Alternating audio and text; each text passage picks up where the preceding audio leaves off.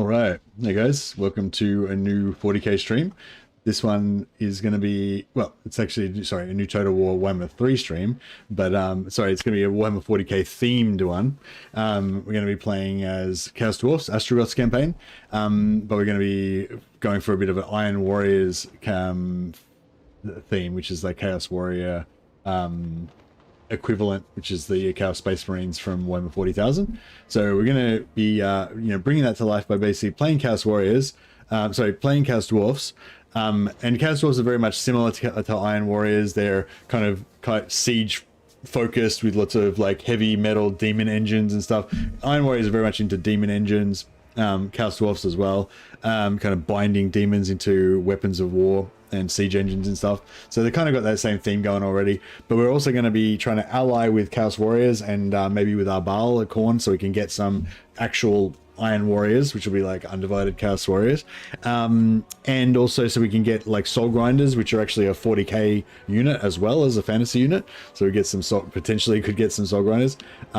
That we can't get Soulgrinders from Chaos Warriors because it doesn't come up in their allied recruitment list, but theoretically we could get some Chaos Khorne Soulgrinders. Actually, I feel like a Khorne Soulgrinders with Chaos Dwarfs would look fucking really cool. Actually, if we're really lucky, we might be able to use I wonder if the Soulgrinders count as I wonder if we could use the Chaos Dwarf engine healing on them. I don't think you can, but that'd be cool if you could. So we're going to be going for sort of allied recruitment with Chaos Warriors and Khorne, and also just trying to get to the sort of late game units, I guess, where you have where we can recruit all these like heavy demon engines and stuff, and also heavy armor. So we're not doing a no gobbo campaign. I was considering that. So sometimes I do like my Empire, my People and Republic of Chaos Dwarf campaigns, where I basically do like a Roman Legion theme, where it's all about heavy infantry and stuff. Go no hobgoblins.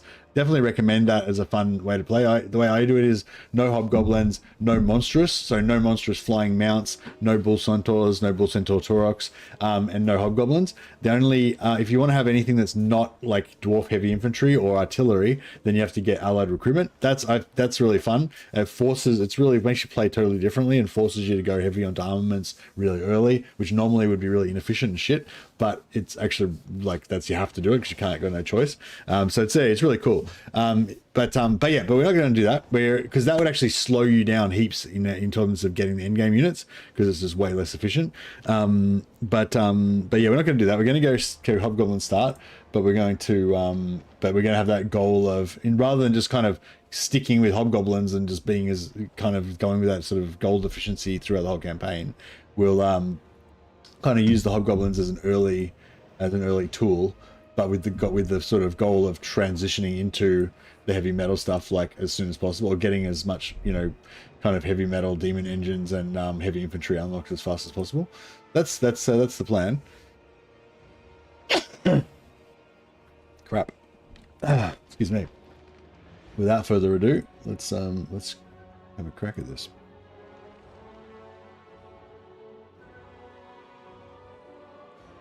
Anyway, I feel like I just popped my rib again. More. Alright, so I've just ended the other stream, so hopefully some people will come over soon.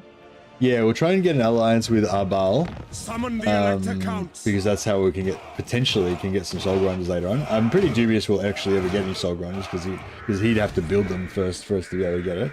But it's potentially could happen. It's a stretch goal. So we're gonna go for a Baal.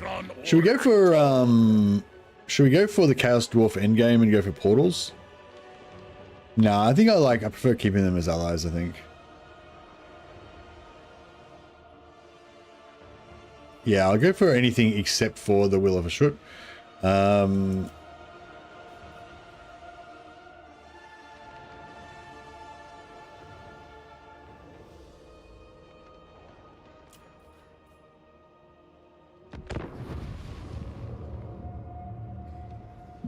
If you want Rome tactics, try lizards. They have perfect analogy for Hastati, Principe, and Trarii. Yeah, no, it's more about the late Roman legions. just with the heavy armor legionnaires. Hey, Grizrant, thanks for subscribing with Prime, man. Appreciate it. These Prime subs are good. They buttered my bread. I'll pop you on the Roll of Glory. We can name our we can name our Bull Centaur Torok in your honor. I'm not sure what would be the Iron Warrior's analogy for a Bull Centaur Torok. Hey David, how you going, buddy? Haven't seen you for a while. He's speaking in Iron Warrior. So I don't know. I think we should still, I think we should still rush Grimgor early, and yeah, take him out. What do we get? Impatient, 10% can memory range. Oh, that's only for him though. That's only for him, not for his army, unfortunately. Speed's good. Wayfarer is good. That's kind of cool. He's gonna be like a cycle charging guy.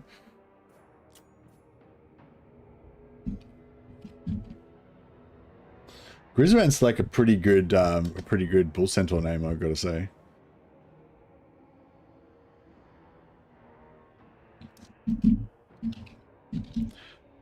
Grizrant the Thunderous, because he charges you down, stampedes you. He's a one-man stampede, or a one bull stampede.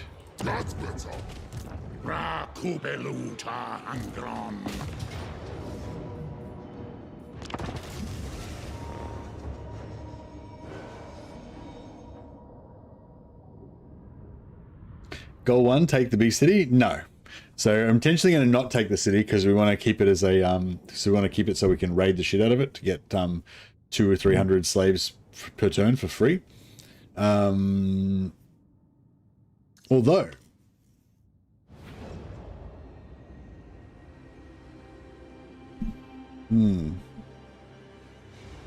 Astragoth Zulahu Ahito Demak Astragoth Anina Baroki Arnu Rinkful Udi Asquil Ut Udiol Ardugan Tagrat Sulu Kals Ashut Sarasgo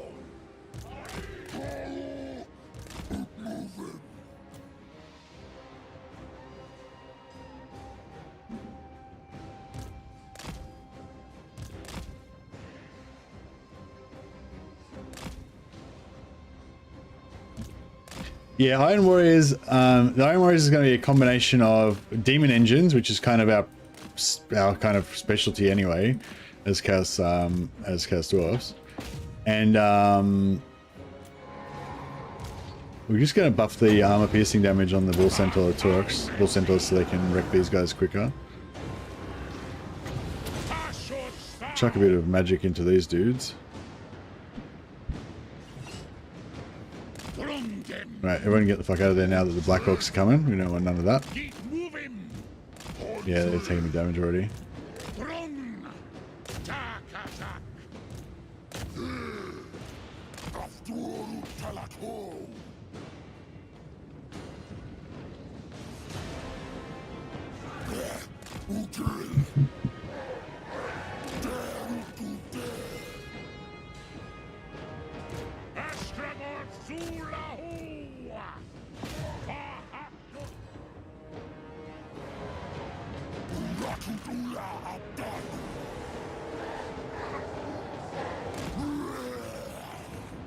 Right, these archers have isolated themselves, so we can grab them. He's going to chase these off the map.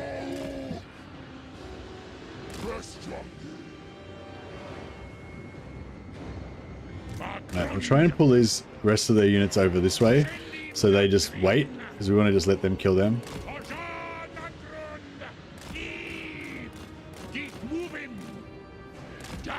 I try and delay all this stuff.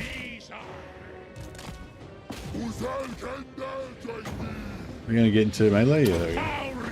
Alright, they should chop them up pretty good.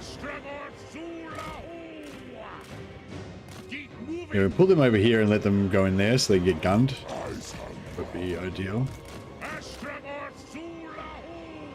Yeah, they're chopping them up. Well, they're not really doing much damage, but they're, you know, they're getting it done. Resu anunku ashot.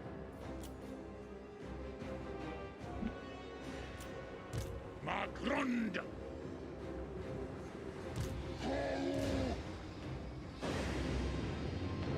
Drun. Ashot thou. Is Astragoth. Ruts. Drungi. Audi Ast. Magrund.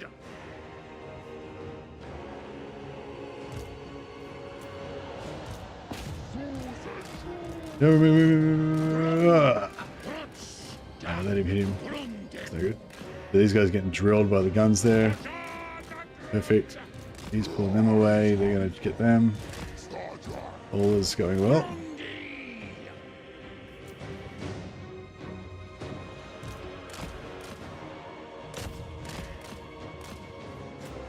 These Astragoth.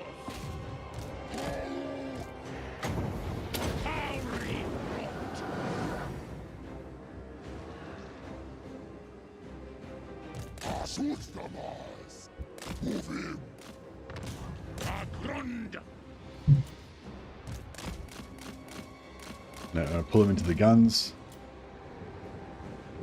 Beautiful.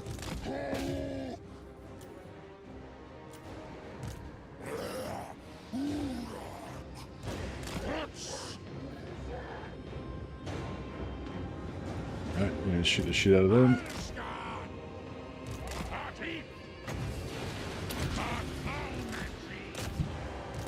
Alright, get away, get away. Yeah, we get surrounded by Black Oaks. I don't think he's gonna. Oh! No, he made it. Get out.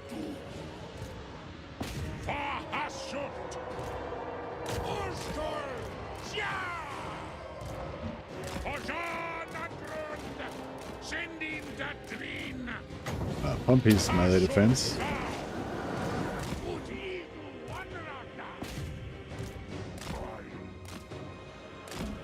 Alright, we're gonna pull the Black Orcs into these guns and then everything will be good.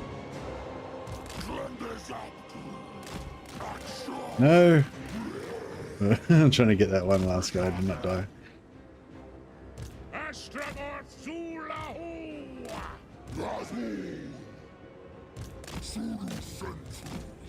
Ta waddle parak rungi. Ulaprik usku. And he's fucked. Yar unazan. Juti ar. He's routed. Right, glorious. Then we need to pull those guys into here.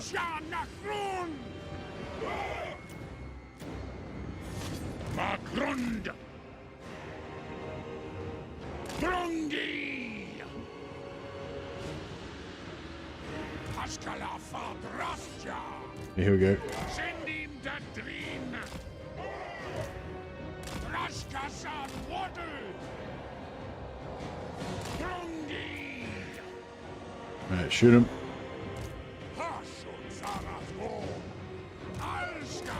There we go.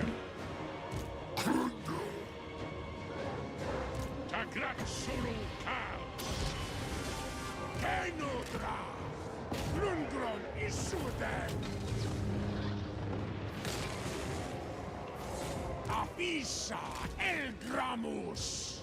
Un edu anrata. Traskazan wadol. Alright, now we want to kill these Black Orcs. Get as many slaves as we can.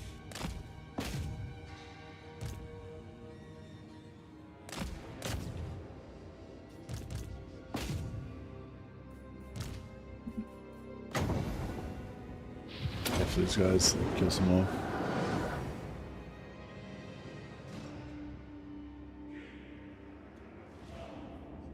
Kick Grimgor's ass on max difficulty? That's what I'm about to do too.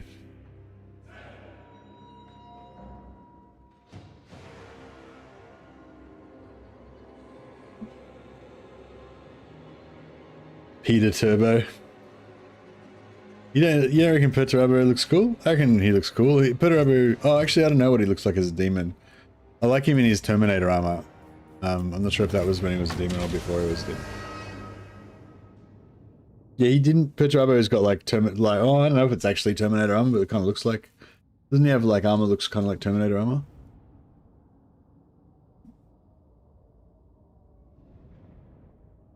He's got like kind of cables coming out of his head. You're saying he's the best looking one, yeah. Just bigger and meaner. He's a wall, yeah. I love Terminator armor. It's the coolest thing ever. Alright, let's get our 193 labor.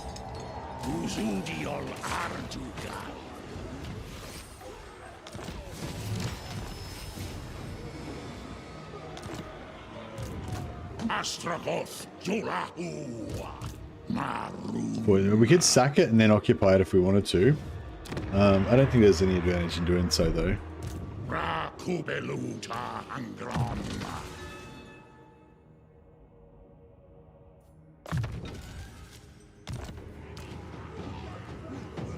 Victras. Isanfros Tasni.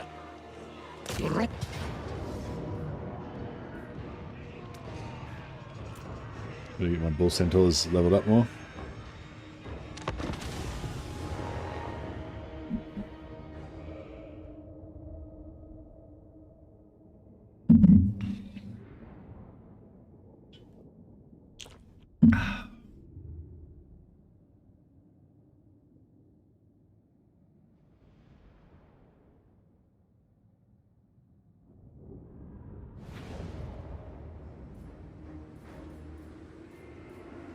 Alright, yeah, so same deal again.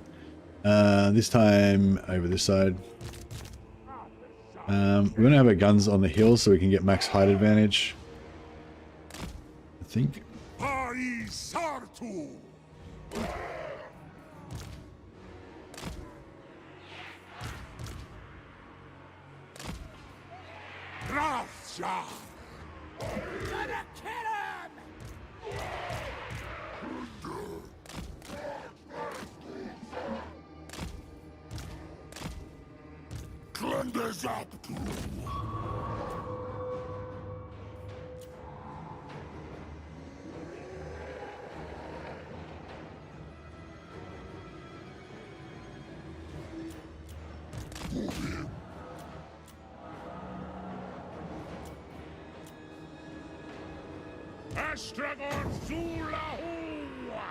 The big charge.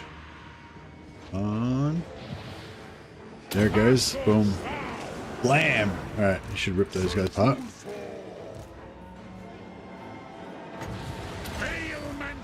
Try and shut down these archers. So they can have time to work. They barely get any damage, it's glorious. Nice charge. And they're crushed. Good.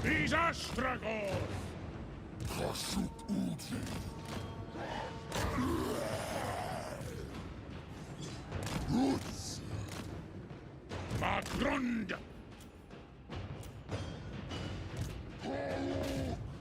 Dagratsulu Kals.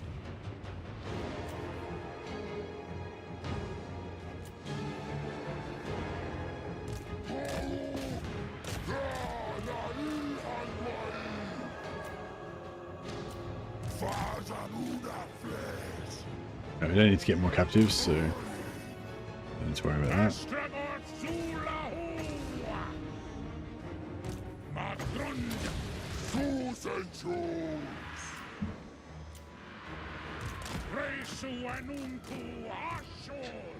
I kind of feel like just running through these guys.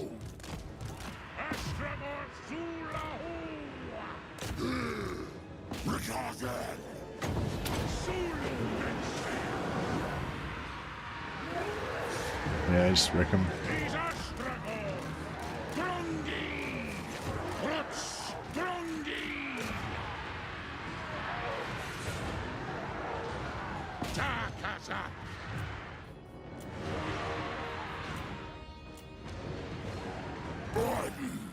The buffs are worn off.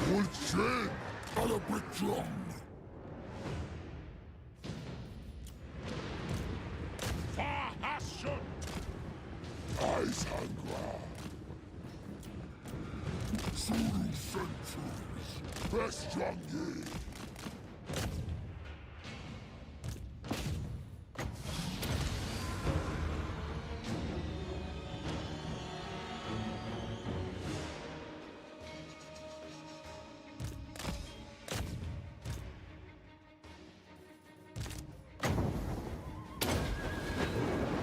Smash them. Such a good buff, that one.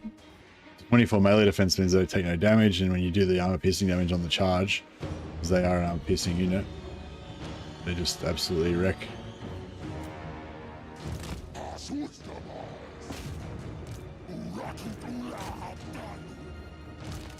These guys are getting some good XP.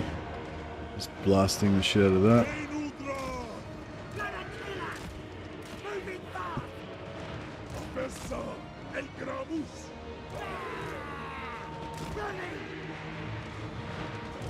Right, Astragoth campaign, you got hammered in all directions. Yeah, I don't know, I guess you just gotta be aggressive, and also, I think we get shot in the back by our own shotguns by the looks of it. Yeah, be aggressive, you gotta keep your faction strength high so that other factions don't declare war on you. Yeah, use allies effectively to try to block off different areas. Like I usually ally Kolek to block off the top right, and ally Arbal to block off the north, and then kind of focus on the south mid. But you know, you think we would get end times this summer? Why would we get end times this summer? That's the second time somebody asked me that. Summer's like now, right? For you guys, summer is now. For me, like it's winter now, right? But for northern hemisphere is summer right now, right? So you're saying, why are we going to get a lot of the end times now? It's like, clearly not, because the next DLC is Bathsheba, the tiger chick. So like, why would we? We're not going to get 2 DLCs at once. Sorry, maybe you don't know. Maybe you don't know about that. But yeah, no. The next DLC is Bathsheba, the tiger dude. So yeah, so there's no chance we're gonna get a lot of the end times like now, like in the next 2 months, when Bathsheba is the next DLC, and that's not out yet. Yeah, there's gonna be a tiger faction. I don't know. I'm not really that into it, but a lot of other people might be excited about it. Yeah, no. As far as I know, end times is planned for. And I only heard this secondhand. I don't know if this is confirmed, but end times is for later in the year, like October. I think somebody said maybe, but who knows? It could be delayed anyway, even if that is true.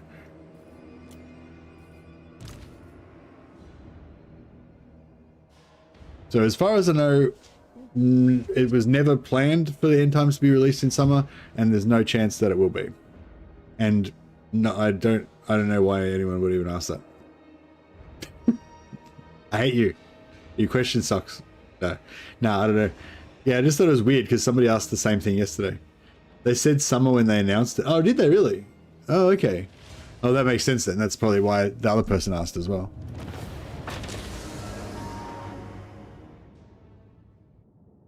So what's the latest month in summer for you guys? June, July, August. August. I suppose maybe. I guess late August. August, September, October. I thought I heard October. But yeah, I guess it could be.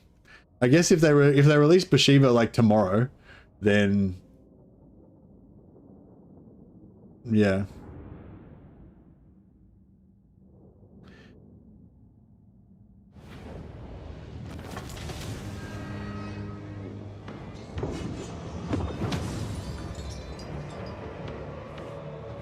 Yeah, I thought a lot of the end times was more like towards the end of the year, like October sort of thing. But this is secondhand. Zibu told me that Josh from Creative Assembly said that on a stream, not even in like an official like statement. It was just like a stream where he was chatting about it. And at the time he probably said, "Don't quote me on this, it's not official" or something, so.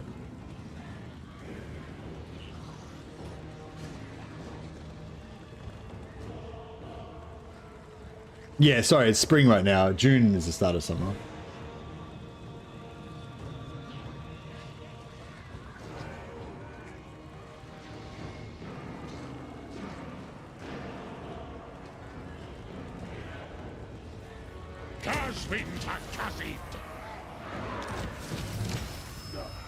The short answer is, I don't know any more than you guys.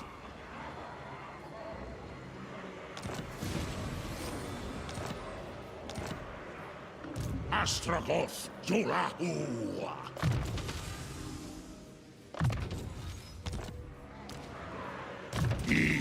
I mean, I do know things you guys don't know, but I don't know any more than you guys about when it's coming out.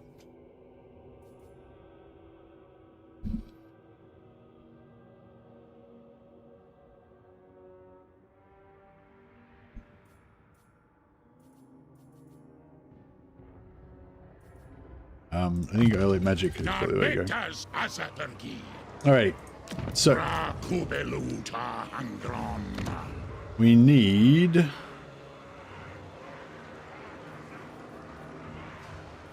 that there, and we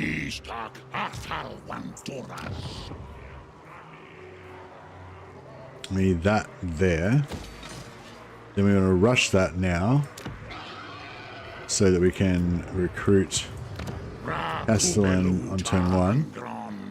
We got Hebristics, rattled effect reducing combat. Oh wow, that's pretty cool. Wow, that's a pretty cool debuff. -8 attack and -10 defense. The -10 defense especially. The only thing is you have to, the only thing with these contact effects is like, although it would work on his gun as well. Interesting. So if you had like a large giant enemy creature, then he could shoot it while it was surrounded by your bull centaurs or whatever, and that would make it easier for them to kill it. And that's kind of interesting. I don't like apathetic. 8% ward save is 8% ward save. That's pretty solid.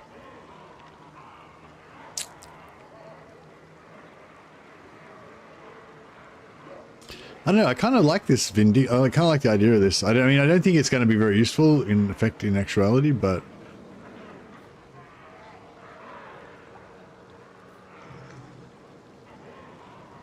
the thing is, like, he's in melee, he's got to hit. He's got to be able to hit to apply it in melee, and he's not got very good melee skills, and he doesn't have much charge bonus, so he's not going to be very effective at applying it in melee.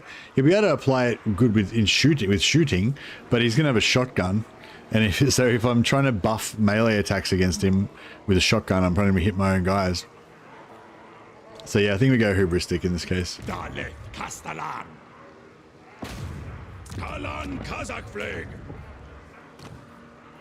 Oh, considered straight away. Alright, let's get... Oh no, I could have got the considered and then recruited him and had him 3 levels higher. Shit. Damn. Tragedy. Alright.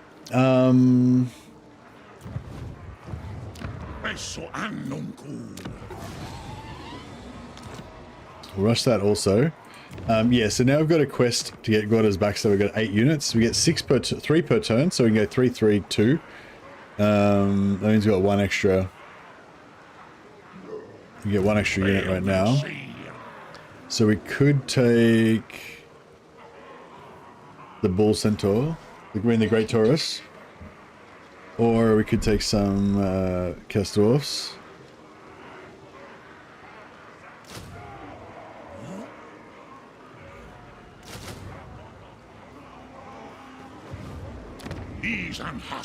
I'll sacrifice for gold so we can keep rolling.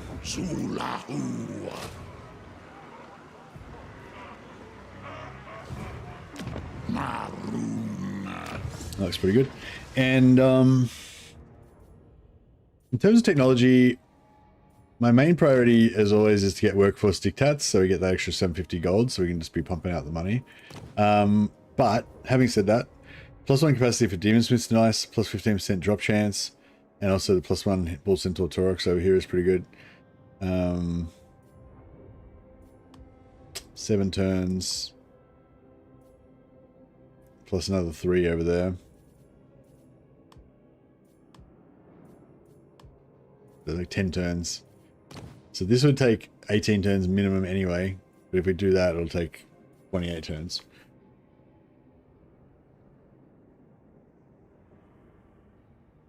Yeah, I'm kind of thinking this time I'm just going to go balls out just straight for this. And, not, you know, don't take any detours. I just think there's nothing. Yes, the single most important mechanic that the dwarves have is the ability to sacrifice slaves in order to get money, and that increases the effectiveness by 50%. So it basically just almost increases the effectiveness of your whole faction by 50%, basically. So I feel like there's nothing else that's as good as that, really. I am ready.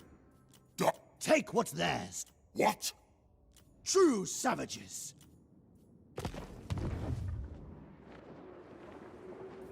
I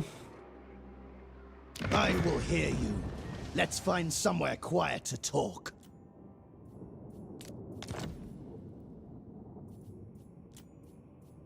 I remember somebody telling me some shenanigans to do with up here, but I can't remember what it was now. I thought it was like something to do with these guys, like go to war with those guys in exchange for something, or trade them. No. Can't trade them anything, can we? Your will? The gods might compel me to kill, but I do it freely. Well, I can almost get the settlement for that.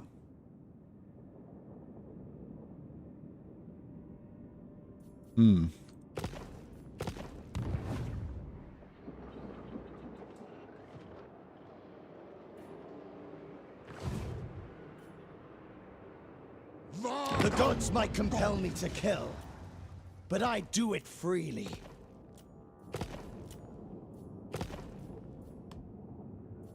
You still there, Vasily? Actually no, Nick at Claw is probably the one that would know about this stuff. It's probably Nick at Claw that told me about it. But there was something like... Yeah, there's something about doing some sort of region trade or some sort of diplomacy deal with something around here.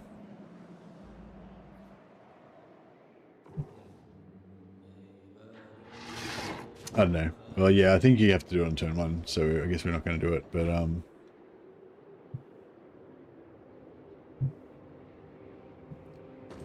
told you want to talk. How disappointing. I was restless for a fight.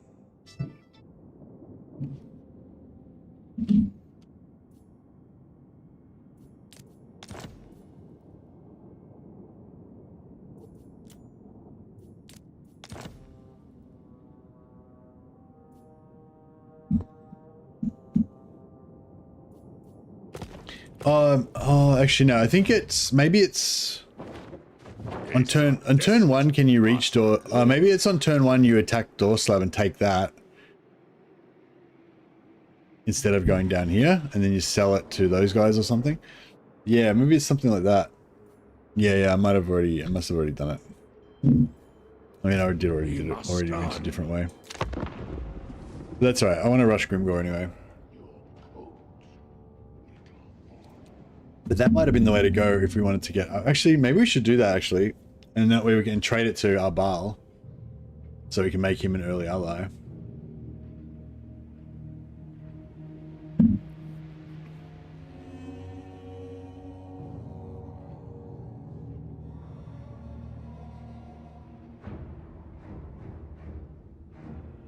Yeah, I should have recruited a Lord at Usklark.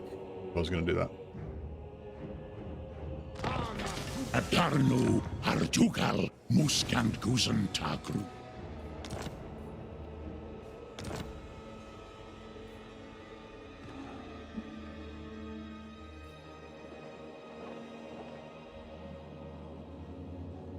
I don't know, yeah, I'm kind of thinking a bit late now, sorry Anthony. They've already built fucking money building in Drawslab now. I will hear you. Let's find somewhere quiet to talk. Yeah, it's minus 35 now.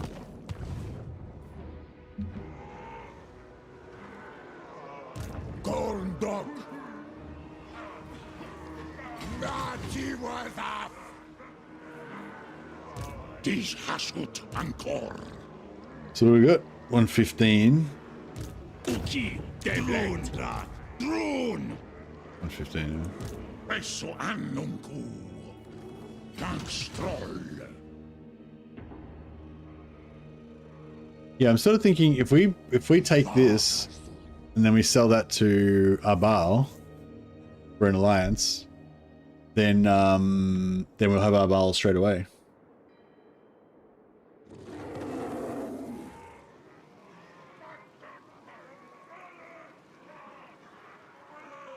Brung.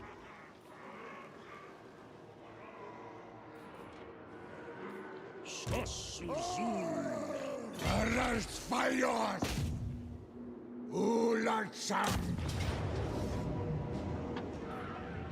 Conclava Grimmers. Right, just keep those guys pinned in there for a second.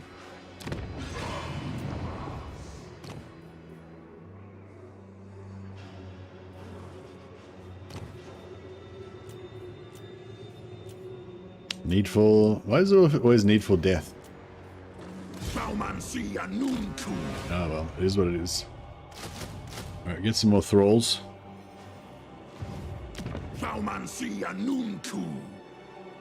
Asumor Ankas Lock. Istak Artal Vantoras. Yeah, nice.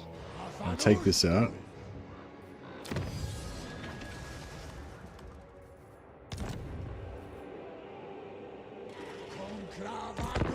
Yes, I think if we take Dorslav, especially if we replace it with a barracks, then hopefully we should be able to just immediately sell that to Arbal to get a alliance, and then hopefully we can, yeah, and then hopefully he rolls high faction potential as well, and we have like a sick chaos ally. The only thing is it's going to delay our attack on Grimgor, but it might kind of work out well somehow. Like Grimgor might be in the wrong place, and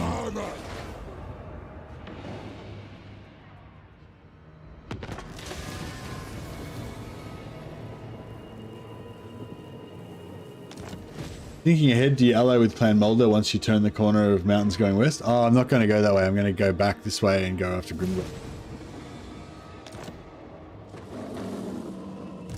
But yeah, going allies with Clan Mulder would be probably a good idea.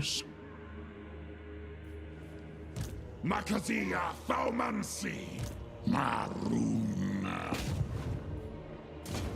The gods might compel me to kill, but I... Esso Annunku. Not a chance! Astra. Arak. Jakasak. Grunaz una dorma nunku. Stroll hurry. Alright.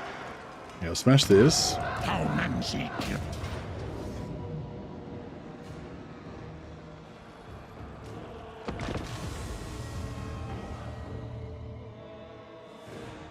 Yeah, I think what we should have done is just like ignored the greenskins and just gone straight north and taken this out on turn 1. And then I think maybe if you just go straight there, you can do it. I'm not sure.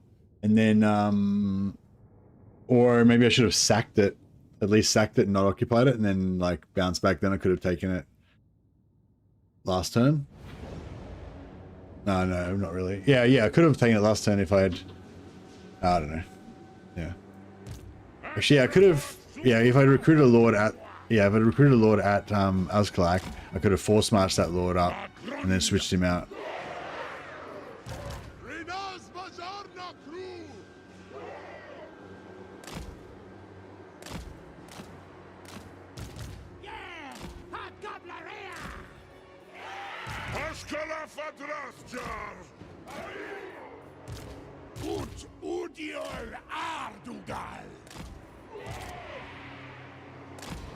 Astragoth Sulahu!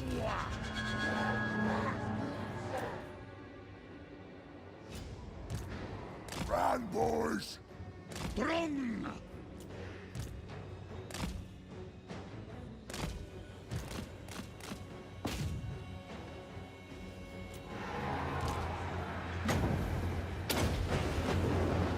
Okay, they just got suckered into charging in. We got wrecked. Life is good.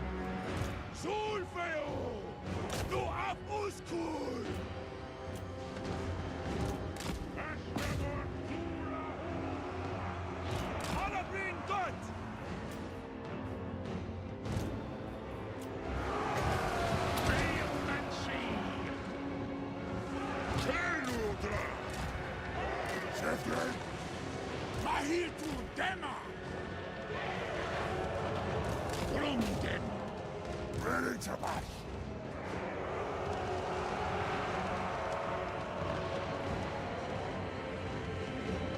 Nice bit of scrapping.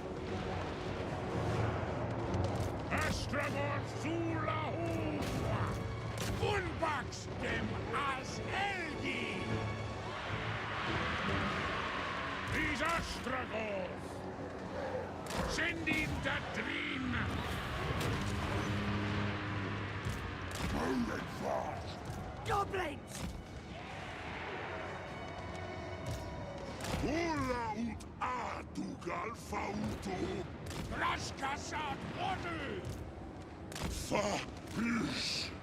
Astragoth Sulahu. Alrighty. Tauri rot.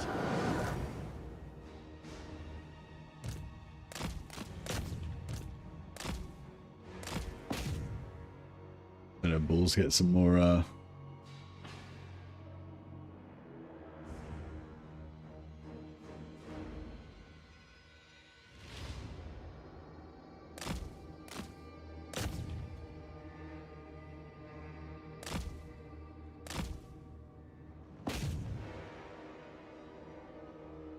yeah, pretty serious, these monstrous infantry, the bull centaurs, they're just really good. They just just smash. Destroy this stuff.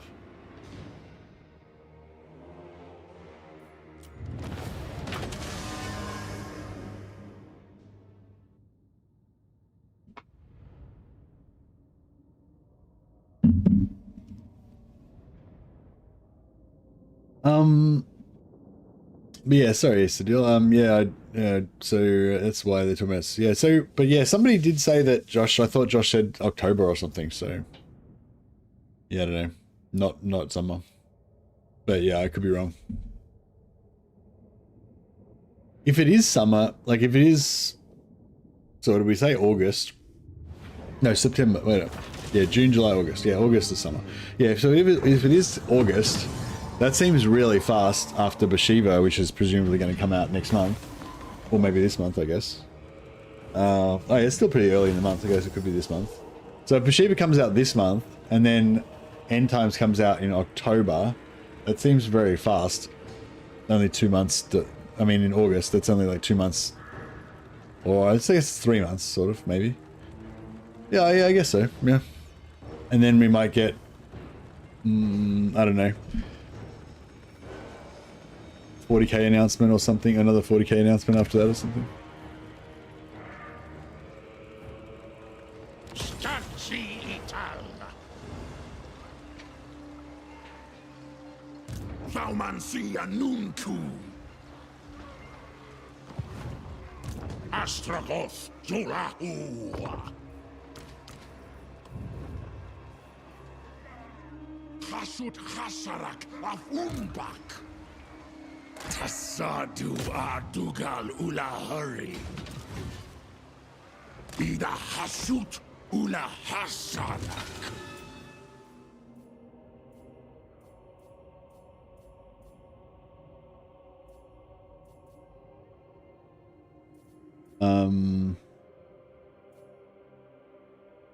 Cowardly's pretty good. Stalk and speed on a flying unit. It's kind of cool, I think.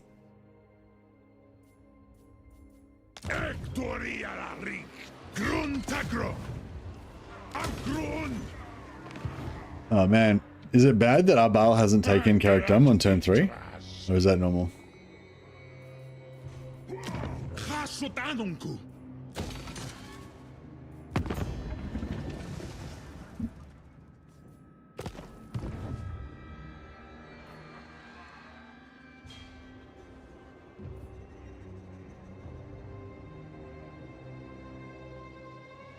Istak Artal Wantoras.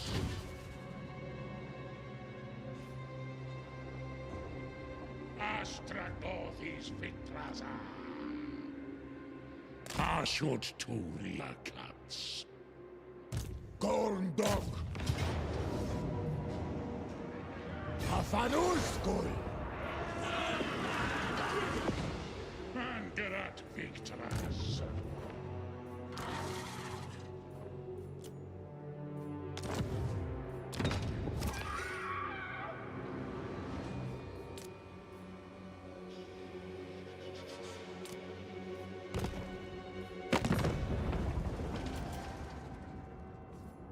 Now, Not a chance! ready. You know nothing! I've been looking forward to this. Understood. Alright, peace out with the Grim Tribe. Taridags. Yes, Moore's Joe. What? There is desperation in your pitiful eyes. That knowledge alone will be leveraged against you. Go to the court of the Labaris. Agreed. I hunt. Master Butcher. Go with the Center Lords. Oh, ingredients. All I need do is prepare them. The more. Makazia Baumansi. I am ready. Obey! Oh, Moore's chosen. Marauders all! Good. Yeah, get on with it. I am true power. Go with the Rock Skulls. And that's about it. Alright, got a bit of money.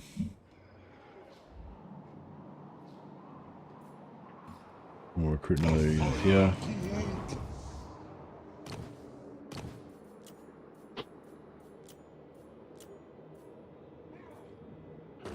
Oh yeah, here we go. Metal Cruel disemboweled. So it does the 11 to 22 seconds, 11 to 22 damage. How many seconds does it last? Yeah, Searing Dooms with him are going to be good. Baumansia Nunku. Baumansia Nunku.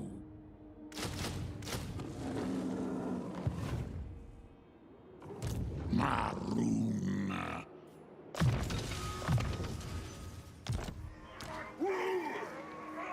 Peso Annunku. Maroonleth. Rakubeluta Hangron. Alright. So yeah, so we lost, I don't know, we lost like a few turns there, like 4 turns maybe. But if we can get a Baal alliance like super early, and a Baal doesn't like immediately get wrecked by Archaon or something, then it could, could be okay. Udan Ula Ardugal.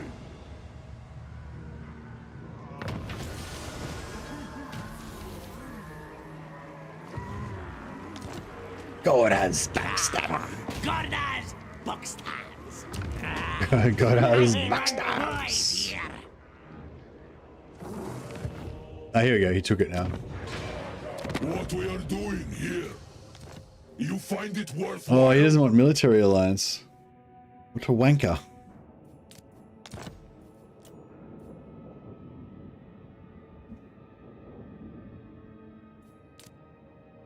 I could wait till he takes Tribe Slaughter and then region trade him back and forth a few times.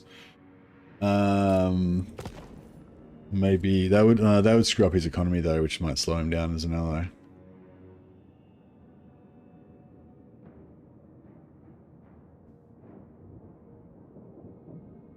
But then again, you kind of want to do a bit of back and forth to make him like just absolutely love us.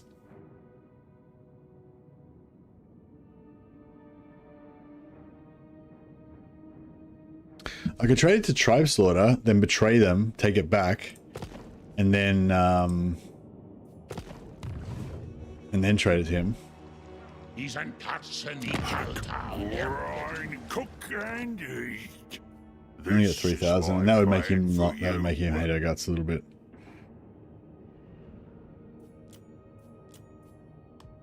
Hmm.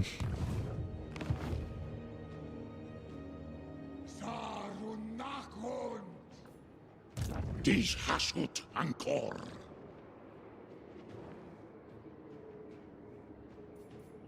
Suma grat paragdrel acru.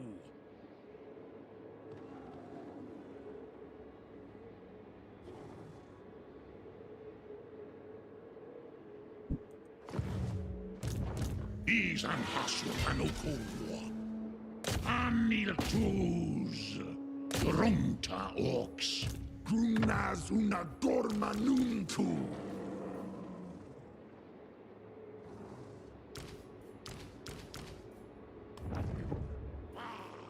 Dies hasut ancor. What's Asumor angas lock.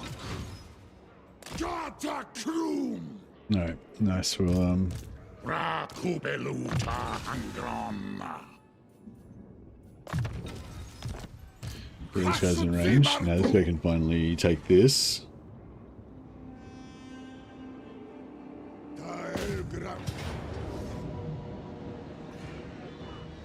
Which will fight manually again.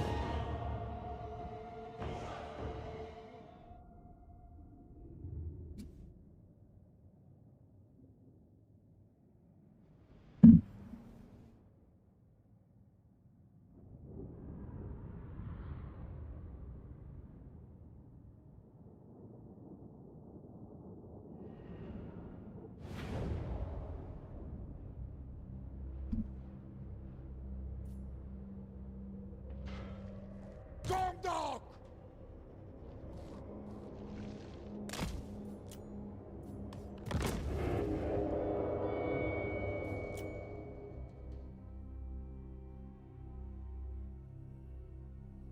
Normally I try to do this a bit tactical, but I don't really want to fuck around this time, so I might just kind of try to just bully my way into here and not be too careful about it. Hopefully I won't regret that.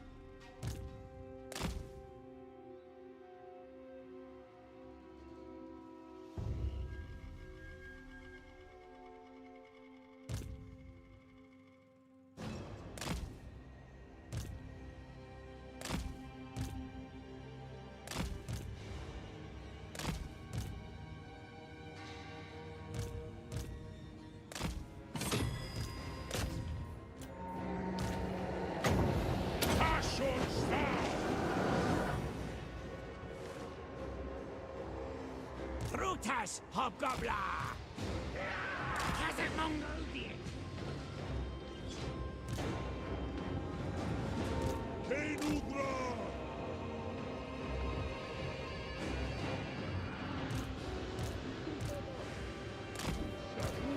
So you know these tests can stay out.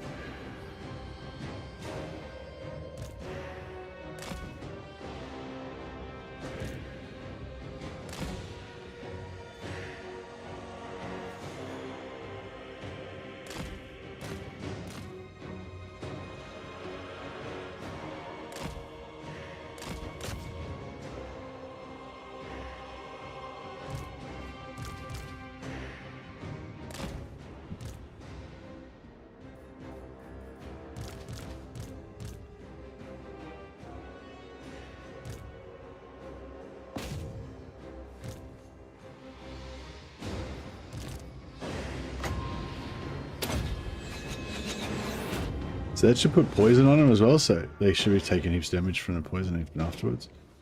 That's pretty cool.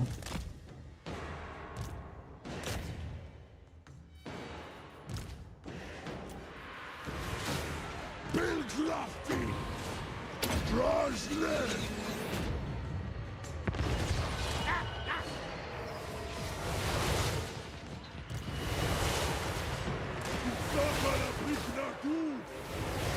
Waddle para grungi.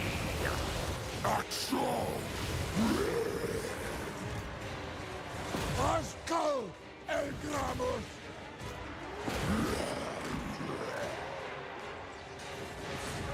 Sus and shoes.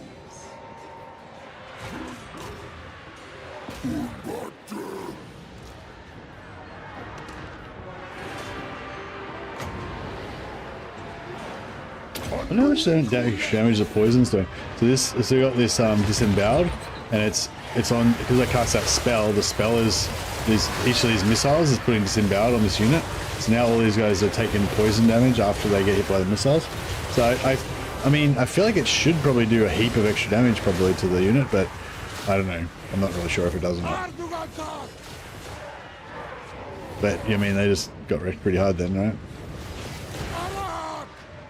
So yeah, I don't know, maybe it actually works.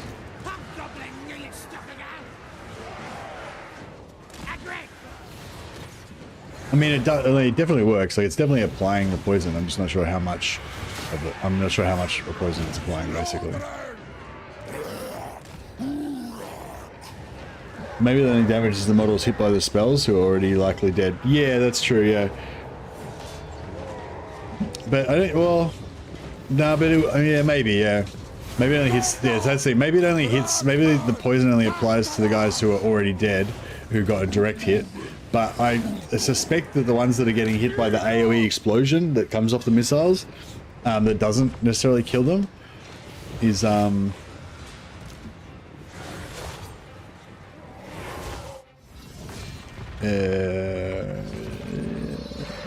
yeah. See, explosive damage. So it does 36 damage, which is not enough to kill a unit, but it does 30 explosive damage. And if two of them land near each other, then they both explode onto each other, you know, so they're kind of like nearly killing heaps of dudes or whatever.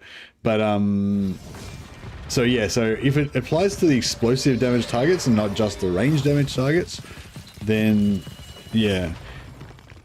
If it's going per entity, or maybe like, yeah, maybe it's like direct damage, so it's not really, you know, it's sort of spreading it around, or like putting one dot on each different unit or something, and yeah, I don't know. Yeah, you don't know if it's like, yeah, it doesn't seem like it's like every entity is taking 22 damage, because they would all, then the whole unit would be dead.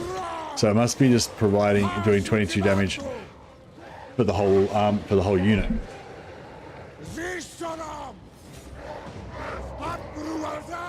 That's cool, I guess. If it's per unit, that means that you're not going to run into any of those problems where the entity dies. It'll just choose between the living entities to put the hit on.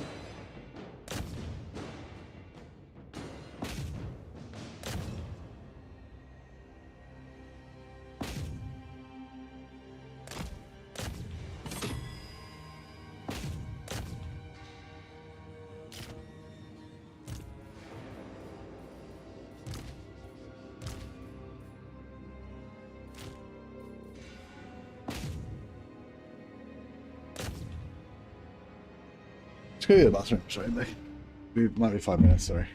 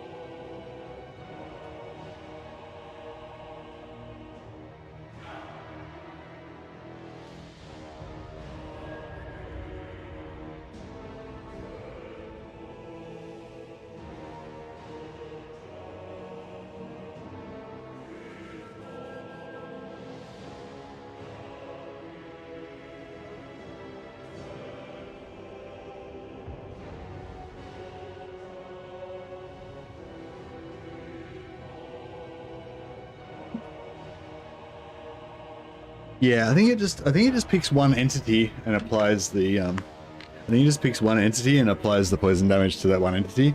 Because if it was doing it to every entity in the unit, then they would all just be getting wrecked. So I guess, yeah, I mean, well, I guess it could be either it's applying it to only one entity or it's applying it to every entity that gets hit by the thing that's applying it. You know, which if it's only the direct target of the missile would only be like one dude, or, you know, 10 or 20 dudes.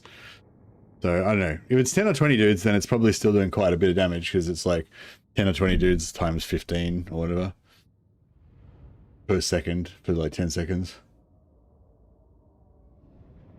Better for single entities like giants. Maybe, but it's only...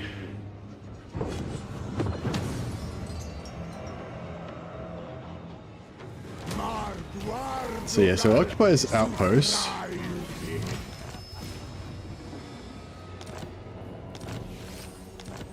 Yeah, I might build an early factory. I mean, I kind of usually like to just wait until we get the iron.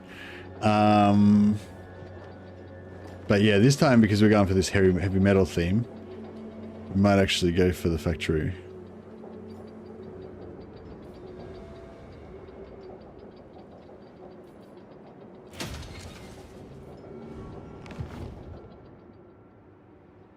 I will own my skill at butchery upon you, me.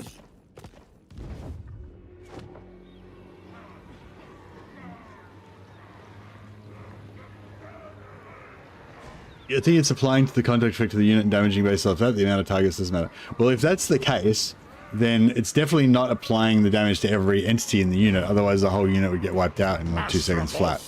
So it's probably just picking one dude and applying it to that one dude.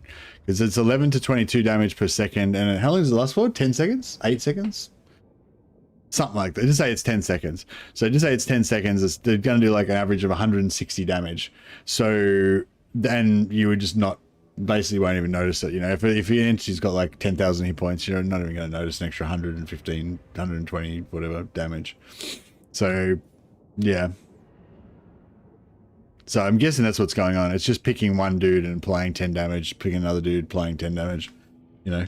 So it's basically going to, like, I don't know. It could be good for... It could be good for dealing with overkill. Like, you know, if there's guys that have got 5 hit points or whatever, it might sort of clean them up a little bit.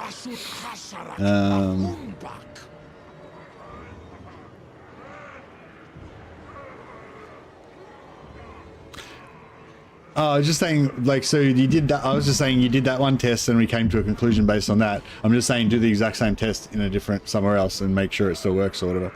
You know, or change something around, make sure it still works. All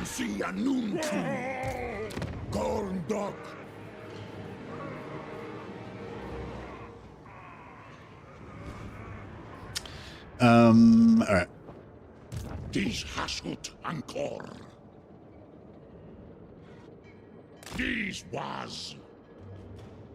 There'll be a lot of extra damage on blobs since it'll apply to every unit.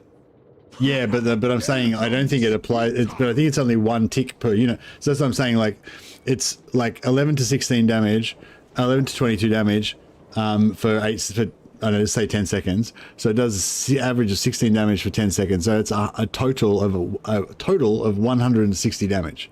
So even if it does 160 damage to 20 units, it's still doing like fuck all damage to all of them. You know what I mean?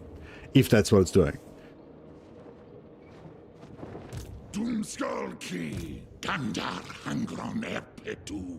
Yeah, but I'm saying if you hit 4 different units, then that's a total of 600 damage between 4 units, which is fuck all. It's like not even noticeable.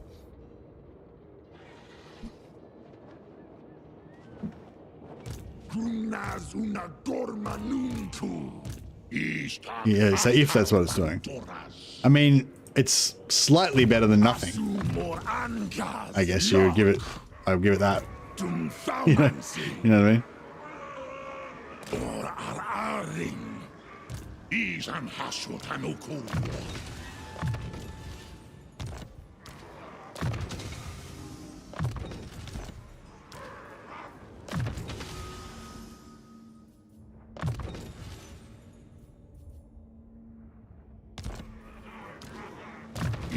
Tak Achtal Wantoras. Marunlev. But yeah, I don't know. It's hard to tell. Hasutsar meta drinkaras. Zisorn. Ardugal tak.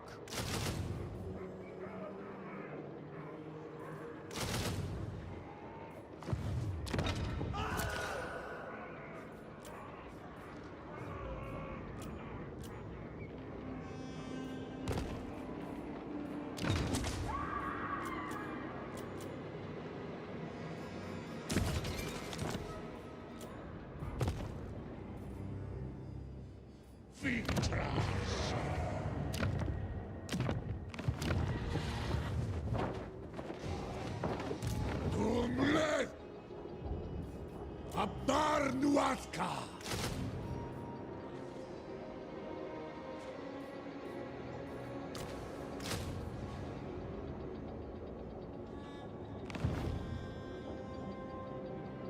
All right, that's looking good.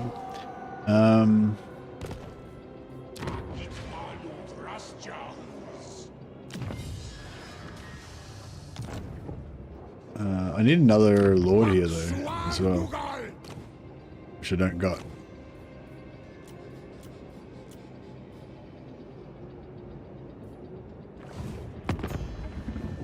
Can we? Never vanquished.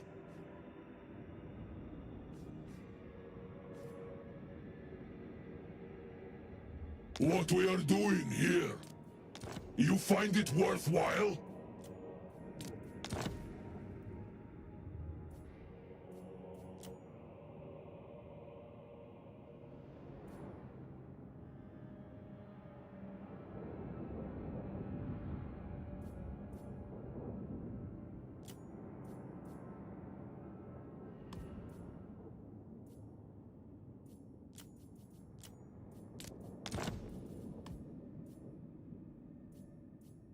No, should I just take the defensive lines or should I wait till we get military lines? I don't know.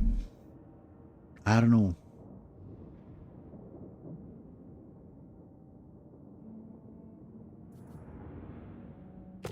Yeah, I think if we wait, it'll be worthwhile.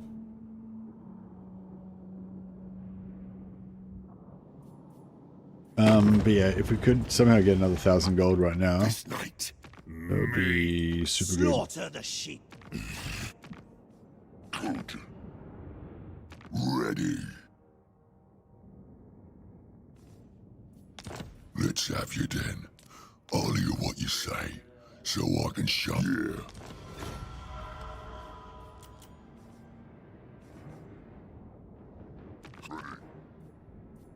I have. And 1,300 is still not enough, is it?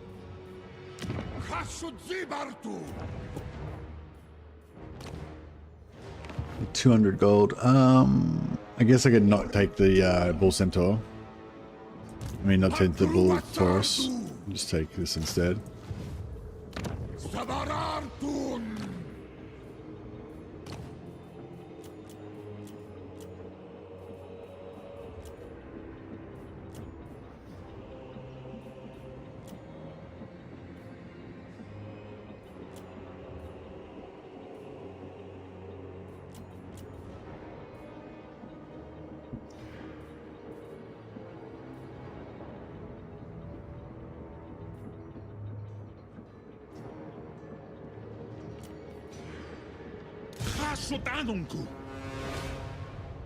Alright, that's good.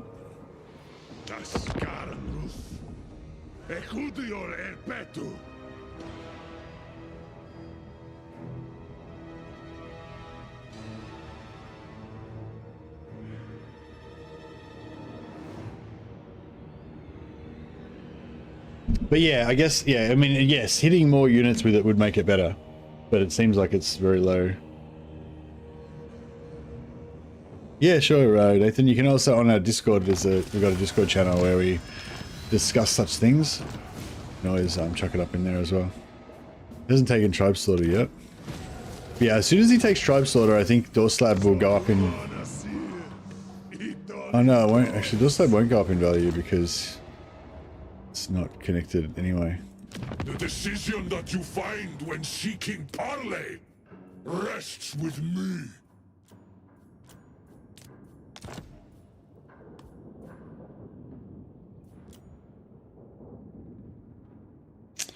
I was going to say I could swap it for Door Slab, but it won't work if it's part of his province. Like, you might want to get rid of it.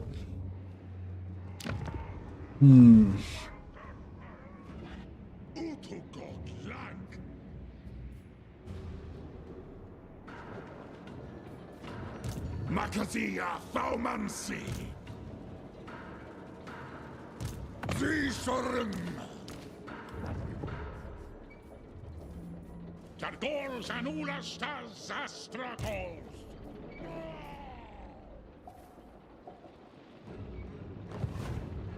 Dromadrazul Shastral Tassadu Ardugal Ulahari Tumle Kasutanunku. Waddle Aula defasma. Eso annunku. Move him. Doomskullki Got Kristas Wadas Izan Haswatanuku. Astragoth Arax. Izan arrest. Awanrag Doom Thaumansi Abku Azataji Ula Stars Nahi Tiwas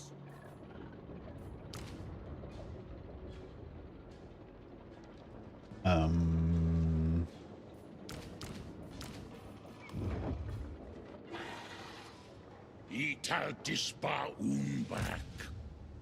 Zibatu ta fleg Dang Talaz Tagrungron apgru.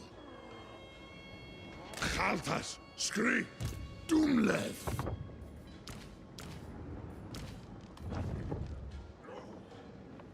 Izan lokta suruzul. Krutasori Alright, cool. So hopefully we can pull them out into an ambush. So I'm gonna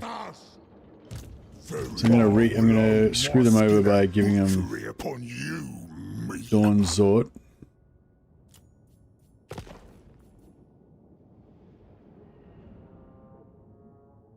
You would be And then I'm just gonna take it back.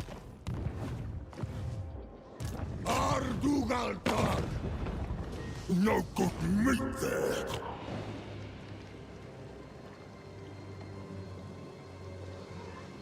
Might be able to take it as a factory.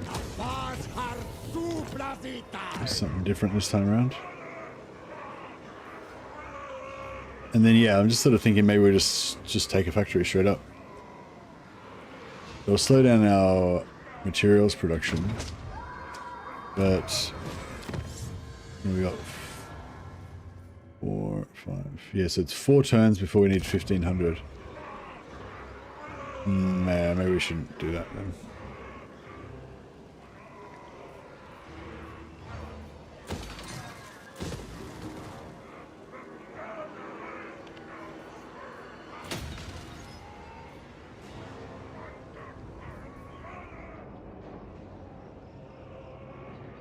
Cool, and then this guy will recruit 3 of them.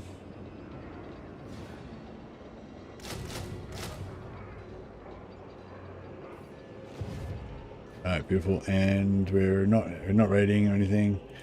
Yeah, we might have to sacrifice for gold again.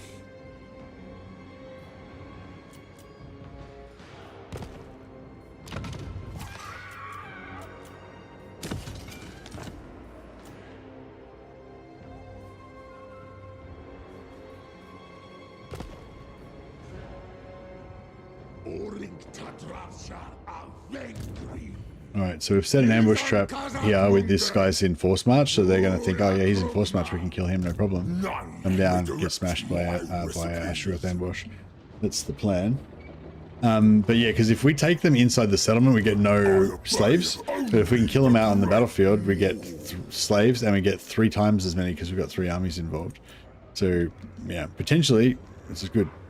Oh yeah, we just got a convoy. Monster Commander. Plus 10% strength for those units. Plus 10% strength for those units. Sharpshooter. Missile resist. Missile infantry. Missile infantry. Additional. The flying units are pretty handy, but then extra gun units are pretty handy too.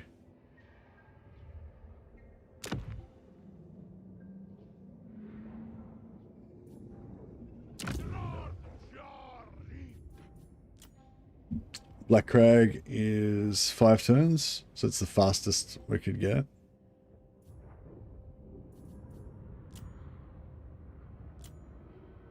Drakenhof, 6 turns. Riskleaf's Palace is 10 turns. But that gives us campaign movement range, which is really good. Silver Tower of Sorcerers is 8 turns.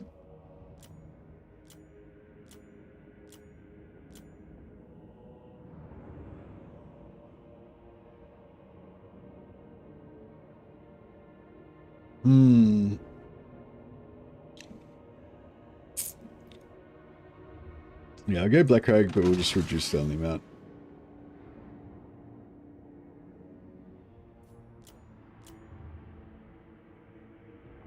Actually, no, we'll go Drakenhof, yeah. Just get the minimum amount.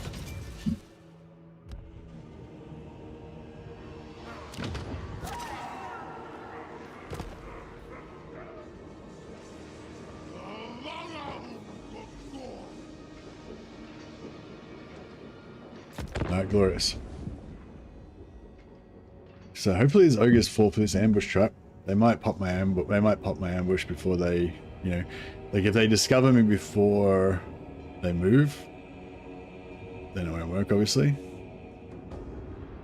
Ah, they didn't go for it. But it looks like they moved out of their settlement.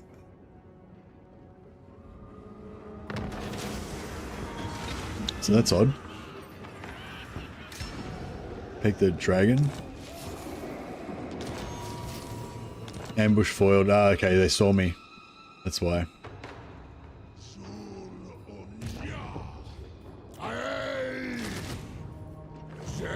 Lame.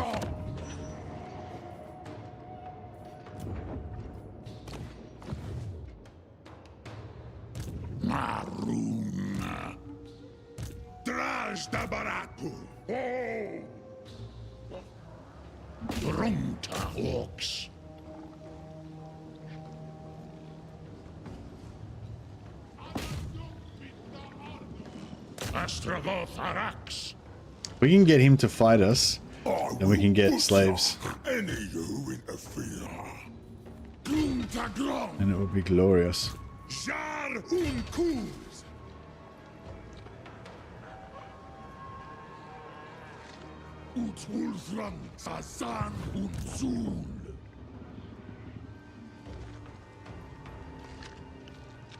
Iskanta Wandli Fubolgia. Dish Hashut. No good. Gomleth. Askulta Dumleth. How did he get in there? How did he get in there? He just went straight through this guy's... None may direct my recipes. So he just did what the AI does, because the zone of control on this guy was coming to here, so he couldn't move in there. But because I targeted that guy that's inside that zone of control, he was able to like skip through this part, you know, but then he ran out of movement. So yeah, so weird. That's interesting. I don't know if you guys caught that, but it's a weird little bug. Alright, at least we can potentially get double. That's what they do. Yeah, but it's not what I do. That's the thing. I've seen the AI do it, but I've never seen me do it. It's crazy. So yeah, so we've got potential to get a lot of captives here. We only get double because we only got 2 armies in. I was going to get the 3rd one in, but yeah, still, this could be good.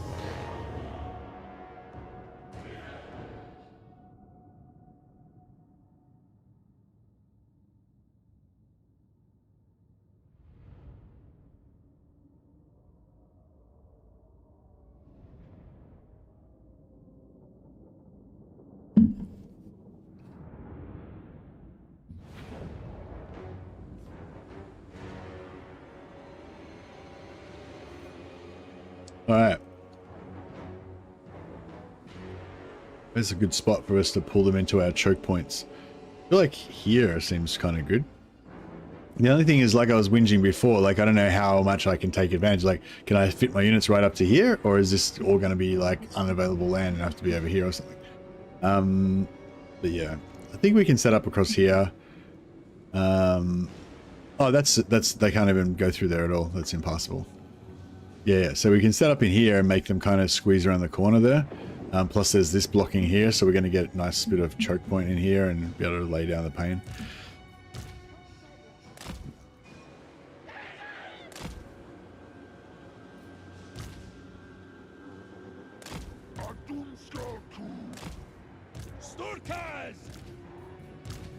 Is he on foot or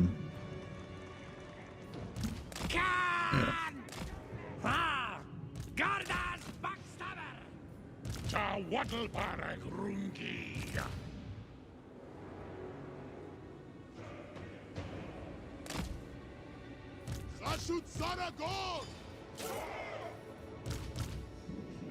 Oh yeah, I didn't go for shields on my Chaos Warriors. I went for great weapons. I did it I just totally by accident, but I'm kind of happy I did now because then I've got like these little. Look at these guys. They look pretty hardcore. These are my short Iron Warriors at the moment. We'll try and get some Chaos Warrior allies soon.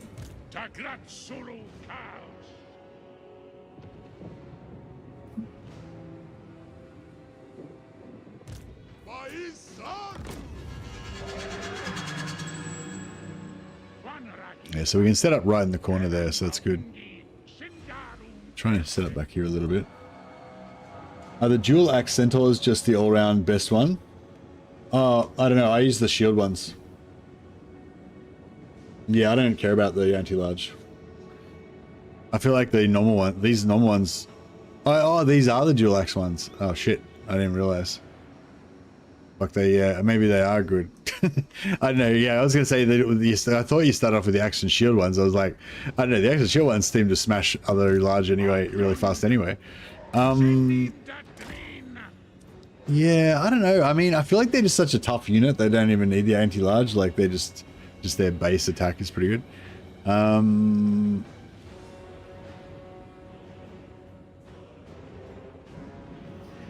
Do they lose charge bonus as well? Have they got less charge bonus than the other ones? Let's have a look. So we've got the axe and shield ones are the ones I usually use. If you compare them to the dual axe ones, the dual axe ones have +4 melee attack, and they get +12 charge bonus. So it's a fair chunk of extra stats, but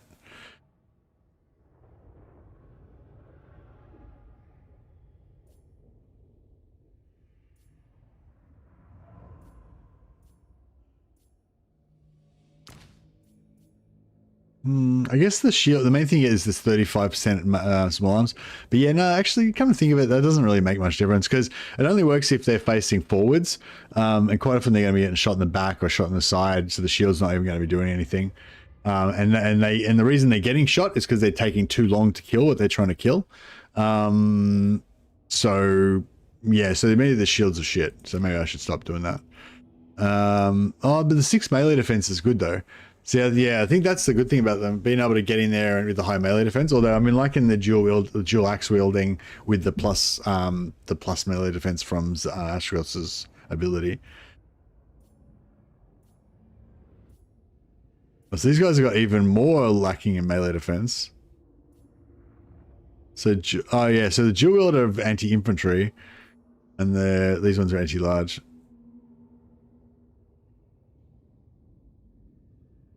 Yeah, I don't know. I guess it depends what you're going to use them for. Like, yeah, I don't know. I don't think there is a best one really.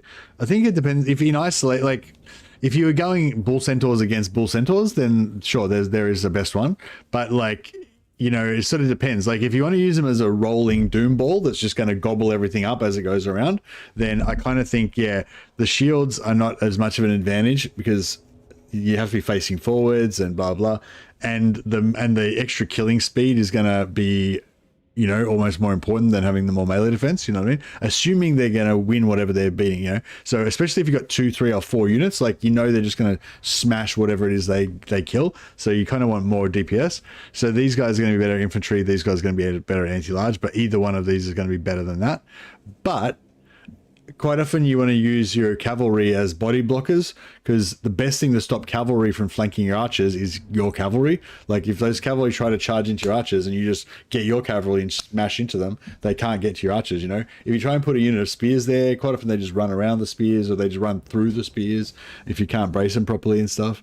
So yeah, so I don't know. I think the shields are kind of good as all-rounders because you can use them as tanks, but they're not that great as tanks. You can use them as offensive and they're still pretty good as offensive, even though they don't have that extra stuff. You know, but yeah, I am liking the dual axe ones, I have got to say. And I think I want to use them more as doomball flankers. Yeah.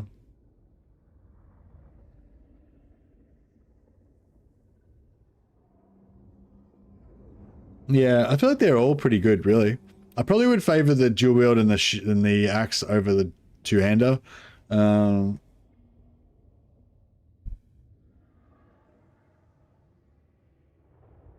Because the minus 12 melee defense versus these is like quite a lot.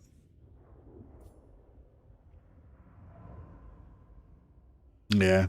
I'll probably go either of these two, but not that one most of the time. You know, all things being equal. I guess if you're going up against a lot of cavalry or whatever, then these anti-large are going to be really good. 52 yes, they have the most charge bonus as well. And you're doing a lot of charging and chasing stuff as well. Yeah, I think, yeah, but I mean, I think overall I'm deciding yes. yeah, I think the dual axe ones are the best ones. But, you know, depends what you're doing with them. If you're using them more offensively, definitely. If you're using them more defensively, the shield ones are better. If you're doing a bit of all-rounder-ish, then yeah, maybe the axe is the best. Or maybe the shields, I don't know. That's just looking at their stat line.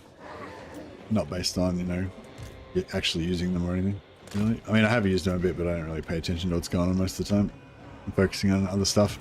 Like, I'm paying attention to what's going on. I mean, I don't really pay attention to the micro details of what's going on in the unit versus unit combat. I'm more focused on the kind of macro deal of what's going on in the overall battle. Yeah, although most people do unit versus unit comparisons, like what is this unit going to beat this other unit and blah blah, like that is irrelevant in most campaign battles because you never do that. You never fight 1v1. Almost never anyway.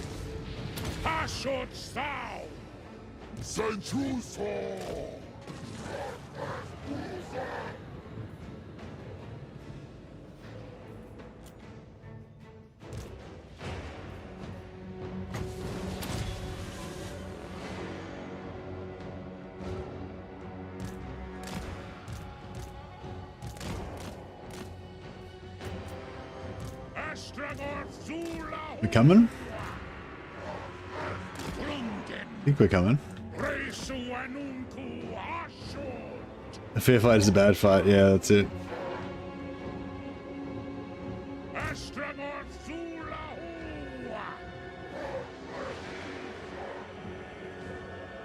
Oh shit.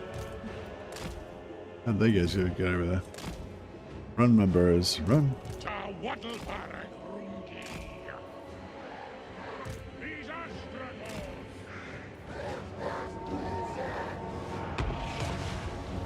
You got me. If we could get him to come into the guns like before everybody else, that'd be pretty sweet.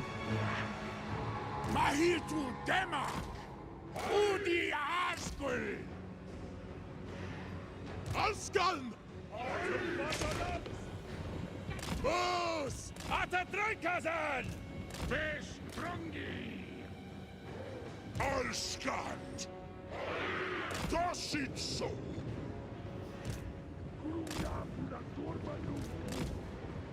Duck. Eyes hunger. Oh yeah, this guy's gonna get fucked up.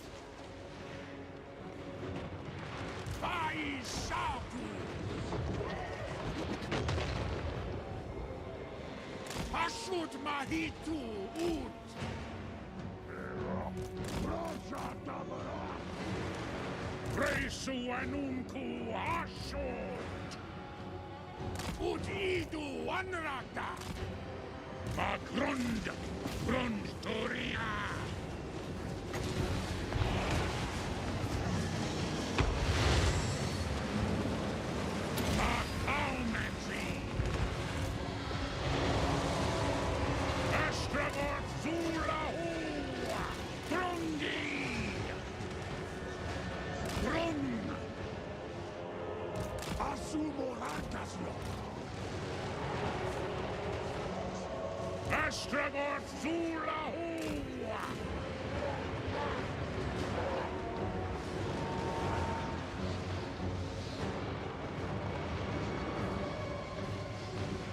Alright, get up here. I'm gonna pull some stuff into there.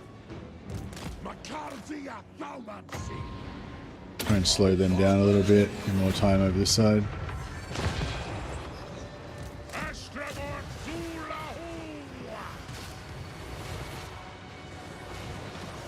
That's good.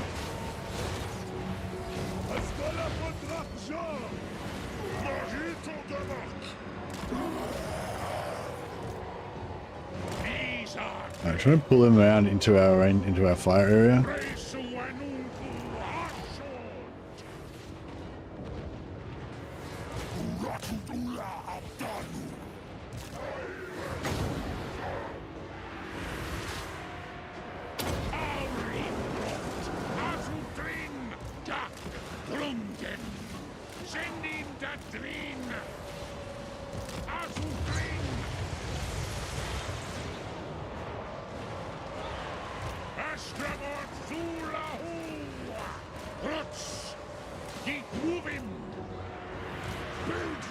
I want to turn around and face this way more, but there's still more stuff there as well.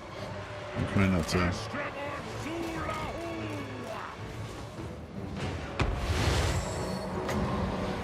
Let's drop this in here. Pull those guys back. You guys stay still. Alright, block this shit.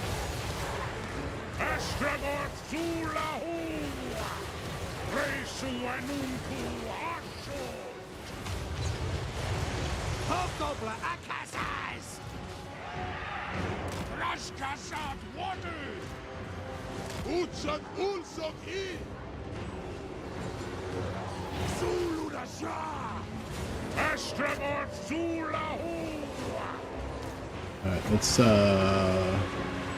slow these guys down. Then after they rout, they should still be in range. Rout. Before you die.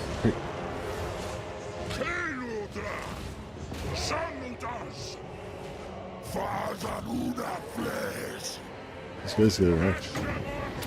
Why are they taking so much damage?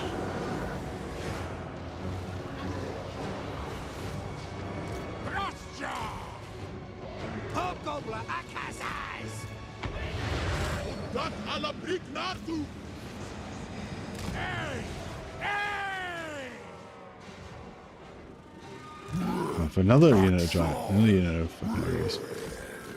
Double ogres. Alright. Need to...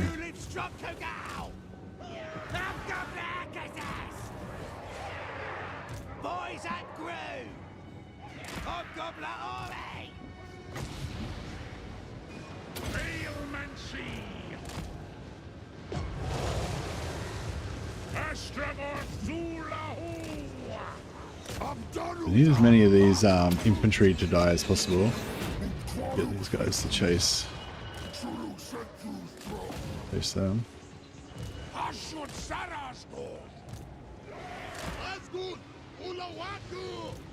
Hobgoblin Akazas! What, Sam? Don't let players these ways!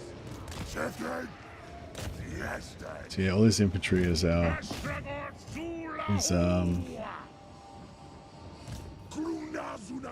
slaves that we need.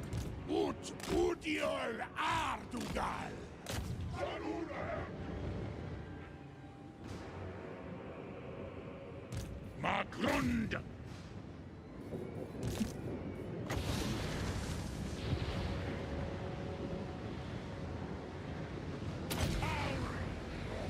Paskala Fatrascha!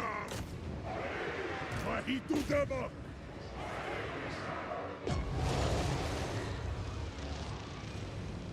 Hashuk Saraskon! Sarata Fatrascha! Gotta Sepu! Water! Sankumaras! Party! Okay, just do as many as we can with these guys.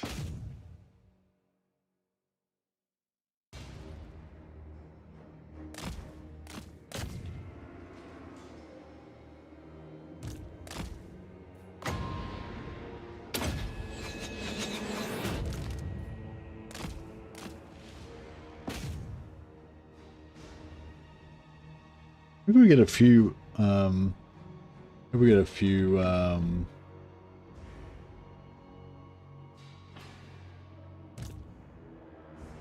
maybe we get a few slaves out of it.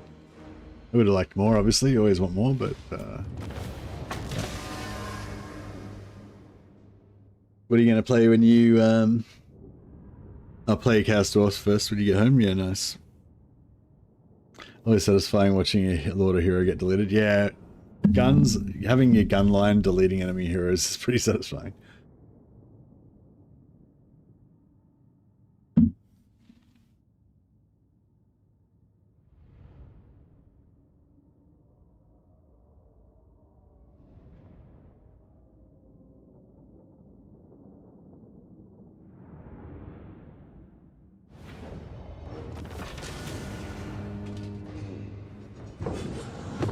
So we got 1,900 captives, so that's 959 slaves, which is, you know, a shit ton, as they say.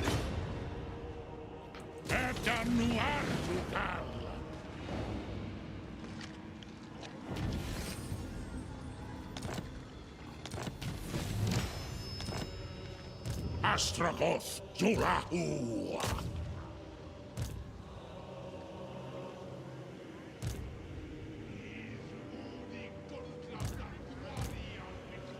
Yeah, we're kind of just stuck here in no man's land now, though. That's the only problem. Yeah. It's okay, though. Astragoth is Victraza! Thaumansia Nunku! Drastrom!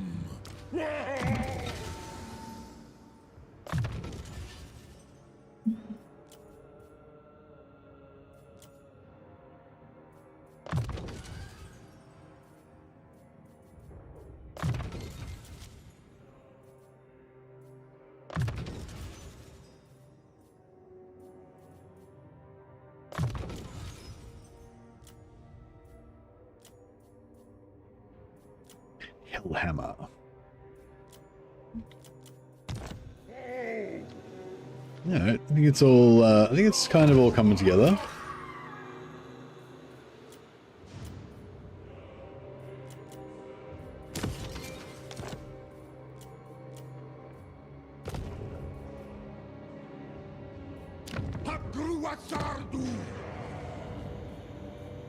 And we'll start pumping materials here. Actually, I might pop it now. Rush it. Look, I haven't built a factory. I haven't built a factory in the first, like, 10 turns for a long, long time.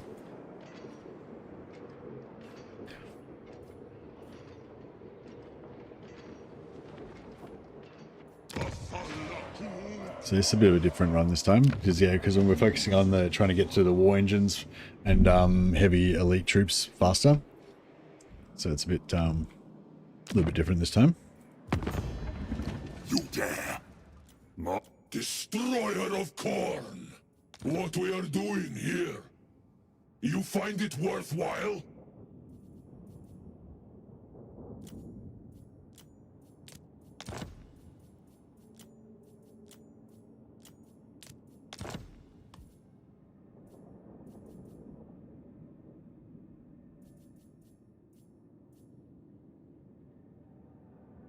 You think? Corn watches. Alright, we'll go to war with him just to make him like us a little bit more. Gordon's box tabs. Should I give him a gift, maybe? I find this game of give and take a petty occupation.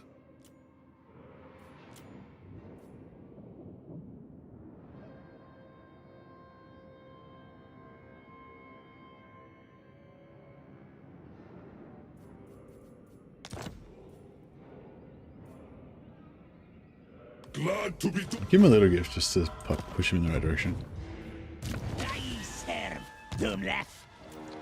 And yeah, turn off unassigned, damaged, outpost, building upgrade. And camera will turn...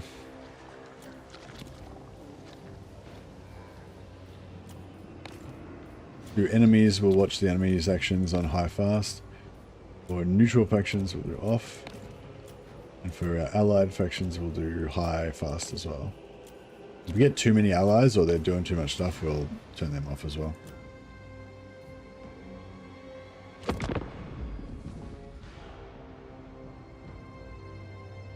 Yeah, I'm not sure if he'll be able to get that last army. Hopefully not. Yeah, I'm worried he might be able to sneak that last army and he might be out of range of Astragoth.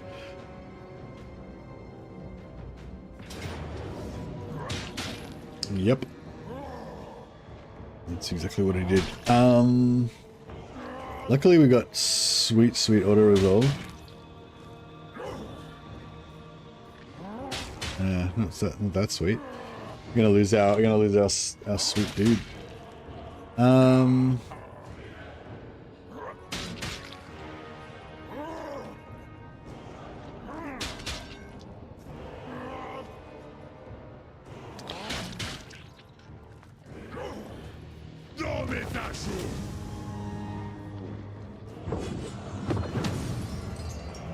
Sacrifice him for our shoot. Exactly. He wasn't named after anyone. What's the map like? Which map? What map? What in terms of what? What? You what? What? Oh, the battle map is in who? What was the battle map like? Sorry,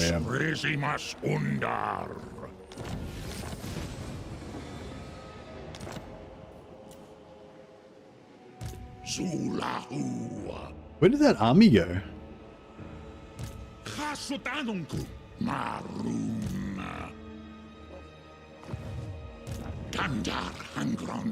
this got no garrison? No garrison, yeah. Do you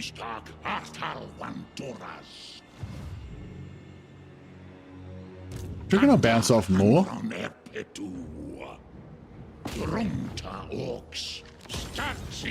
No, that didn't really help us. I was hoping I'd bounce more that direction. Occupy his tower. Yeah, maybe. Yeah, maybe.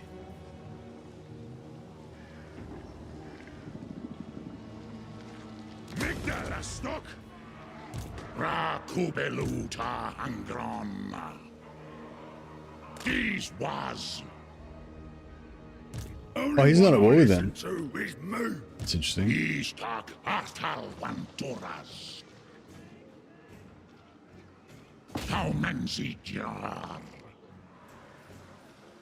Dakuasta Elgram.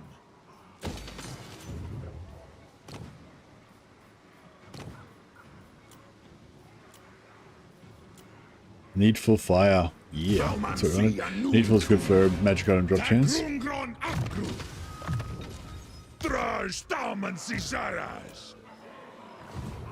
Angva Grimazul.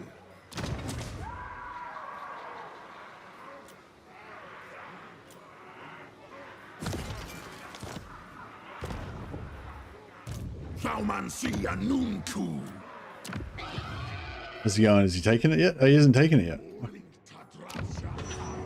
Peace is not why I have made this accommodation. It is but a convenience. So I was hoping when he takes Tribe Slaughter, there will be no barracks in there, and then I'll be able to switch it back and forth. But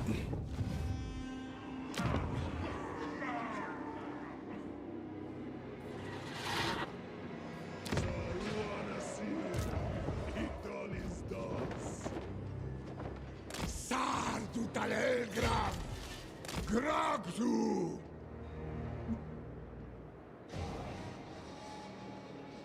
Ana Kubelu Gormispai!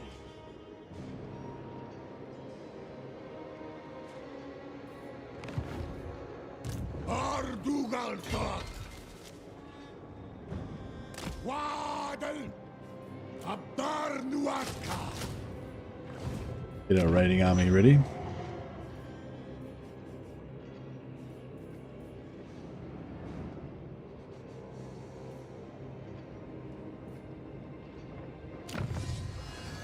Yeah, we'll get that easily now. It's good. All right, first seat. Should we go for...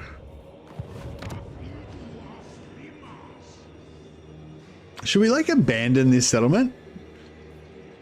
I wonder how much it would cost to build that. I think it'd be pretty cheap, right? Do you reckon we should abandon this and recap it at tier 3? Because it always takes me ages to get this to tier 3 because I wait for materials, but I want to put the materials into the technology first. But yeah, we'd have to rebuild everything. But I feel like it's kind of worth it. What is it? It's 125 to take it at tier 3, isn't it?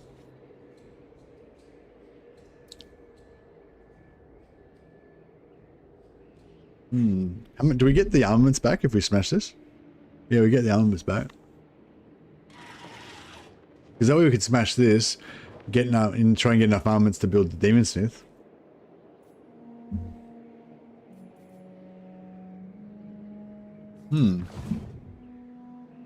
Intriguing.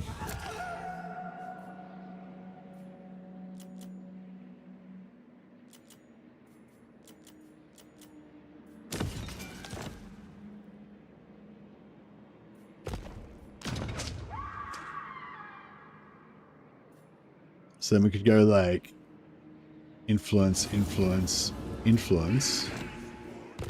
And then next turn we could do it.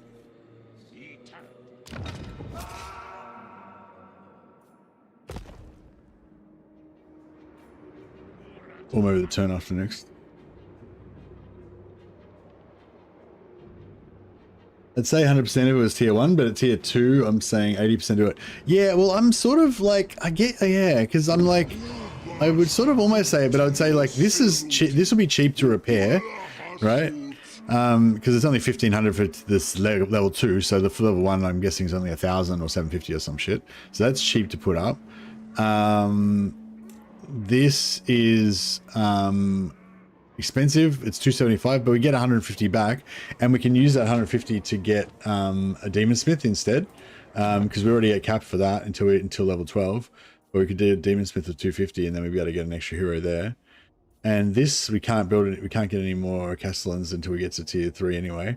So it's, you know, better to get rid of it. You know. So, but I'm saying we could destroy all these, so we'll get back. Oh, wait, we get nothing for it if we demolish it? No, we get nothing for demolishing that. No, do we? Oh, here we go. 300 materials there. 100, 1500 there. Yeah, so I don't know. I'm kind of thinking it's doable. Dark Saru. How far away are we from our extra heroes? 6, level 12. Yeah, it's level 12 before he gets his heroes, so it's going to be a fair way away.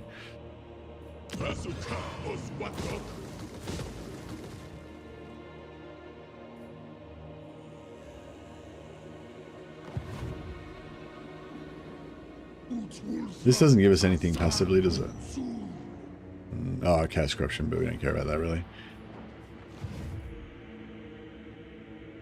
Are the build times for the keep less than the growth turns and build time for tier 3? I'm not sure what you mean. There's no growth. Chaos Dwarfs don't have growth.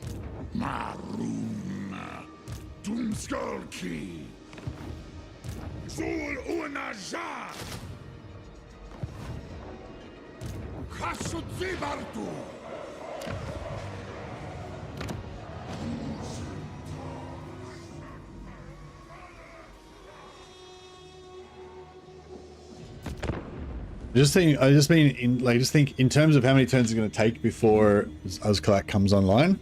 It's just, you know, going to be way longer if I don't do it.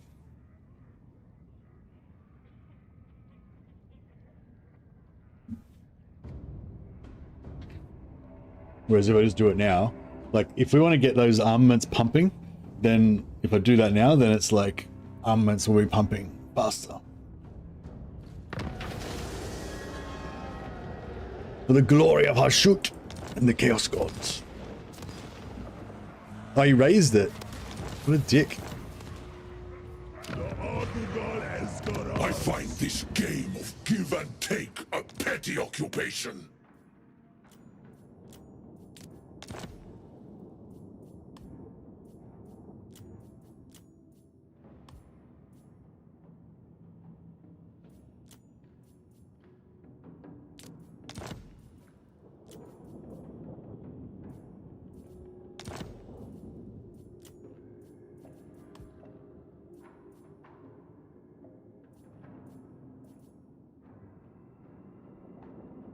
You think you have gained?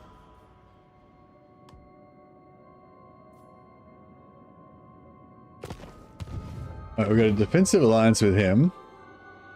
The Eye of Shirian has already told me your offer, but I will hear it from your lips all the same.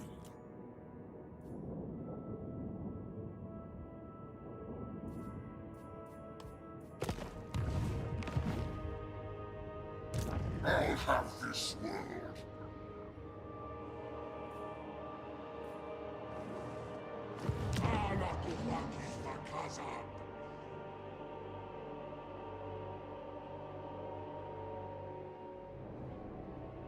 No, I can't see any of these settlements.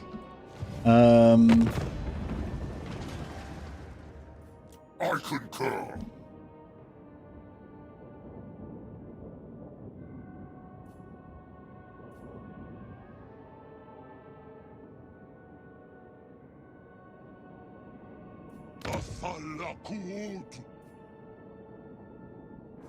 Hmm.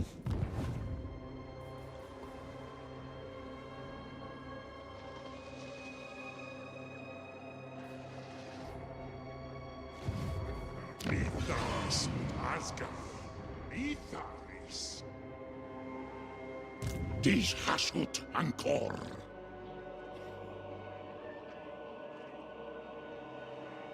Taida Akrak Hashut Out. I will own my skillet. Okay, so this is cool. So he's got no settlement. Like the ogre's got no settlement. And yeah, the ogre's got no settlement. And the greenskins do, but the because the ogres have got no settlement, they can't retreat, and also because there's a big mountain behind, they can't retreat, and so that means that they'll pull in any allies that they have. So if I go to war with the greenskins, then they'll be pulled in, and that way we can get captives from the so if we attack this settlement, we wouldn't be able to get any captives because you don't get it from settlements, but if we attack the ogres, then we'll be able to pull them in, and then we'll get the captives, so we can get you know, the proverbial F tons of slaves that we need to power our engines of war. Not to insult your intelligence, but I did regarding an Arbal with the burning. Sorry, not to insult your intelligence. Don't make the same mistake I did regarding alliance with Arbal and the burning books of Khorne. He gets big mad if you destroy them. Yeah, nice. But yeah, no, I wouldn't. If I got the burning books of Khorne, I'd probably keep them. I would guess, because they'd be pretty fun. I can't remember what the faction wide. I can't remember what the faction wide thing is now. A bonus is for destroying them now, but yeah. But using actual items for the spell intensity and everything is pretty cool.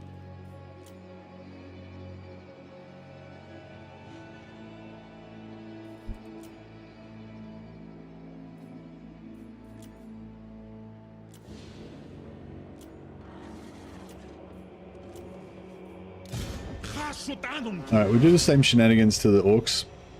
So basically we'll sell them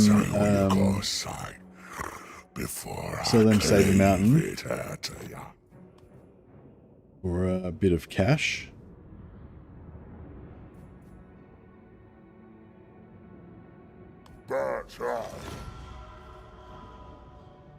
And then we'll go to all of them.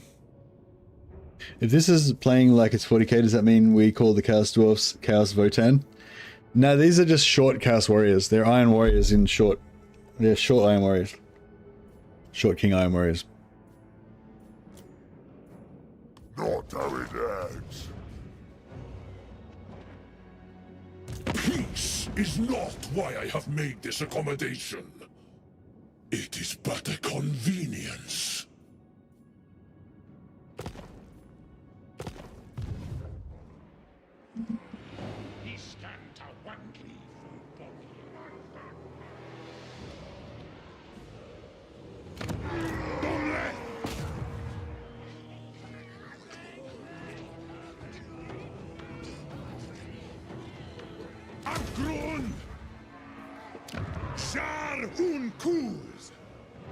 Alright, cool. Now we're going to pull this in, get triple captives again.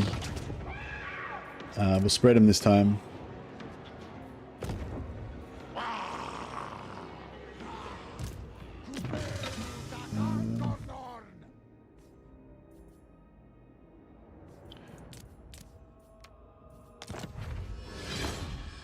That's pretty good. Needed a heal. So now, because they're both at war with me and they're not at war with each other, that means we pull them in. So there's 3 units here we can get good captives from, but there's heaps here. Look at all these captives. And then we triple it because we've got 3 armies. So our slaves get nicely topped up. Doing really, I mean, even though we got that like fairly long delay before getting rolling because we went the other way first, you're getting these extra battles of, like, normally I don't get these extra captive battles early on like this, so it's a bit more broke. So yeah, I don't know, hopefully by the time we run into Grimgor we might actually be doing okay.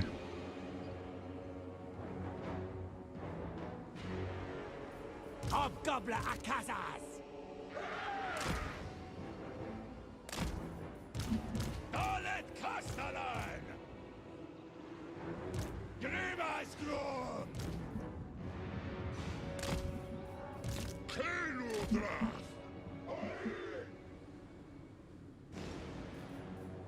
Slender! Sturkas! Mahitu Demok!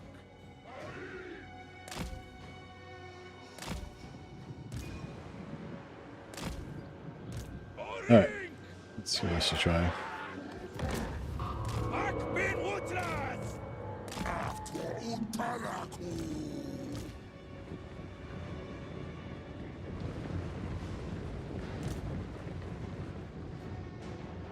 Oh shit, we need those guns.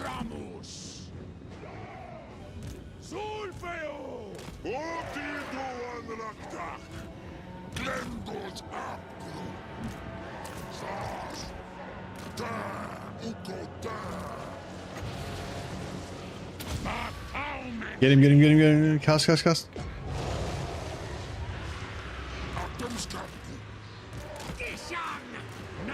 Oh, see how much fire damage they did to him.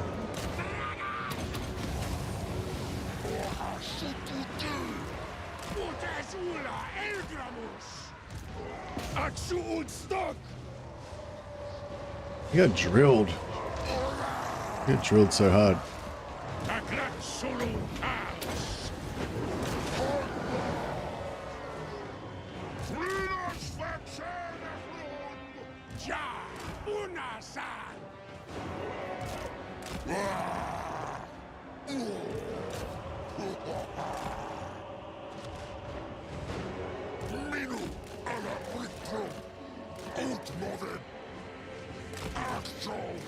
Try and pull these guys out.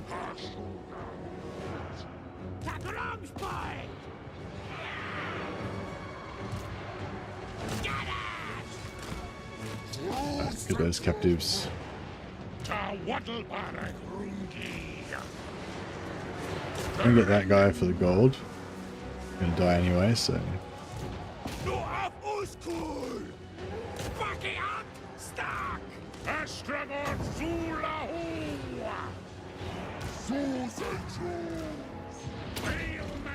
Alright, these guys are coming on now.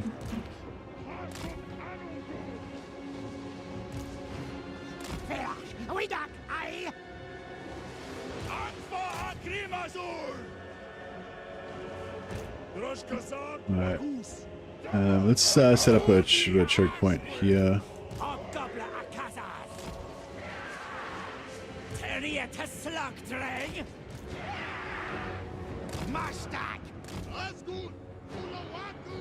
Got him.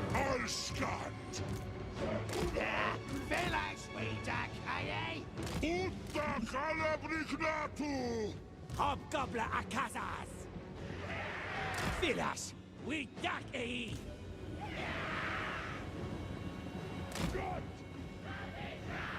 Nice.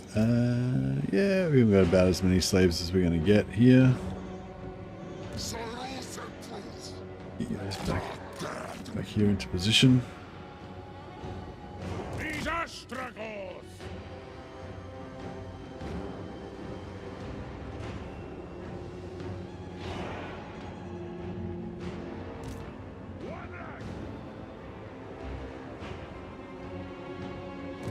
Roots!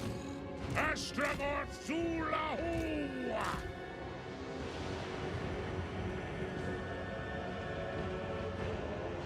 Presu anunku ashot! Auri rot! It's tough to get routed. And then get the shit shot out of them. Route. 22. Still got a couple, I guess.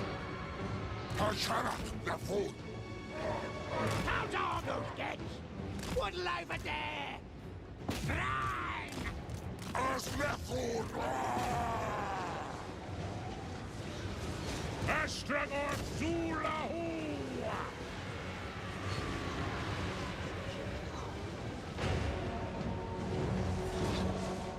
What's up? Mr. Gishgott! Ab Esa El Gramo!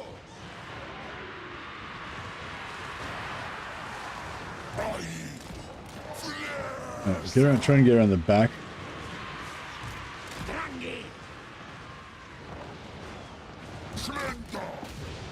Start trying to route some of these guys. Who's going to route? These guys? No, those guys. Yeah.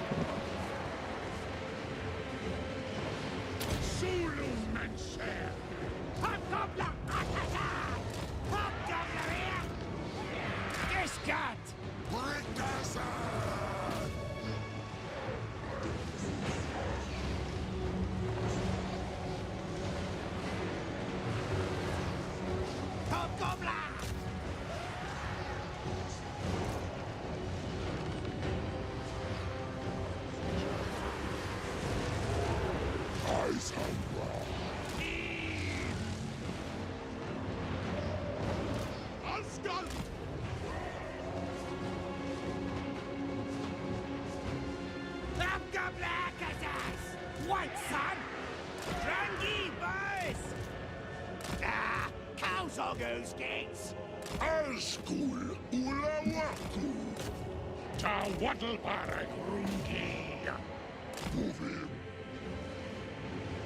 Ta gratsulu cows.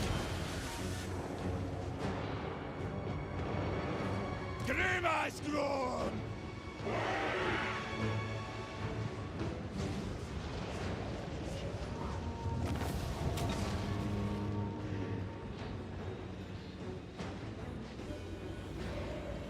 Aduring! Trying.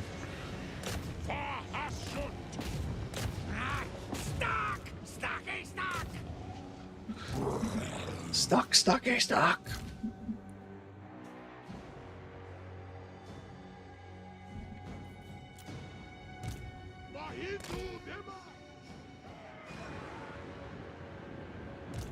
Dragon! Reisu anunku ashot.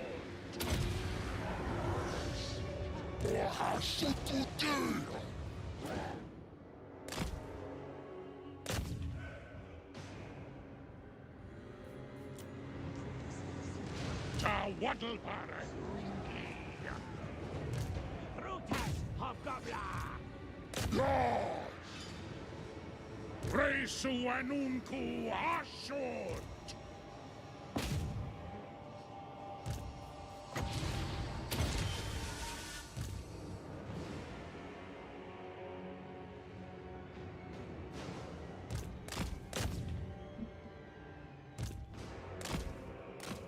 Kill them. More killing. More slaves. Hey, Jonathan, where are the big guns? Yeah, we're going, so that's the theme. We're going for Iron Warriors theme. Iron Warriors in, I don't know if you're familiar with Iron Warriors in 40k, but they're a Space Marine Legion that turned traitor during the Heresy, but they were renowned for their siege warfare, demon engines, their, heavy armored infantry marching implacably into enemy gunfire, that kind of vibe. So that's we're going to try to be inspired by that. Get as many demon engines and giant weapons of war and stuff as we can. So in terms of the steps that I've taken so far, we've made an alliance with Arbal.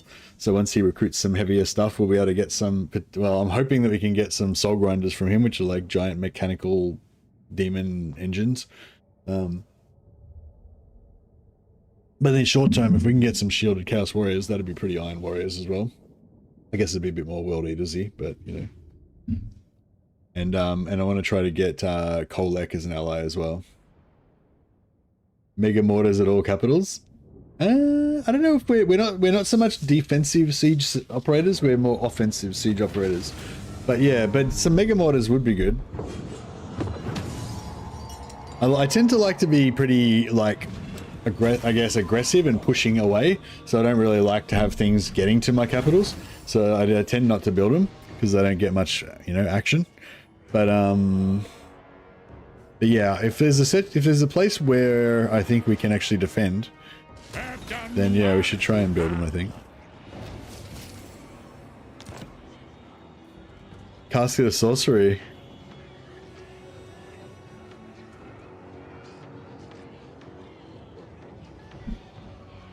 Astragoth, Where's the enchanted item?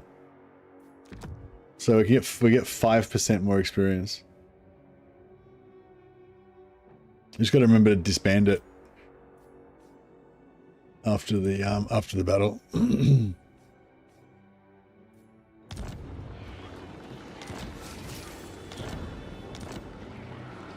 Eso annunku. Thaumansi annunku. Drastrom. Hasut annunku. Donle. Pathetic.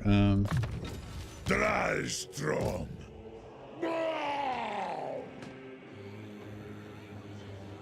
Victras.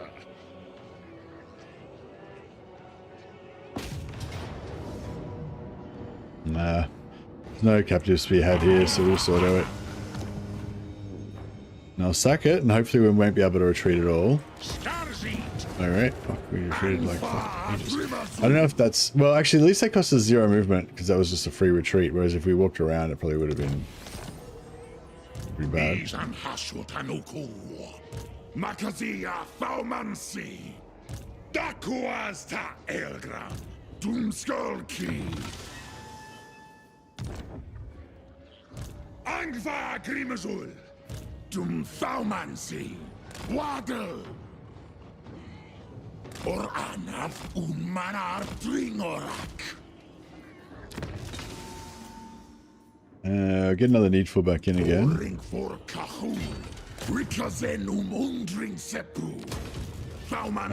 Now he should be able to get this guy. Where's my madness? He's got no settlements left, so that means he has to fight. I could wait till next turn and get more of a multiplier, but I'm like, fuck it, let's get in there and do it now. Do it.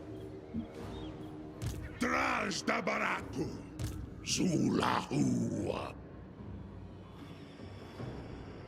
Sterling Drunta Orcs Dum Thaumansi Groma Drazul Awanrag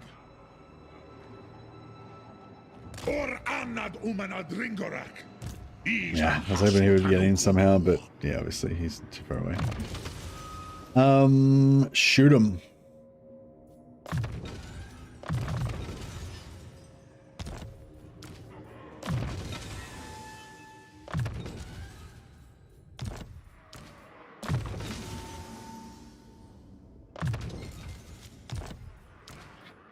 Istak Artal Wantoras.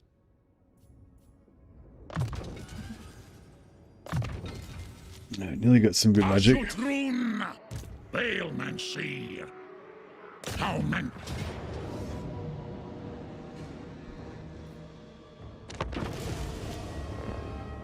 I have no idea why Aldred's is a purple item. For every base but dwarfs, it's not worth it.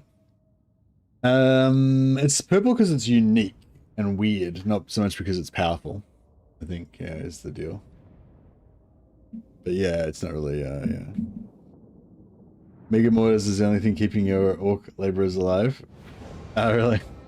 Nice. Yeah, I think it's kind of cool if you can like set up one side to be like defensive, I guess, and build like mortars and stuff to defend and then attack the other way. But I don't know. I just don't like to rely on... I don't really like to rely on any type of defense. I feel like... Yeah, I don't know. I just never feel safe, you know?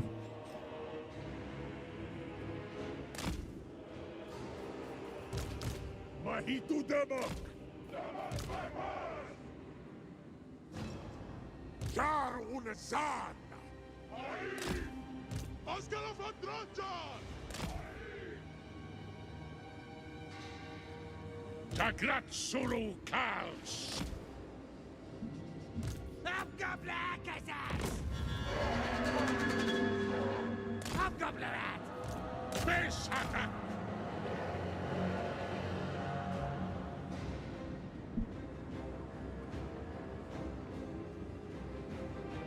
No, so whites, greens, and blues are balanced like that. Like they did a balance pass and they intentionally made it so whites, greens, and blues would all be sort of like, you know, like there wouldn't be any blues that were like weaker than greens. There wouldn't be any greens that are weaker than whites and stuff like that. They did do that with those items, but they didn't do that with the unique items. The unique items are just whatever they are, you know, they're not necessarily under those rules. I mean, if you're arguing from like a moral standpoint, like it's just a right and just, the purple items should be better. Like, sure, yes, correct. But no, they haven't done that. They haven't balanced it that way in the game.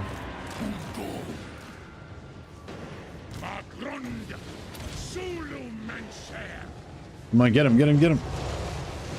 There we go.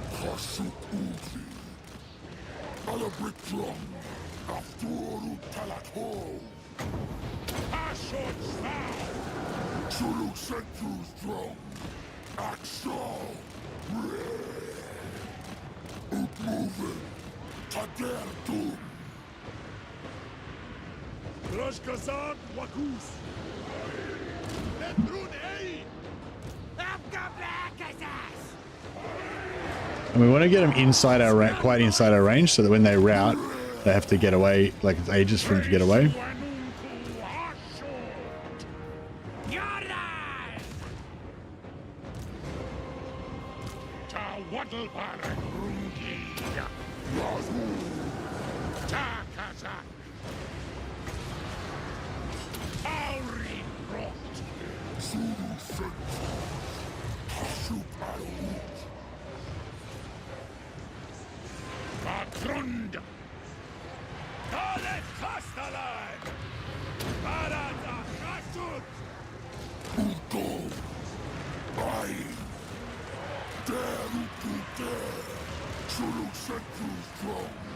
Although they just steamroll through anything, their mass is so high they just can't be stopped. Great.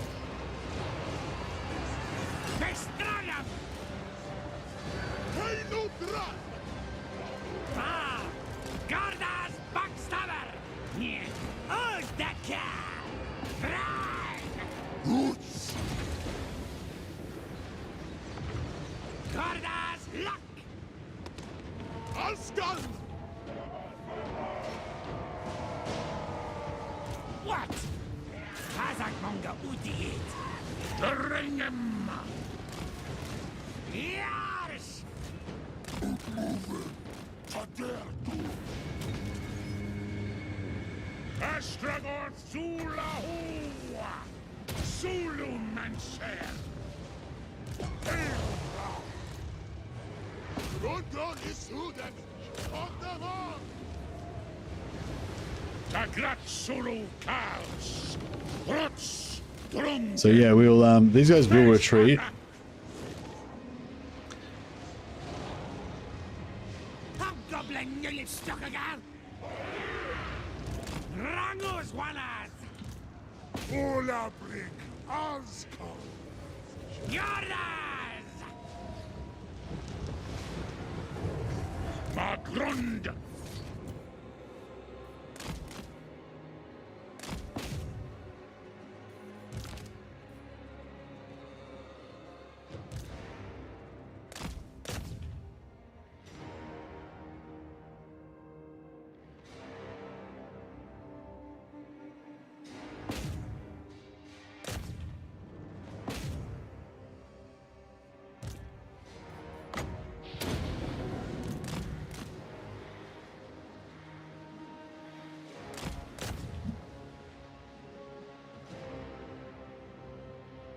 Good. Can I just smash these infantry units? I love it.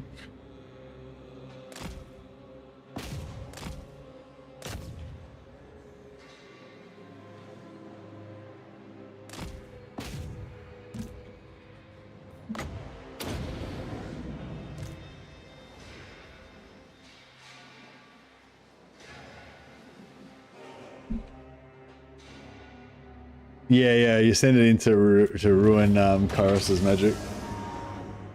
Thorgrim declared war on me on turn 30. Finally a worthy adversary. Nice.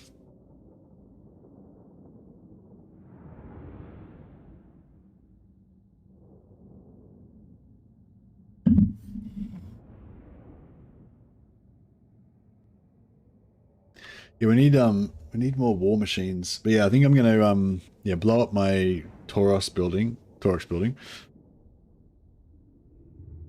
Probably I'll just hit level 12 the turn that it blows up, and then I'll be annoyed, but that's alright.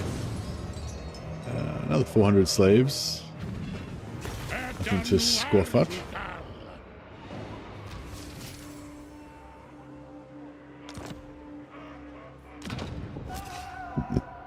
Look at the slaves. 2147 slaves. Astragoth Zulahu! There's no red there, so I think that means we hit it. We hit it, right? Utulthrang Sasan Unzul! Yep.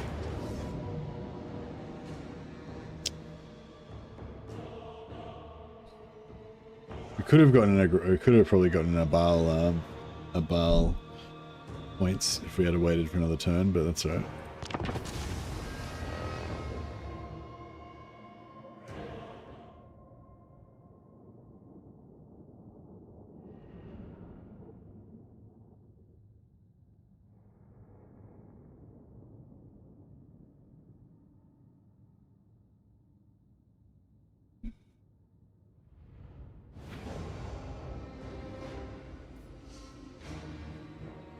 I feel like we got them in an ambush battle. Because they're down in that little like ravine thing there. But yeah.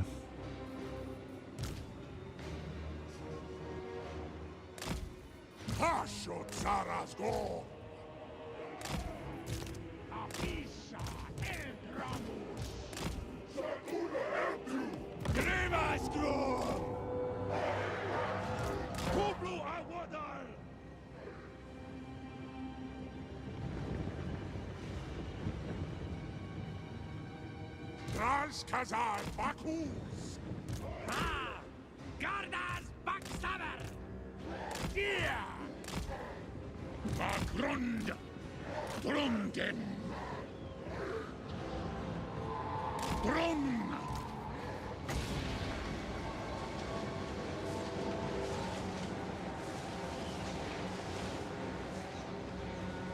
Zulu Manser!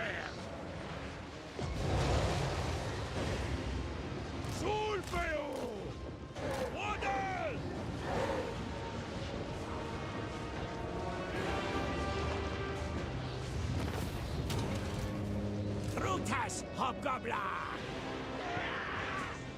Sa! Sa! Stroi! Zanu Nazaras!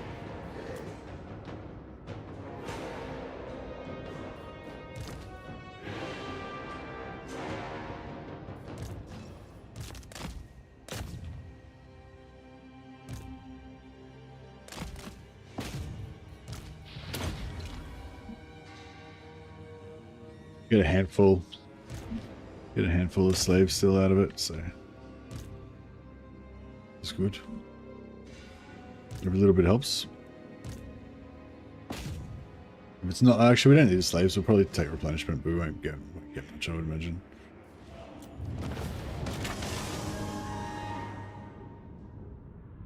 How many do we get? 321, 200. Yeah, I probably won't get too many slaves out of that.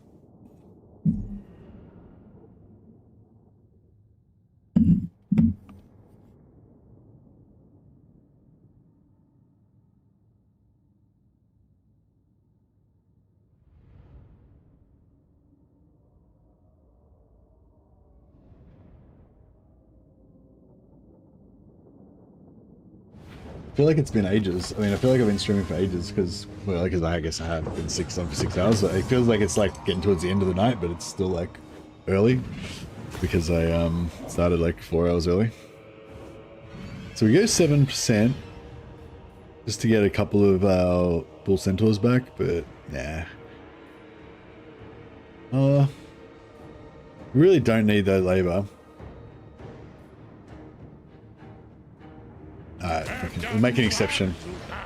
Normally it's always be Oathgold, or always be Slavin. But make an exception on this occasion. Golek Sonic, I am the Tempest. What could you offer me?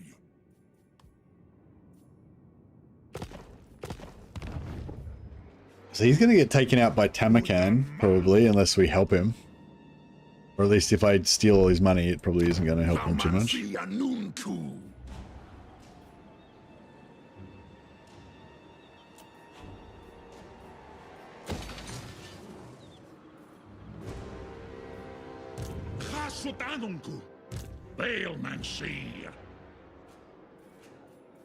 Tankstroll. Ismus Richards Waddlebarak. Hasutanunku, Groma Drasul, Grunazuna Dormanunku, Sul Unaja. What's this? Oh yeah, I may as well leave him in because he's. If I recruit a new lord next turn, he'll be in the same spot anyway. So same deal. Asumor Angas Lock. Alright. Now we can't get a full stack in one turn. Wankara Zibartu Fazarnagron.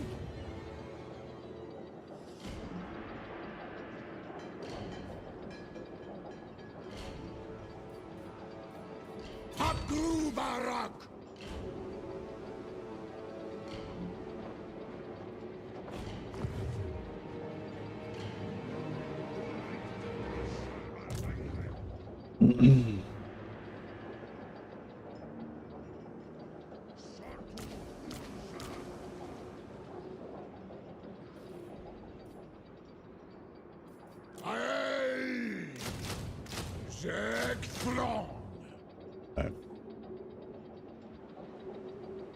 Yeah, 2 turns will have enough.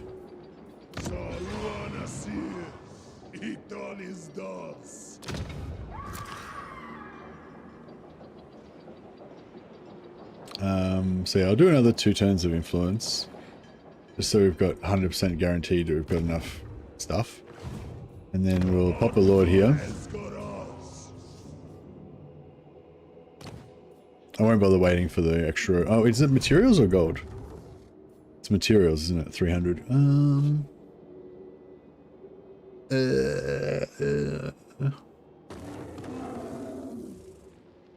Fuck it. I don't give a shit. We'll get it back. It is 125, isn't it? I think it's 125. Should be fine.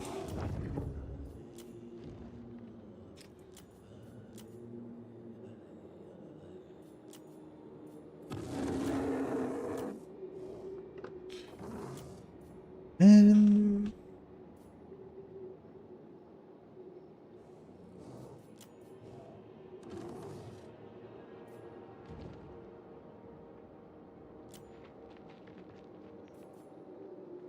Baumansia Nuntu. Haskala Undi. Baumansia Nuntu. we'll abandon that. Let's recap it next turn at tier 3. Life should be good.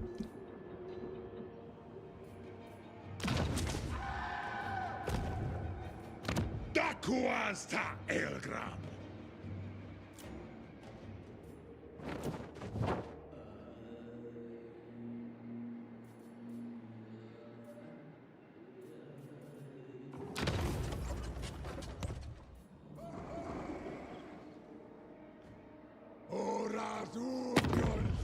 I hunt.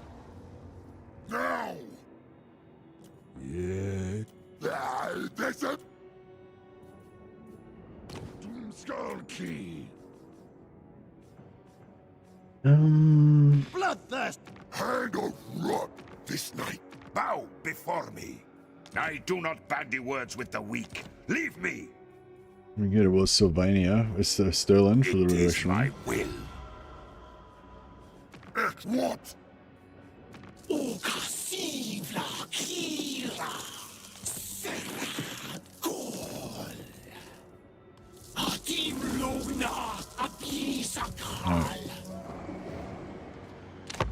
So that happens. So we should get our materials that we need for our technology just in time. And then oh no, we need materials to build the iron, I just realized. That's right, we'll just go full on into materials production after this.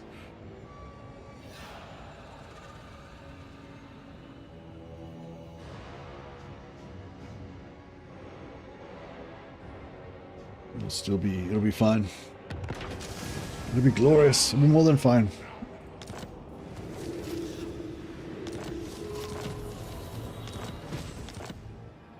I feel like if they build an outpost in your settlement, then they should also be more, like less likely to break the alliance because they've invested in, you know, getting an outpost.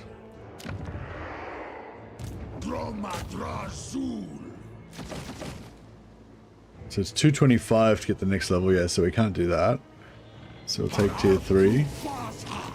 And that way we can get the get that iron going. We just need 1500 materials. That's not too bad. We can get that pretty quick.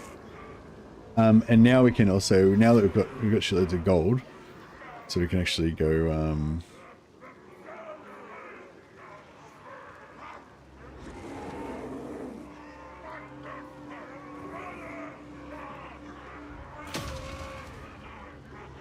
see you later, Tiro. Have a good one, buddy. Yeah, we got heaps of gold, so we can start building that. We've got no armaments coming in, which that's okay.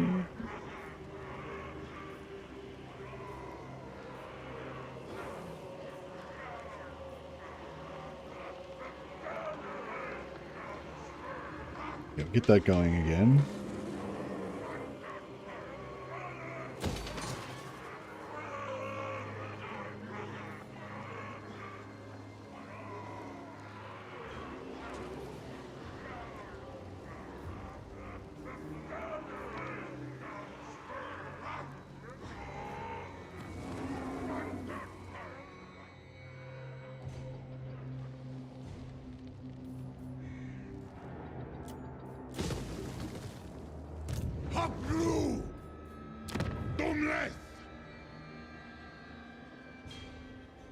No, we'll get rid of the, get rid of that. And potentially build materials there. Each took Blizzard Speak, beautiful. So now we can do the thing.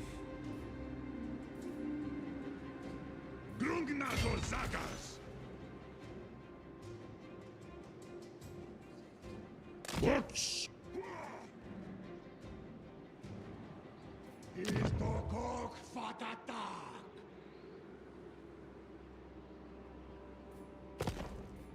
okay, we can do like a chain here. So we'll do Makazia Thaumancy? Dum Thaumancy? Zibatu Tafleg?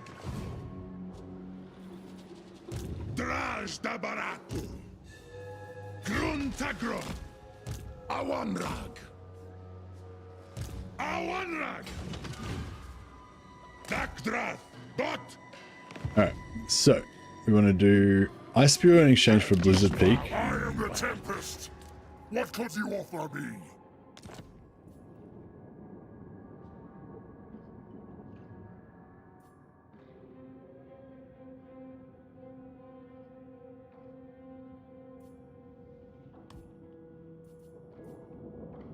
The fates And then we want to do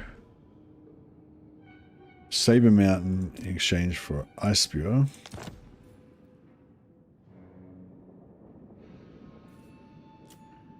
And I'll take that.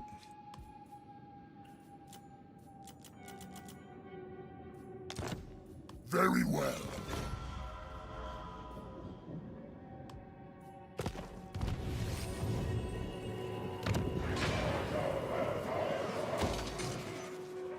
And we'll build barracks in both of them again. And yeah, hopefully now that Colex war with Tamarkan, hopefully he'll go back up and fight Tamarkan. Dak, Saru, Anku.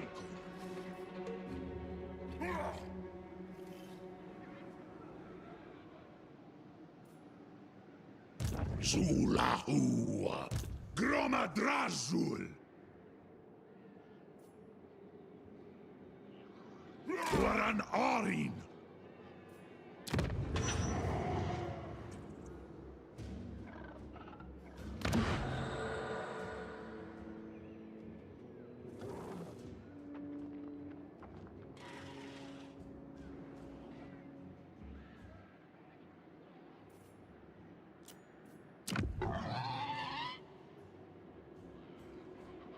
Oh, she is. There's Grimgorsus. Alright, we'll recruit another lord up here. Phlegmatic, yeah, we need a phlegmatic. Well, not you need, but it'd be good to have one.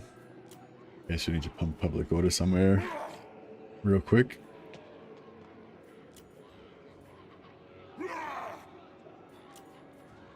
Asutanunku.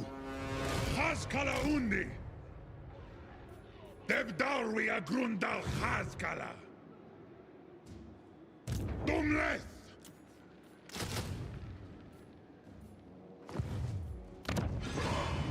Dumleth. Or Sepu Argru. Anfa Agrimazul.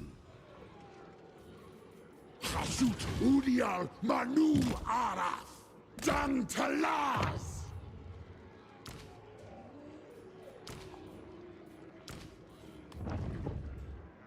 Tagrungron Apgru.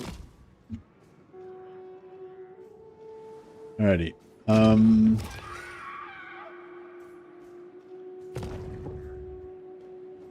Yeah, creeping up on Grimgor there.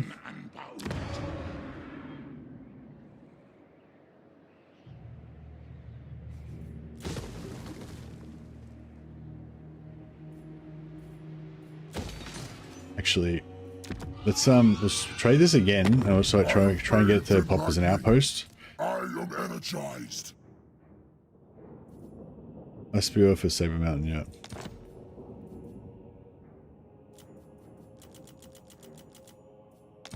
Yes.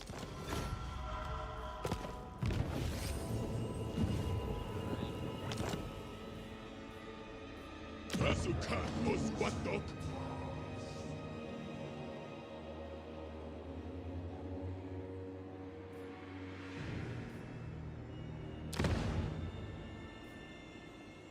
Bow before the mountain god.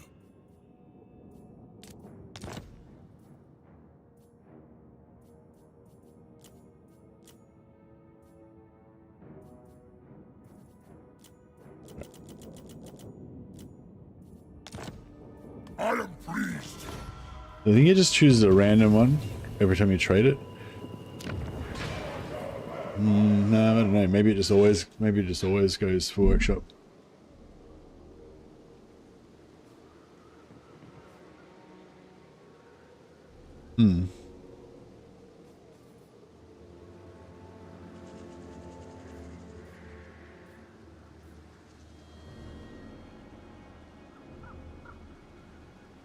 If I convert this, will it keep the goblin mustering camp or no? Not sure.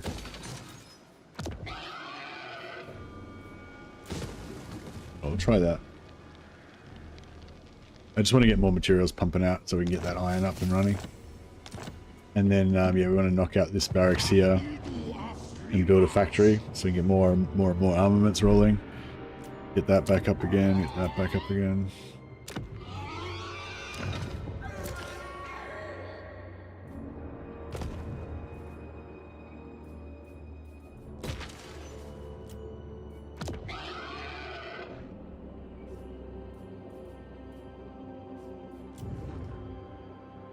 What do we got? Still got the rattled effect. Oh, no, I don't really want any of these guys. I might just try for a different one. With the glory of mad mercy. For glory! Indeed. Yeah, we'll just farm another better trade up, hopefully.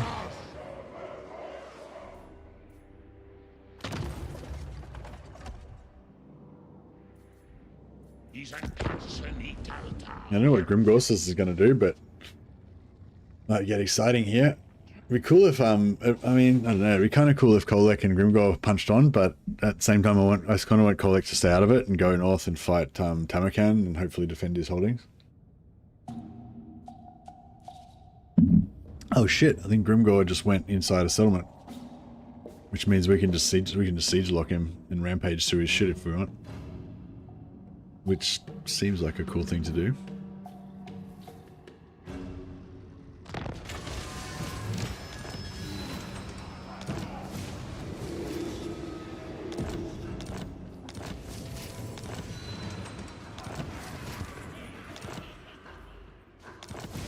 Alright, Crown of Skulls. Oh. What? Oh yeah, no. Oh, so when you convert it, it does keep the building. That's cool.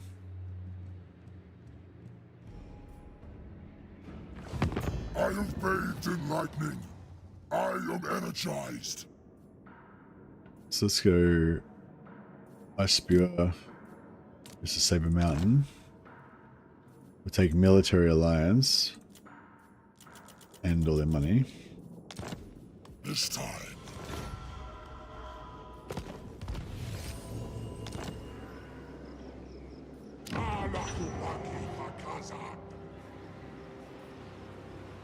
Oh fuck, I did the, oh god damn it, I did the wrong one.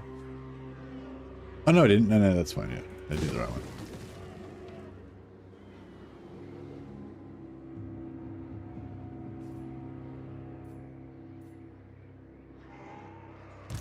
Yeah, this Tamarkan the Maggot Lord. It would be pretty cool to get Tamarkan as well and steal his stuff. Oh yeah, it'd be really cool. But I don't know.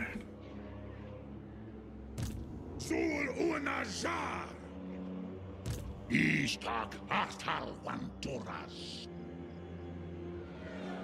Doomskulki.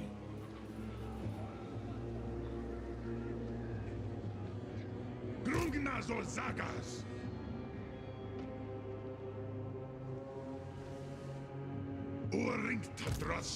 Maybe I should just kill Grimgor. I probably should just kill him here.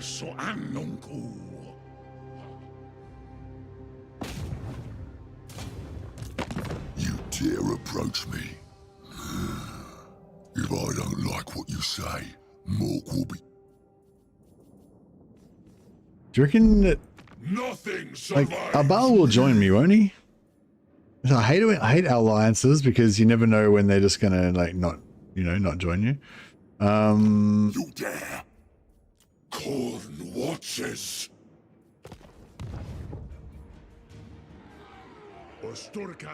I'm waiting for Nagash. No, I don't really care about Nagash. Not when I never read any of the Nagash books, and yeah, so I don't. He's just I don't know. He's just nobody to me. I don't care about him. I'm looking forward to Boris Todbringer though. That's gonna be sweet.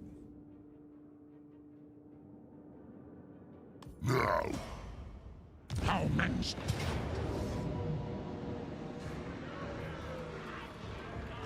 who's have his who's ring?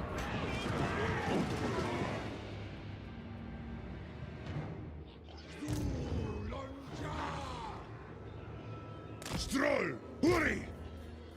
Abdanuan! Ula Drin! I mean, I'm not like it's not like I don't want Nagash, but yeah, I'm not just I don't know.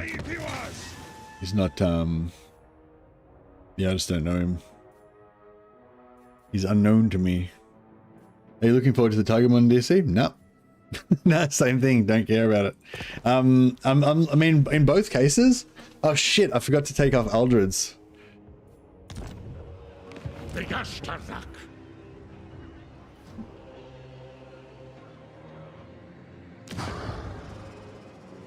Yeah, so now it's calm. Wins -10 wins of magic in that settlement because I left the thing on. Yeah, no, I've never read any of the Nagash books, so he's just I don't know anything about him. So I'm not like it's not like I don't want him to join, but I'm just not excited because I just don't know anything about him. But I'm super excited about everything else that's in the Nagash DLC. I'm super excited about Neferata. Super excited about Boris Todbringer and the Tutajan Guard that we saw the other day. The heavy armor Empire troops. They're gonna be sick. Have they announced anything else? Oh yeah, the Harkon, the vampire hero, legendary hero. Yeah, so there's yeah, I'm definitely excited about the Nagash DLC. I just don't particularly care about Nagash. And yeah, the Tigermen is the same thing. I've never read anything about the Tigermen or anything. They don't seem that cool to me. Not really interested. But I'm looking forward to Cathay getting a bit of an update. I think they're gonna get maybe not like a major rework because I think they're already pretty good at the moment, but just maybe they might get a little bit of a tweak here or there or something. So I'm kind of looking forward to playing. A bit of Cathay with some of the new stuff, including the Tigermen. But I'm not particularly excited about the Tigermen exactly. Yeah, I'm not particularly excited about the Tigermen, but I'm excited about the opportunity to play Cathay with some extra stuff, if you know what I mean.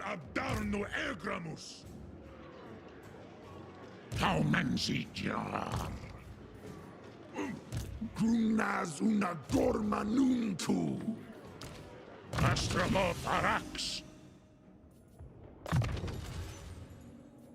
Marunleth.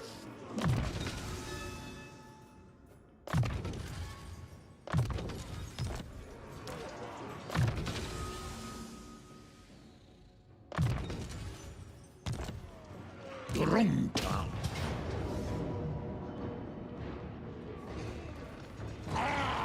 Boom.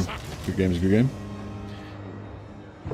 I like Nagash more as an ancient evil surrounded in mystery than his current Avengers villain of the week theme that he has now. Yeah. Yeah, I don't know. I just, yeah, I'm not, yeah, I don't know. I just never, I haven't read anything about him, so I don't know anything about him. So he's just, you know, whatever.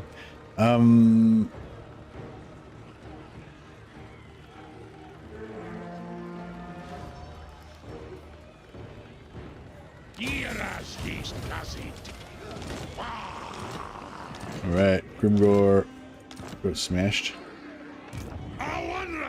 Gumleth. Askultadumleth.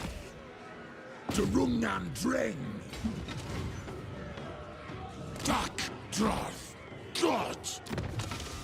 Respec him out. I left one unit with him so that we'd be able to respec him out with the without the armor disappearing. Army disappearing.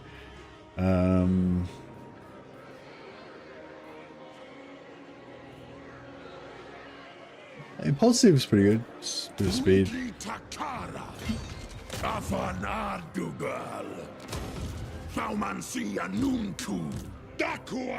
Now, where are his armies? Looks like he's at 2 armies, one here, and one here.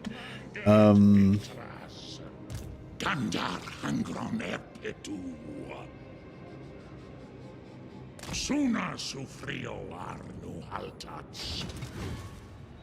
pretty much supremely confident that there's nothing he's going to have that's going to be able to deal with us.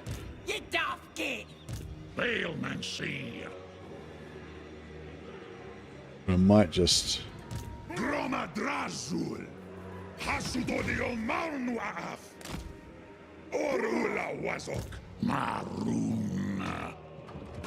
Move him.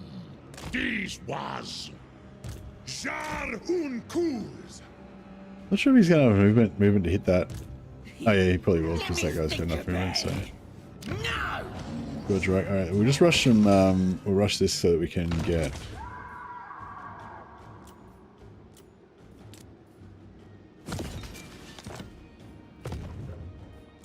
So we can get recruitment here.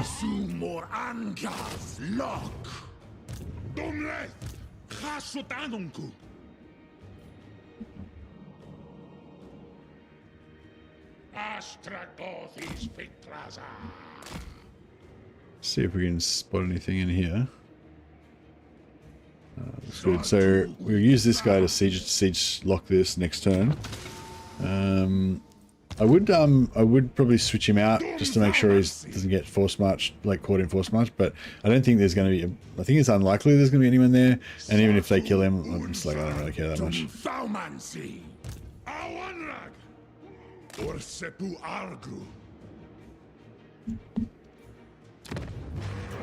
Get one more hero in here, one more lord in here, sorry. I kind of want to just try to cycle out some more overseers so we can just get a new one.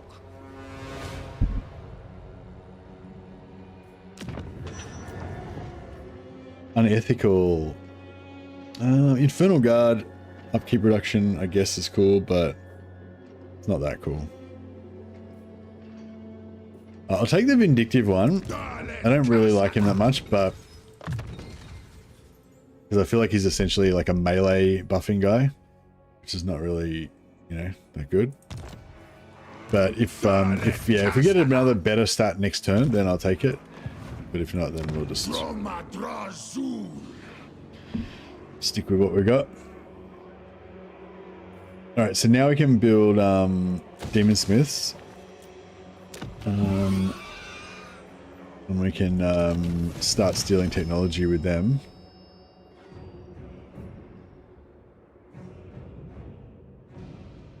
Where's the closest place we can steal technology?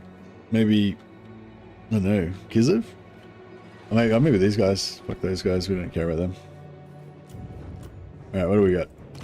Manipulative, very sexy trait. Do you like that?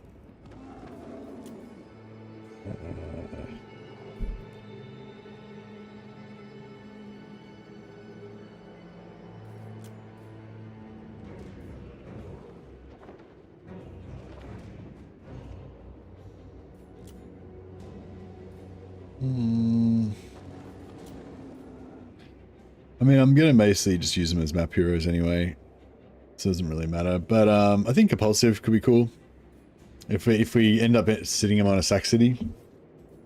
I don't think we want to put any sack cities here. Maybe put a sack city down here. Probably not for a while.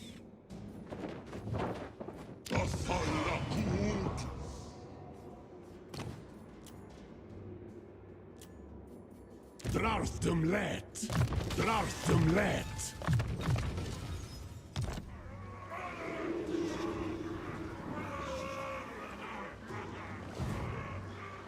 Seeing Indian Koresh would be cool. It would be so cool. I just don't know how they would implement them. I mean, I wouldn't mind seeing Indian Koresh somewhere like way down the line.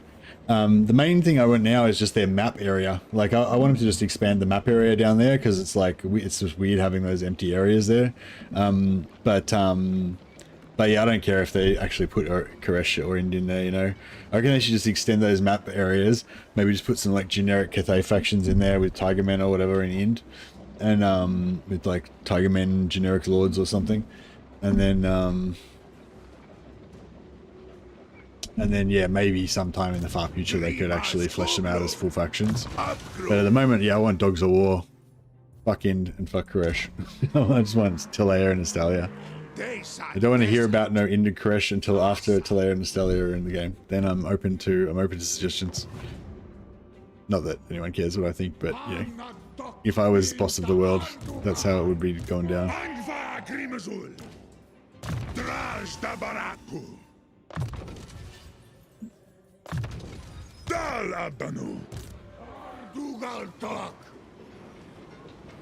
Alrighty.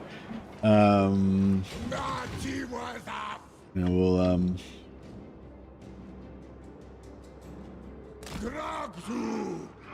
kind of force march this guy in here.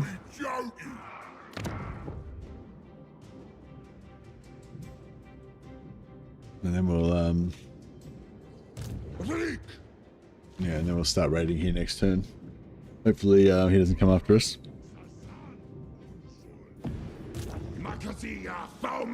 Don't need this guy here anymore.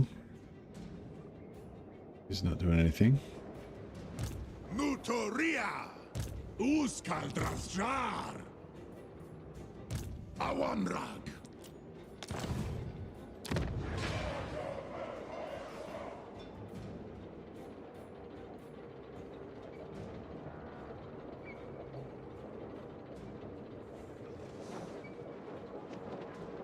Okay, I'll get that up now. Alright, let's so we're at 2 there. And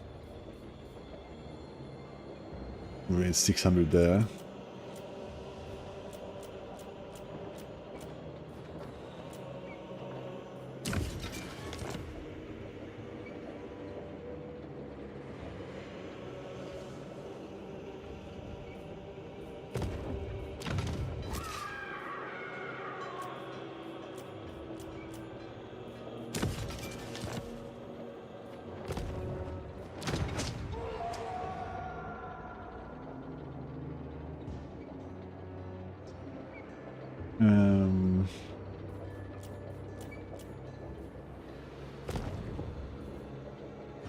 Yeah.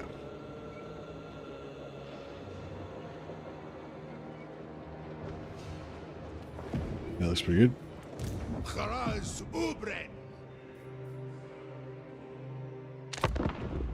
See what Grimgore brings. Thought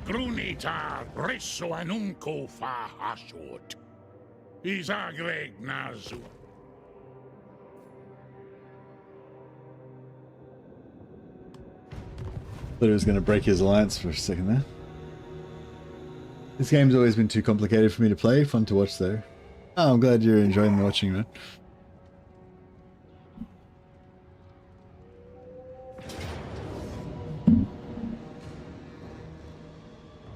Okay, so double army, so we get double captives, quite a lot of infantry.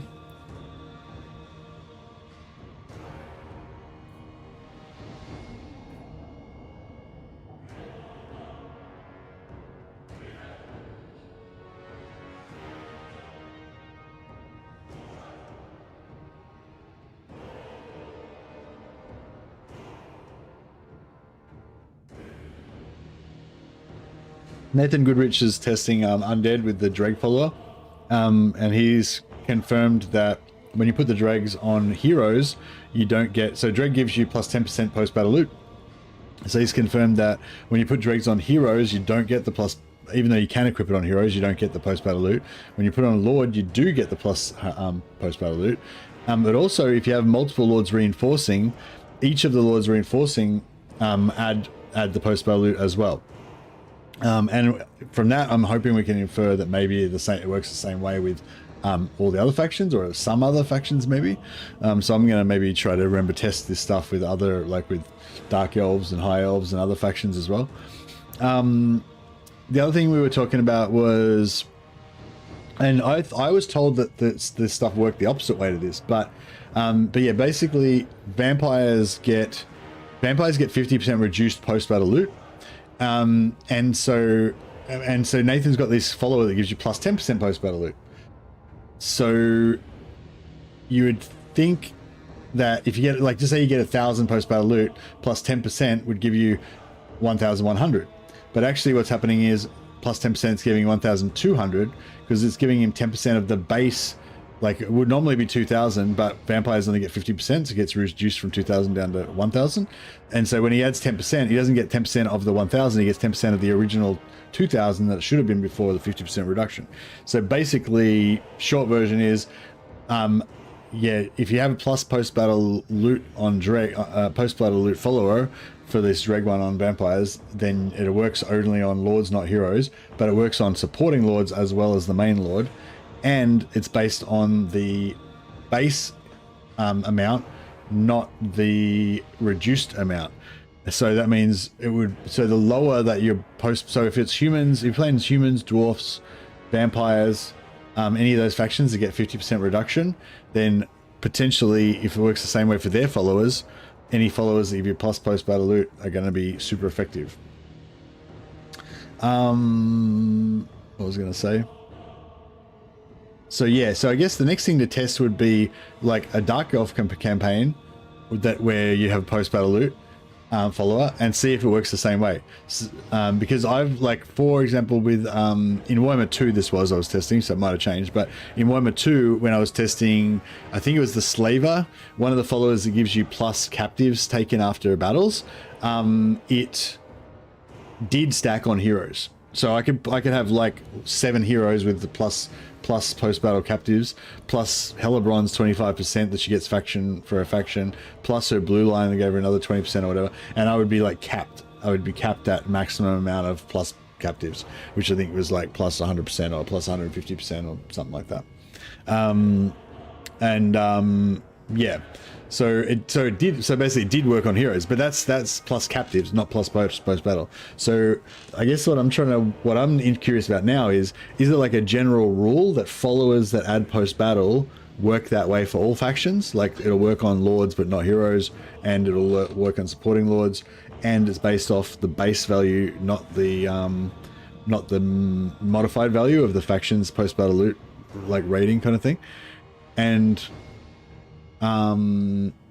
if it's different from blue line skills, because previously I had a conversation about blue line skills with somebody, and they were saying that the multiplier for that, like if you get a witch hunter that gives you 10% extra post battle loot, that's multiplied off the, not the base post battle loot, but it's multiplied off the modified post battle loot, so it's the 50% reduced. So basically it doesn't give you much. It doesn't give you like the double amount like Nathan's getting with the Dregs.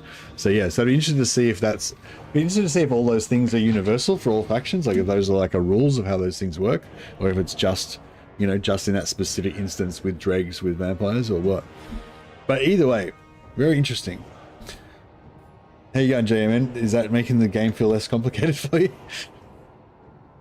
Alright, let's fuck these guys up. Hopefully we can get lots of captives in this. I mean, it's all about the map. If we can get a good map with a good choke point, then, you know, glory. Yeah, actually, I mean, that's one good thing about these Ogre Mountain maps. They do have a lot of choke points and good terrain that you can use. It's puzzling to me why they removed unpaid intern system from Dark Elves only to reintroduce it with Chaos Dwarfs. Dark Elves were my favorite in Warhammer 2. I don't think they removed the slave system for Dark Elves, Patrick. Slave system is still the Dark Elves, like, does Dark Elves still have slaves? That's still their thing.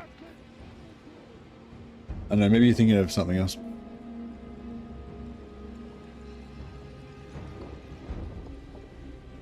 Dark Elves are all about them slaves. Slaving the shit out of everything.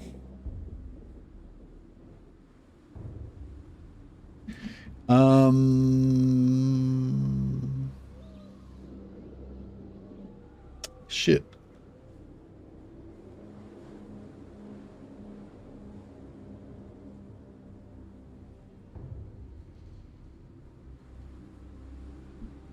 No, they said they removed it, but yeah, they didn't remove it. They updated it. They've had a few updates.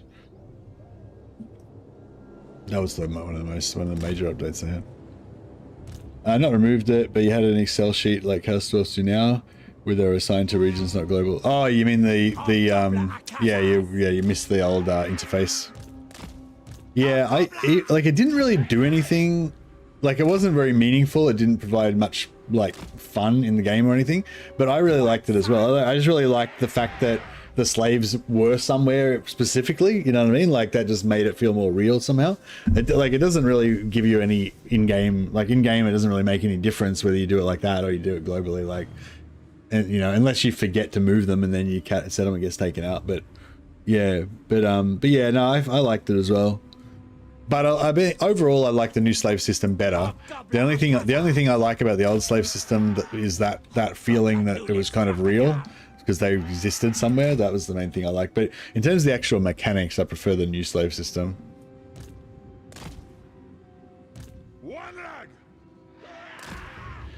Yeah, I think one of the things Legend didn't like about it was that when you get into late game, you have to go through every single settlement and click like sacrifice, sacrifice, sacrifice, sacrifice. But honestly, I feel like that's not that hard, you know. But you can just tab, you know, you just use your comma and full stop keys to tab through every single settlement and just lay it out. But yeah, it would be cool if you could just set it to recurring, or if you had the spreadsheet thing still and you could just click down like Yaman Dwarfs.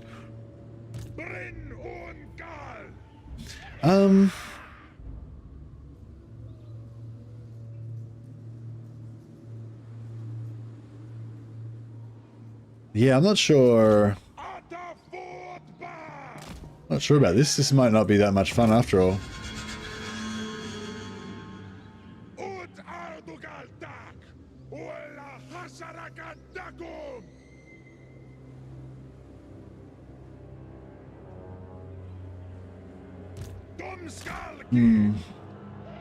Yeah, I don't know. I'm not feeling that good about this.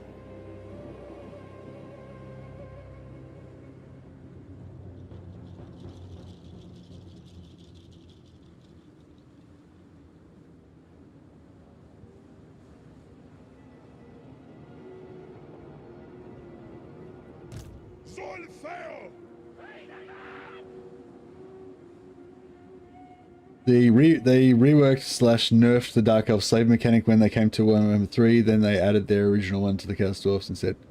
Not really. I mean, you could say it like that, but it's not really accurate.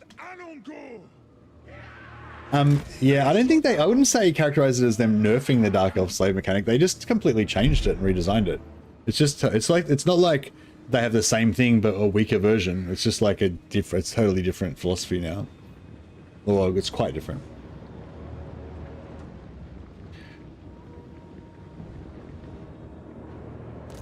I'd say the fundamental difference really is that in the old version, the slave system basically did nothing when you were tier 1, 2, and 3. Then at tier 4, you would set up a mega slave province and move all your slaves into that province. And then it would just passively give you like 20, 30,000 gold a turn. But it was pretty boring. Like, you know what I mean? It was basically like you didn't interact with the slave system at all for the first first 3 tiers, and then once you got tier 4, you just had free money for the rest of the campaign, and you never had to think about it again. You just get it set up properly so that, you know, you don't have any slave decline and shit.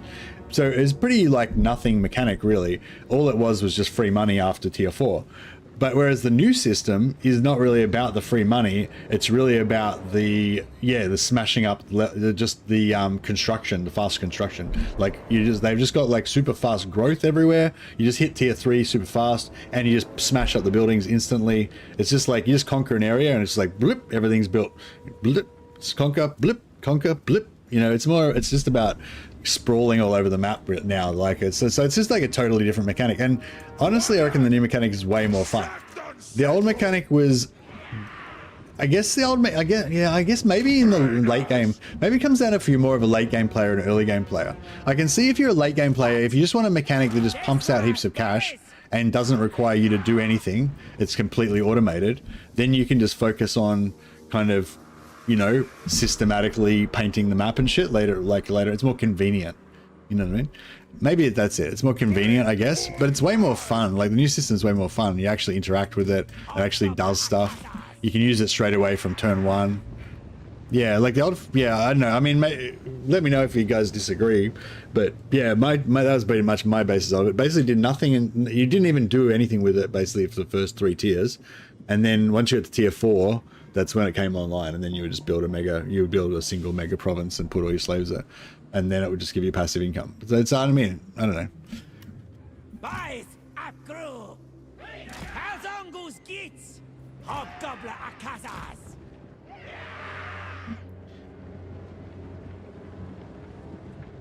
I just feel like, I don't know, I feel like money's so easy to get, like it's like, you know, I'd rather have the speedy growth and the access to being able to pump up to tier 3 and get shitloads of heroes super fast, you know?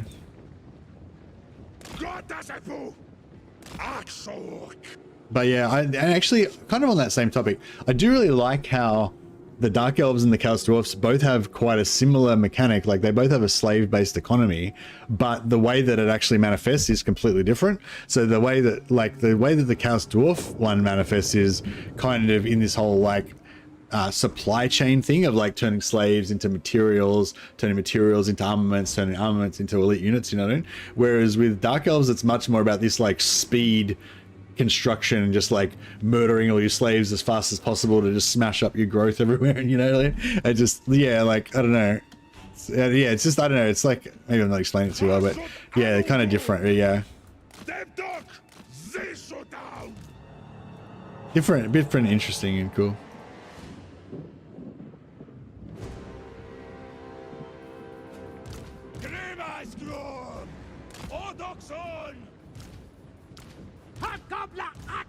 Not really. What's the not really in regulation to?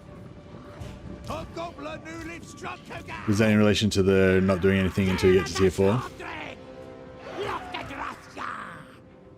Well, they've been nice enough to just slowly peter in, so that's pretty cool.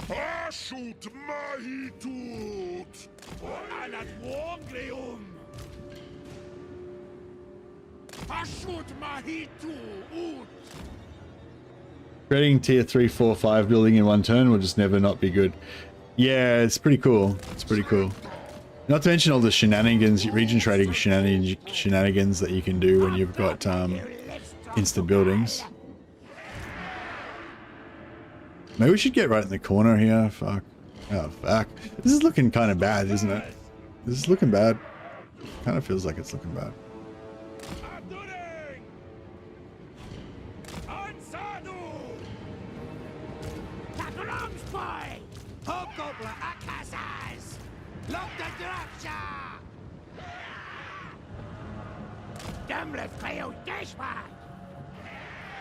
Hobgoblin here! Waddle over there! Zonu Nazaras! Und Shad Ulshigit! Akfa Akrimazul! What? Mahito Damak! Fa is. Woodstock Alabric Natu! Maybe these guys at the back. I feel like we're gonna need to like. We're gonna need to fucking Ta crumbs, boys. get a bit of the old checkerboard, I think.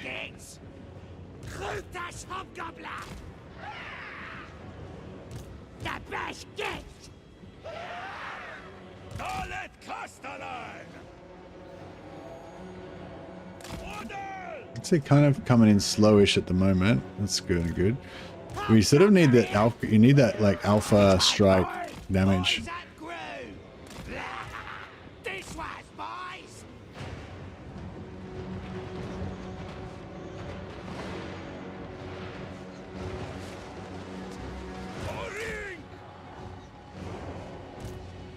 Get it at. Get got. Get got. Drangi boys. Tadogek. Solveo. Strol.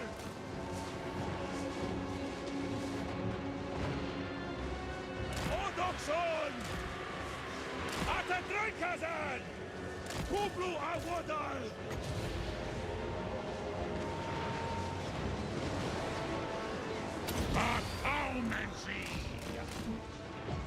This stuff coming in the back is going to hurt us. Where's Grimgor? Isn't he? Oh, Grimgor's dead. That's right.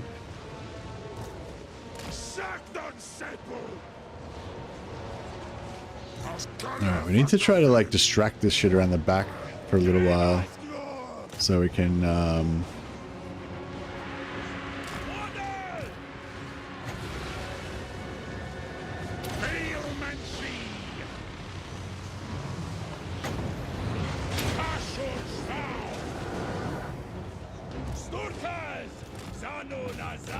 kill him.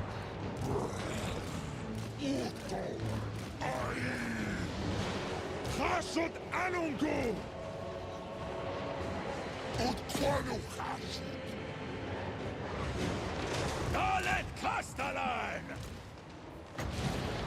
Zulu Mancher.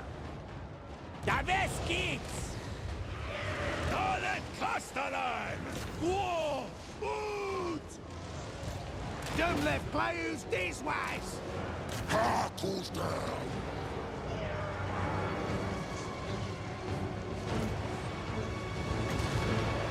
Auring not. Und want ma? Dishon. Anfa Agrimazur. Can we oh yeah, terror out there. That's good. Where's my there? Alright, fuck it, that's fine.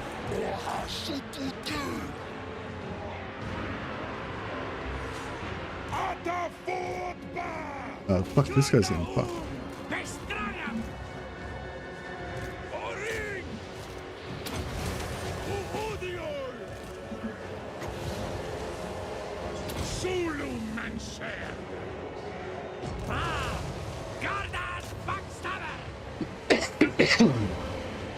Hero Dark Elves get all their hero capacity at tier 3 dollars.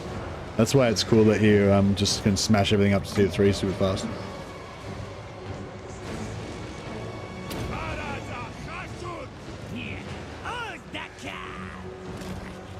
Yeah, they get everything at tier 3 except for sorceresses, which they get it unlocked at tier 3, but they get the capacity at tier 4.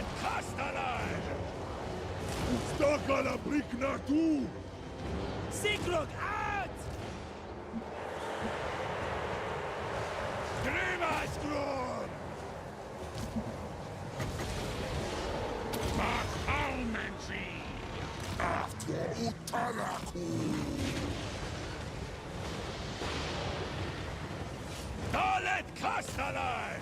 Sturkas! Anfa Agrimazur! Rukum! Haktemund! Alright, let's focus on this area up here.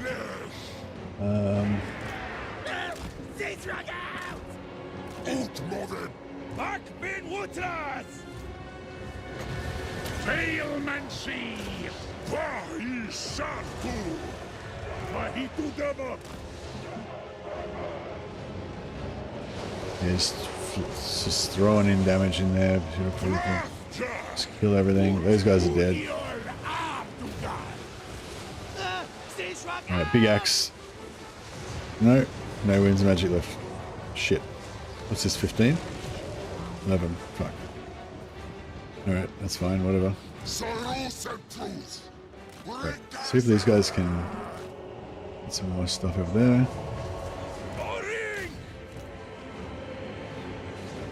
Are we hitting stuff in here or what? Oh, they can't hit anything? Oh, fuck. Oh, kill that.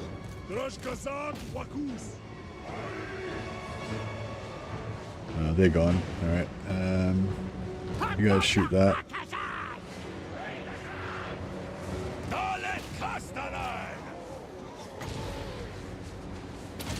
Slow that down. Try and kill some of that. You guys shoot that.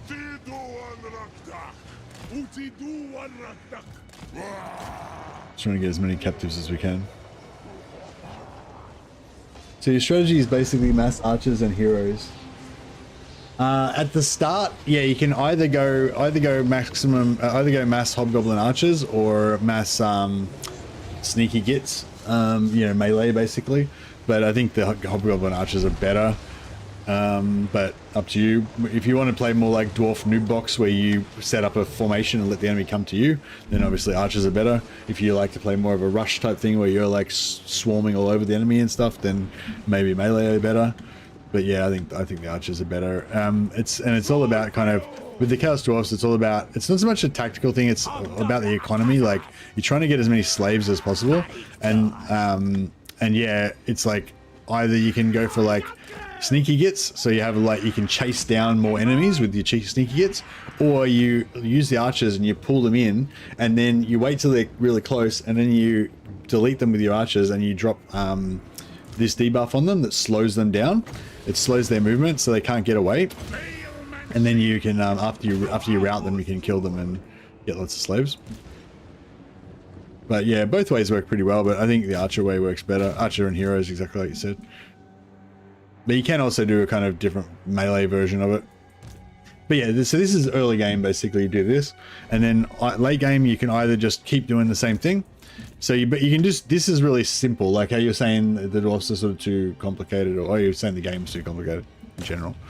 Yeah, well, with Chaos Dwarfs, a lot of people think they're too complicated, but yeah, you can do a super simple version where all you do is just build hobgoblin archers like I'm doing, and just never do anything else. But you can pretty much just win the whole game like that. It's probably not the most exciting way to play it, but you can do it that way. Just trying to mop up as many slaves as we can.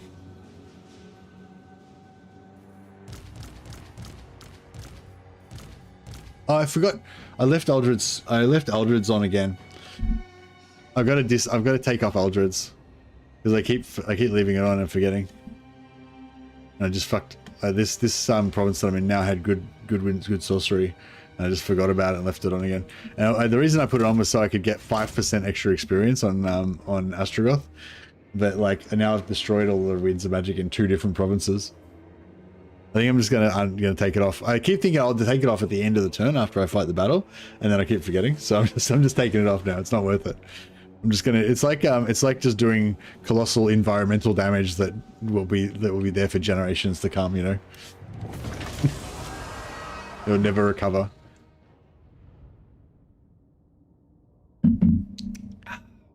All right, we got a few slaves out of that. That'll keep our economy going. Took some pretty heavy damage, but considering what we were up against.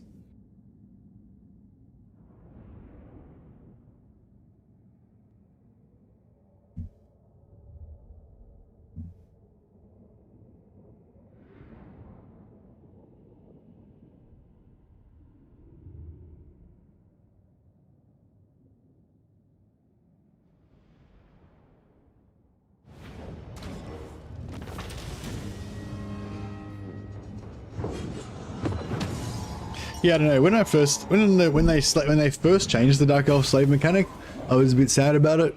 But then after I used it more, I just decided I actually like it better.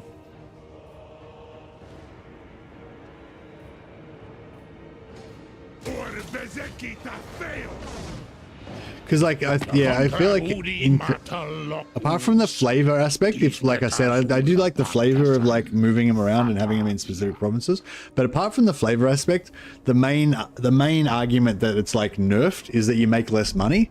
But when you're playing Dark Elves, like you're making so much fucking money. Like every time you fight a battle and you get like 30,000 gold and shit, you know what I mean? Like you're just so rich from just killing shit and taking everybody's stuff that like who cares, you know? You don't need money, you need growth and construction speed. And that's exactly what it gives you. So, you know, that's my, anyway, that's my take on it.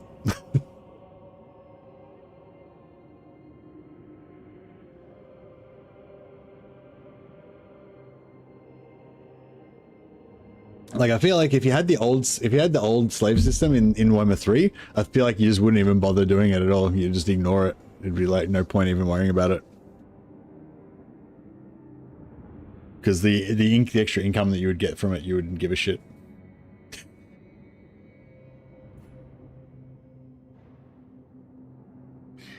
Nah, I'm not joining your war against Tamakan.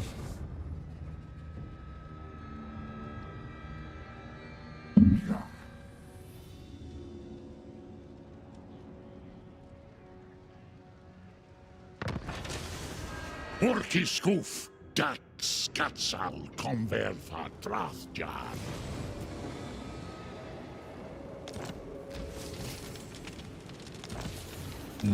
But yeah, again, I suppose my experience is primarily with early game, kind of rushing in the early game. And maybe it's different. Maybe it's different if you play longer campaigns. All right. Resentful. Armor piercing weapon damage, so it's basically a melee. Again, it's like a melee boost, and he's kind of like a ranged guy. If you're going to be melee, you want tankiness. Yeah, I guess that... Oh yeah, +8 melee defense is not bad, actually. This defensive stance is kind of a bit shit, I think.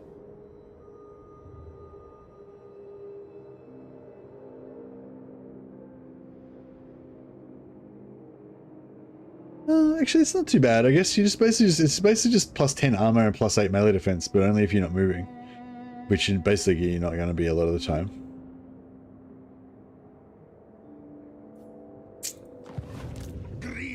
Yeah, actually that would have been better. I should have taken that instead of this guy. This one's got the rattled effect.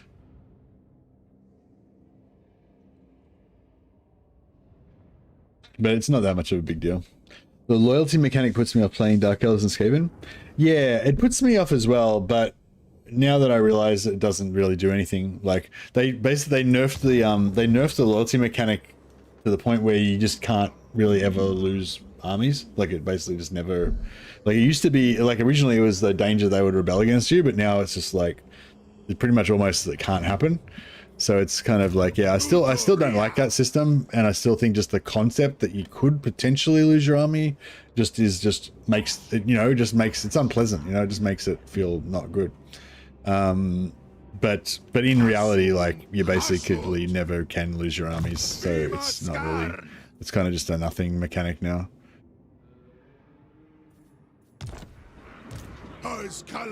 Found that once you win 1 to 2 battles, they're always loyal. They're always loyal. They basically just never lose loyalty, really. The only way they'll lose loyalty if you like constantly recruit them and disband them over and over again. That's pretty much the only way they could actually lose loyalty. Yeah.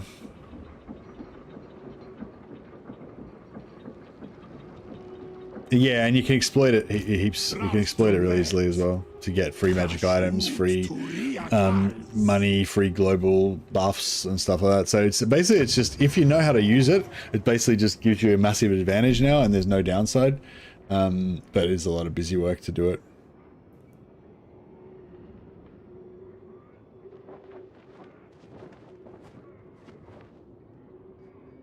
Remember when we still had C reinforcements? You could have 2 super cheap black arcs that could do a lot together.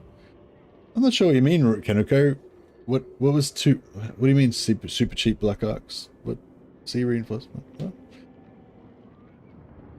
Are you saying that you can't reinforce in sea battles? Because I'm pretty sure you can reinforce in sea battles. Do you mean, or do you mean like sea treasures? I don't think you can reinforce on sea treasures, but I think you used to be able to. But you can I'm pretty sure you can reinforce in normal sea battles. Like, you can have two black arcs together, and they, as long as they stay near each other, you can't separate them with that unless you got lightning strike. Kharaz Ubren.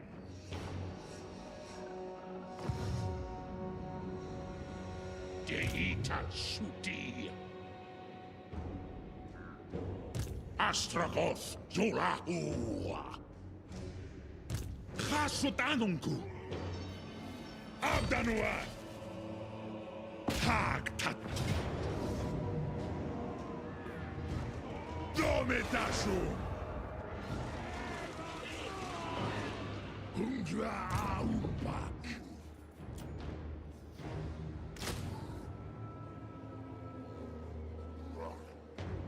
I really want those in, what's his name's army though.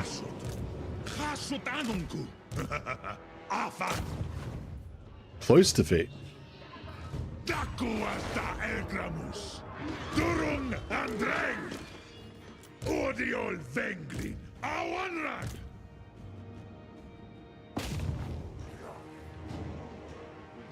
I reckon we change those two to overseers and give them a few items and it'll be good.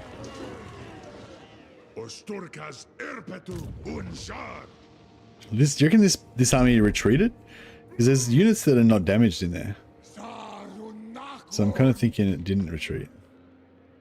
And now this fucker is gonna like... Rather eat a squeak. Zulahu.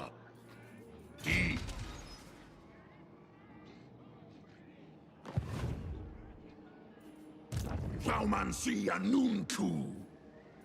Rasut Udial Manu Araf.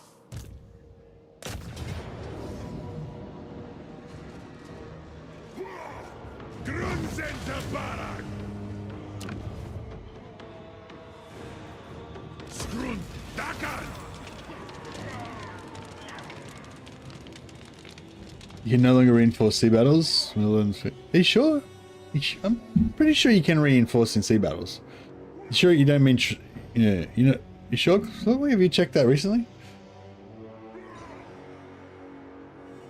Like, I mean, you've always been able to reinforce in sea battles in Warhammer 3, unless they just recently changed it or something. But yeah, sea treasures you can't reinforce, yeah.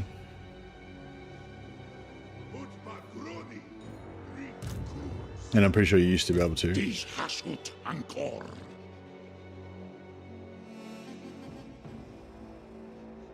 Italis Doc Elgramus. Ashatsan and Baut. Tegashtarzak. Gorndok. Alright, hopefully we don't get some really insane retreat here.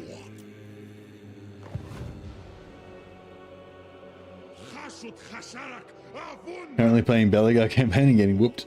You're playing on the normal map or the Old Realms map? Old World map. I was thinking about playing a Belagar Old World map, but I really like playing on vanilla as well.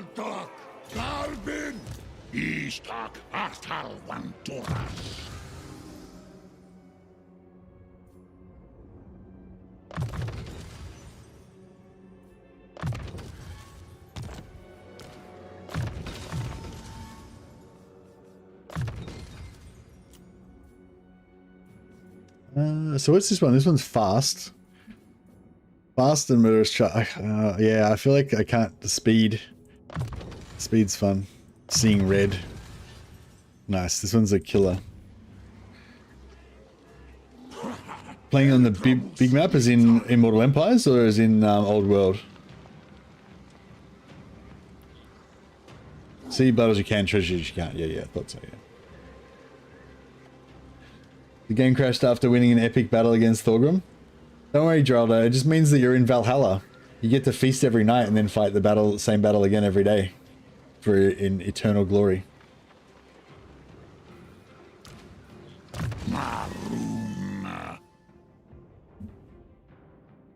Eat well, lads, for tonight we dine in hell.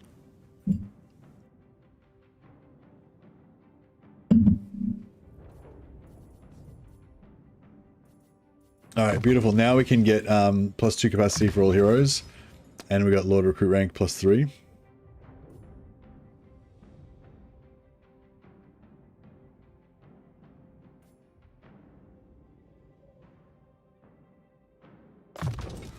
Narbetas azatargi. Eso annunku. Are we getting any new items yet?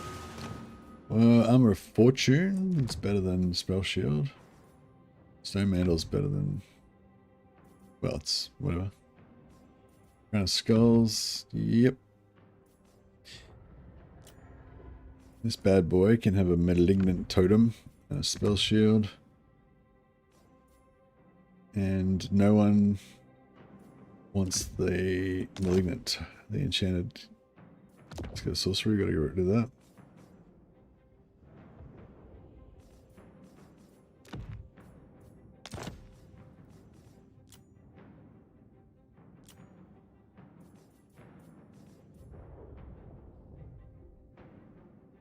So I might give him the poison attacks because it might be kind of... Oh, no, actually, he needs the dagger. Yeah. Give him the poison attacks because it's good for chasing. Immortal Empires, yeah, nice. I like when Lords and Heroes get really leveled up and can tank stuff themselves. Yeah, me too.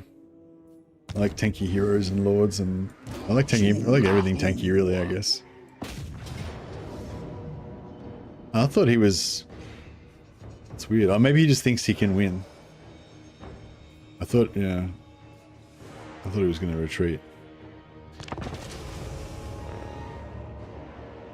I'm playing Labaris in the old world map. It's really awesome to Unified and Hekara on that map.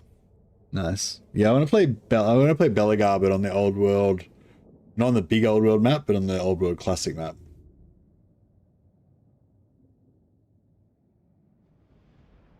I feel like it plays a little bit faster, and yeah. Although I'm thinking, like, I normally destroy 75% of the map of the factions when I play old world, but I feel like that makes it too fast. Like, the turn times are like super fast, like way faster than vanilla even. So I feel like, yeah, I don't need to destroy that many. I think next time I'm maybe going to just destroy, like, I don't know. I might not even destroy any factions. Maybe I'll just destroy like 40% or something and leave 60% on the map.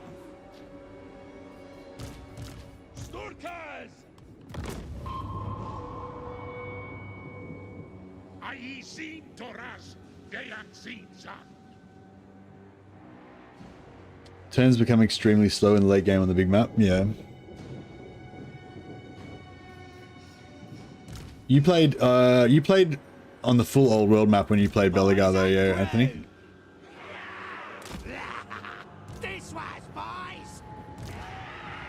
Yeah, I don't know. Like I've told you before, I feel like the big map is too slow, but I kind of... Yeah, I feel like when I played on the small map and I actually kind of paid attention, it wasn't actually that much faster. I think both the classic and the big map are kind of both the same slowness really, but they both feel definitely slower than vanilla for me.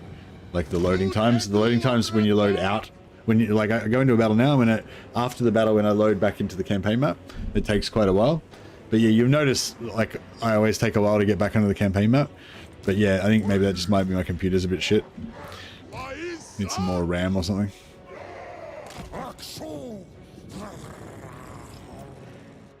But yeah, I feel like it's worse on when I play old world.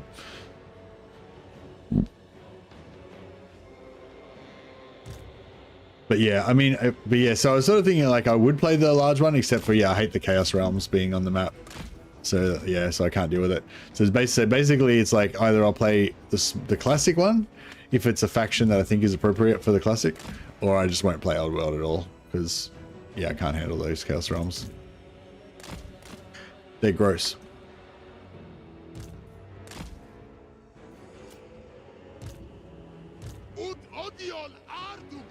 But yeah, my idea that it was actually way faster on the classic map, I don't know if it actually is now. But yeah, but I still have my my aesthetic disagreement with it.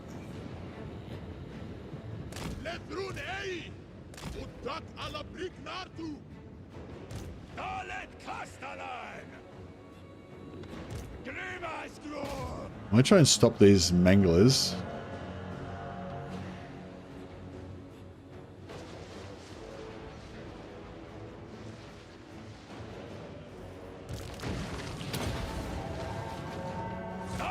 Alright, we need to pull... Yeah, that's... Alright, well, we'll just shunt forward it since a bit more.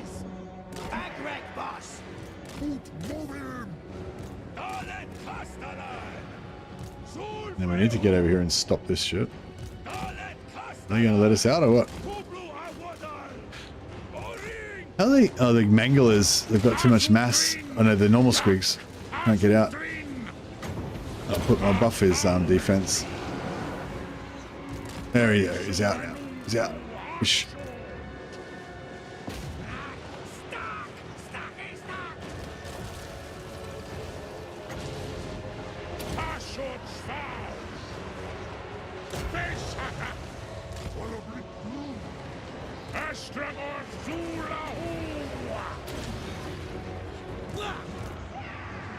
What live a day?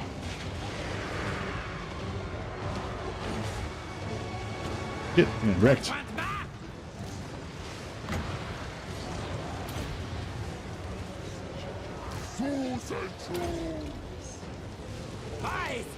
Where the fuck did? Oh, that's right. So where did they come from? Shoot those fuckers. These Astragoth!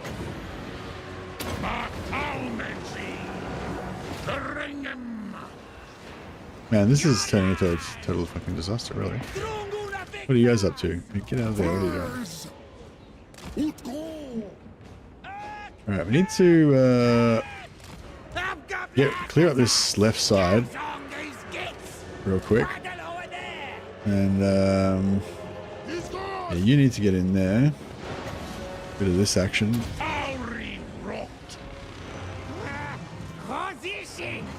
Yeah, those heroes in there are kind of fucking us up.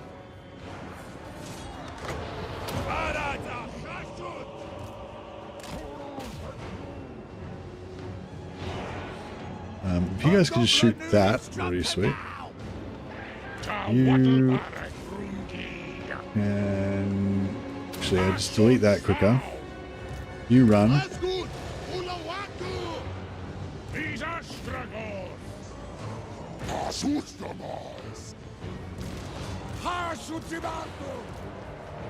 You can chase them off. Right, there we go. That's fucked now. Cool. Now you turn around and smash that. You turn around and shoot the fuck out of everything. Hey, Skaven Den. He got his early access. He's got his early access poggers. What's a what? What's a poggers? Oh, do you think this was a 40k Total War theme or something? No, this is just. I'm just playing Chaos Dwarfs. Or was that a joke? Thanks, Skaven Den. Appreciate the 4 months, man. You're a legend. Yeah. Yeah, no, this is not early access. This is just Chaos Dwarfs. Regular old Chaos Dwarfs. But nevertheless, I shall name one of my Chaos Dwarfs in your honor.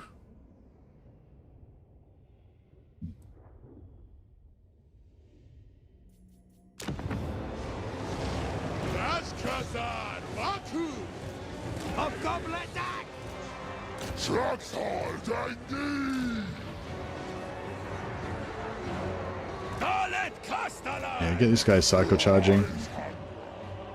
Oh, you're just joking? Ah, alright, yeah, cool. You're confusing me. I'm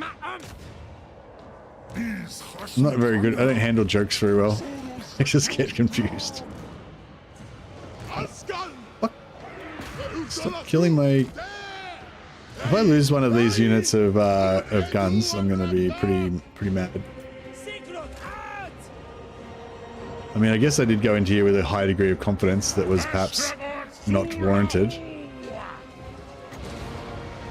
Right, let's slow him down and give him some extra damage. See how you like them. See how you like them apples.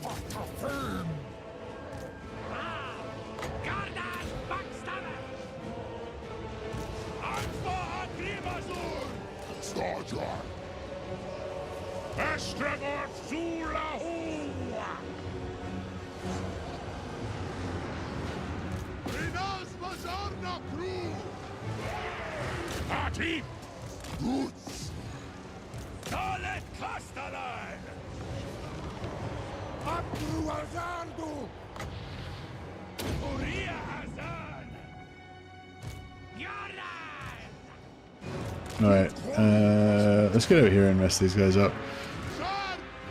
Yeah, I think this stuff's all trying to route, so that's alright. Yeah, more. Loving the Ash at the moment. The Ash debuff. Ash Storm.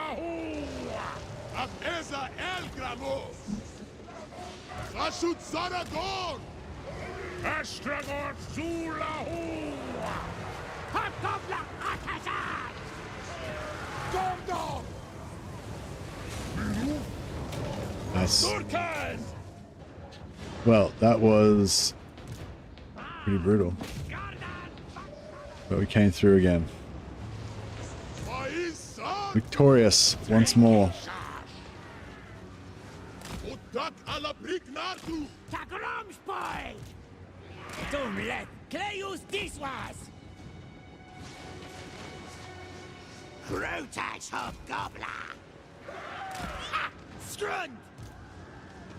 War! Boot!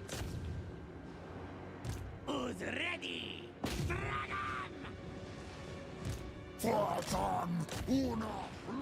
Try to get as many slaves as we can. Reisu Anunku Ashot!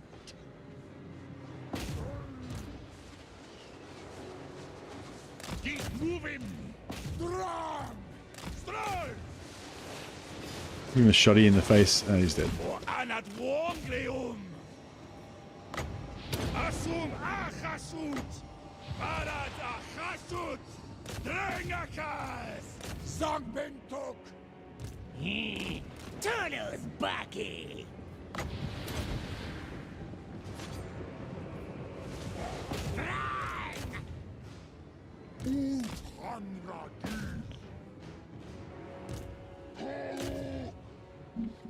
How many seconds? 31 seconds. Oh, yeah, we'll pop that. Extra damage.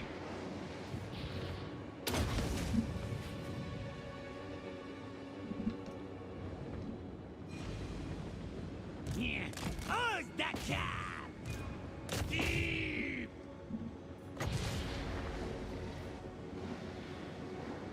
Auri Rot!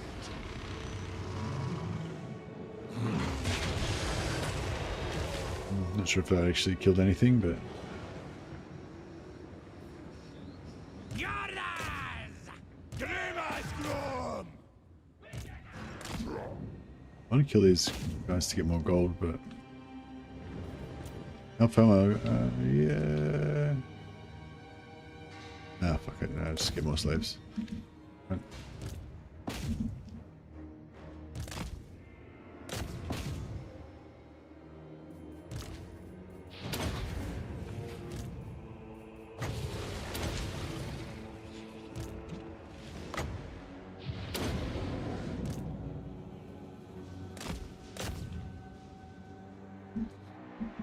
Alright. Overconfidence is a slow and insidious killer. Really? I experience it more as a sudden and unexpected killer. You just... Oh, maybe it grows slowly, and overconfidence grows slowly and silently inside you without you realizing, and then you suddenly die.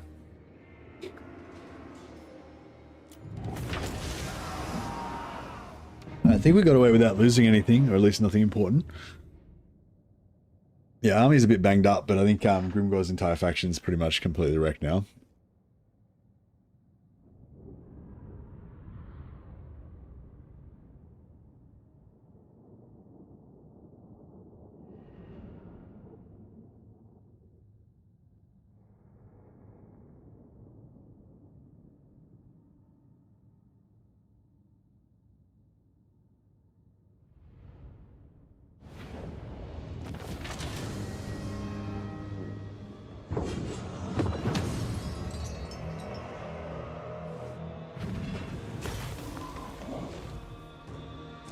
System Tapaskard!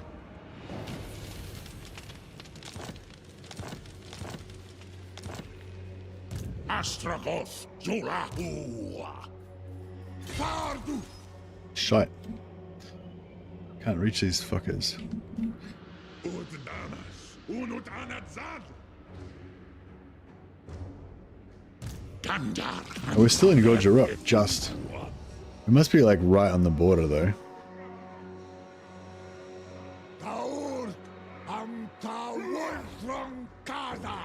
Okay. Isan hasut anuku. Waddle.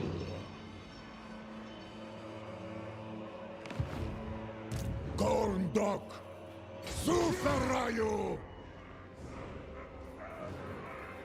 Arrespayos. Sanaru. Nice. We'll siege lock this so that he can't get any recruiting done here or anything. And that just puts it on ice until we're ready to take it out.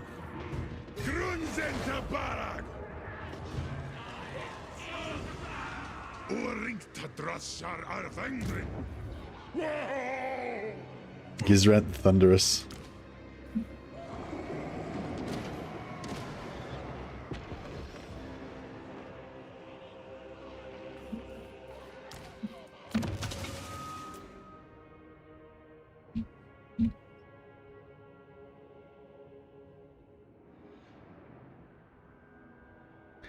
Sikavendan, the Taskmaster. There's already a trait called Taskmaster.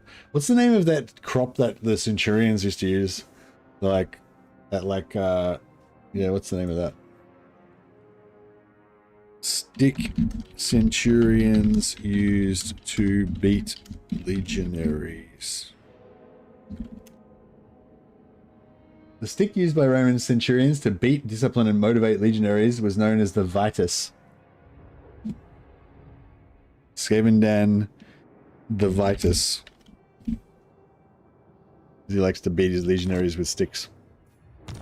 You cruel, cruel man. I guess he's normally beating his Skaven with sticks, but...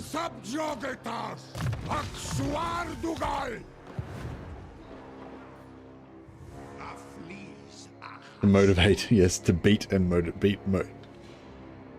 discipline and motivate.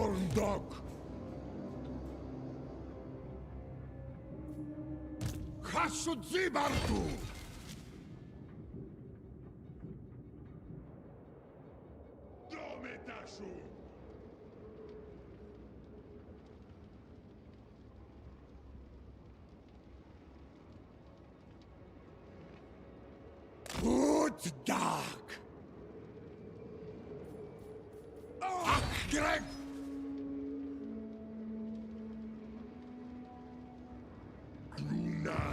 Yeah, they can reach me there. Alright, we'll go back over here. No, they can't reach me. And if they can, we can always retreat.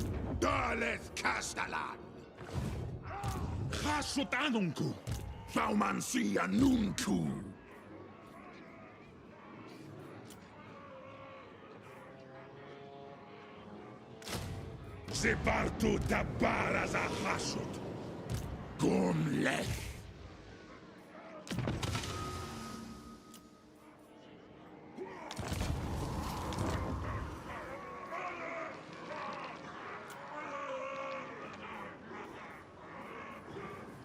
Utanting or mauers.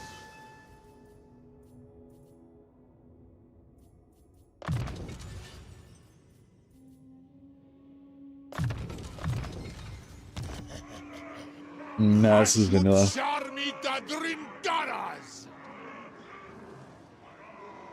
Time for a beating if you're not a member. Nice. Enforced discipline.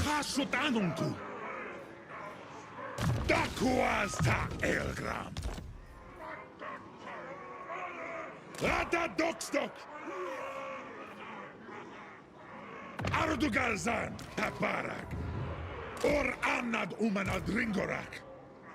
Haskala Umdi. Ah, should have. Oops. Yeah, I didn't think that through. No!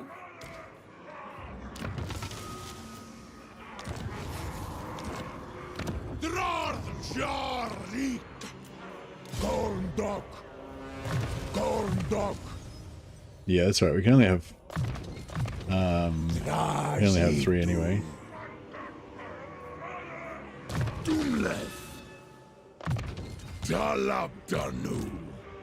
If we have that, in case.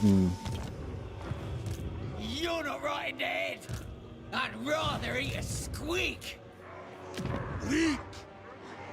Grimas da Barartu! Dromadrazul! Gott Christas Wadas!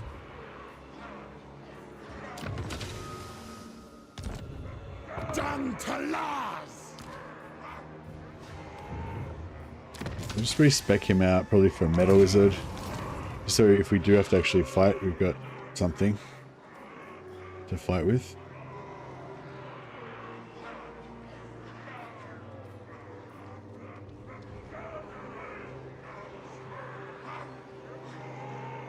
I guess fire would be better. Assuming we got Burning Head. Demnin Makas! Dantalaj! Dakata Elgranis! I don't think he can beat us there, so he's probably going to go this way and chase our raiding army. But if he does, we should be able to catch him in Force March, and then the raiding army can turn around and smash him. That's the plan. Bailmancy!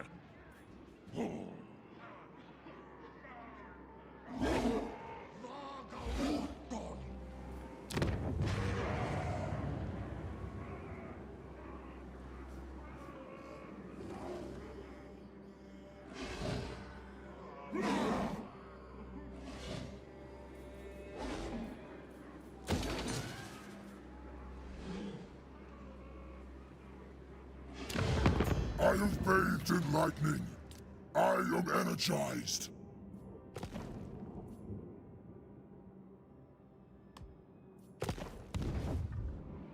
Oh, I suppose his capital now. Fuck, we're gonna have to go and fight Tamarkan. Kind of wanted to keep Tamarkan as an ally as well, maybe.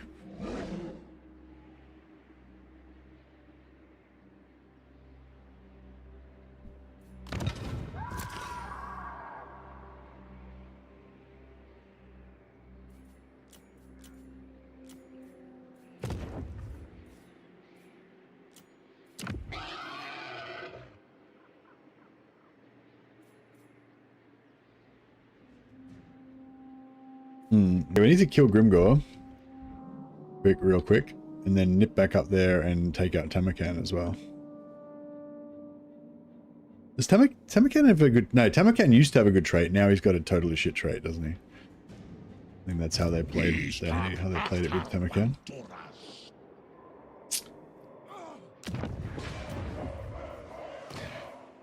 Manipulative's good.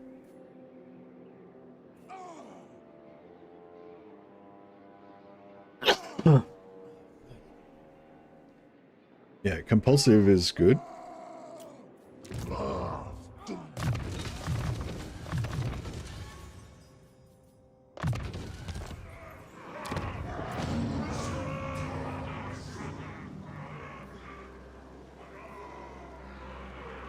I think I decided I do like apathetic after all.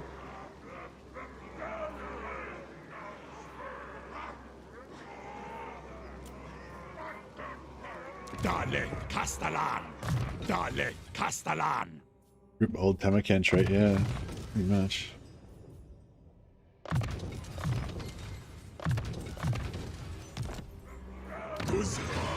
Dark Saru! Wait and see what we get next turn. Overconfident, no. Extravagant, no. No.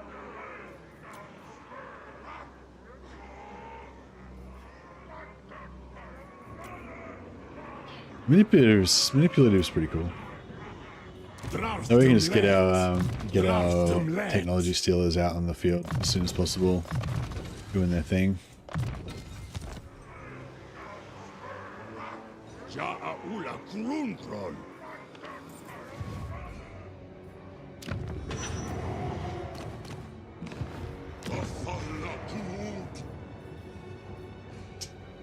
Yeah, so we got 500 per turn, so yeah, 3 turns we'll be able to build this.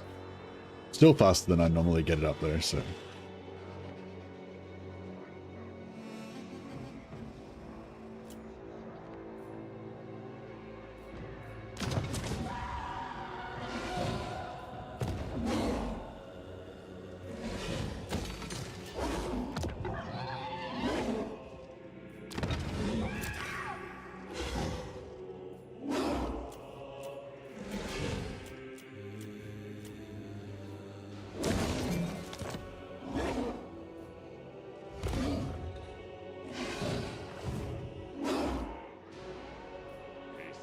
I'm a little bit broke. A little bit on the broke side.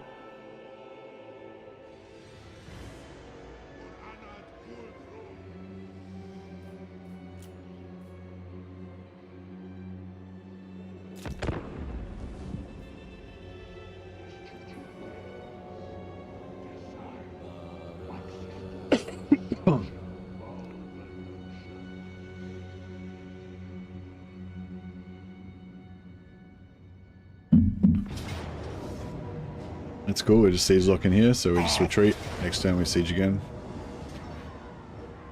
These guys, we just wanted to auto-resolve here, so it's perfect. Get the wipeout. Boom, done, solved.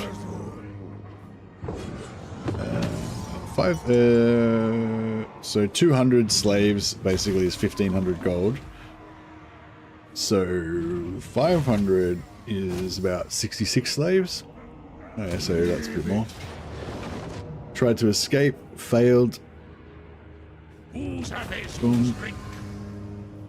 We got 3 slaves versus 235 gold. 235 gold's better.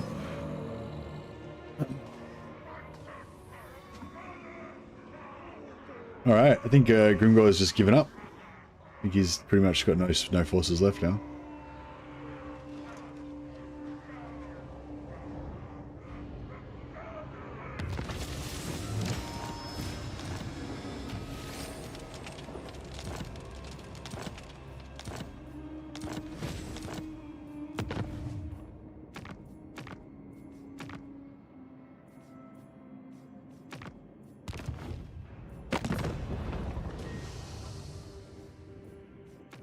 You'd make a worthless enemy, but a serviceable ally.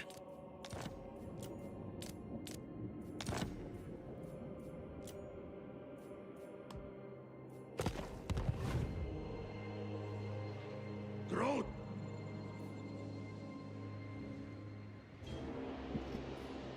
Cool. Now we can move our move him back in here so he gets the proper full amount of rating that we deserve. Freak!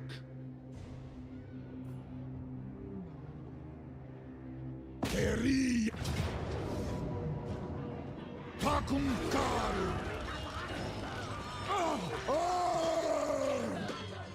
Tael gramuskul! Taital grinta! Dot! Gasut anunku! Tras da baraku! Dot! Gristas wanas! Habrua sardu! Dar da kambon! Daktael gram! Unbezek angfa! Great, we're gonna jump over. Velu tabara! Maruna! Natok! Ah, I can't quite reach.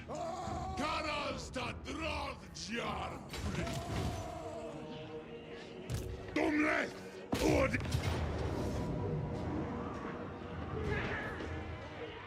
Oh, we probably can now that we blocked the siege.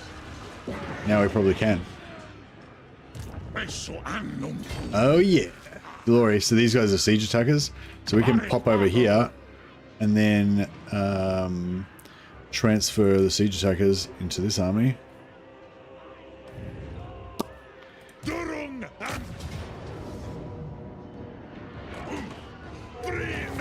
Boom, actioned.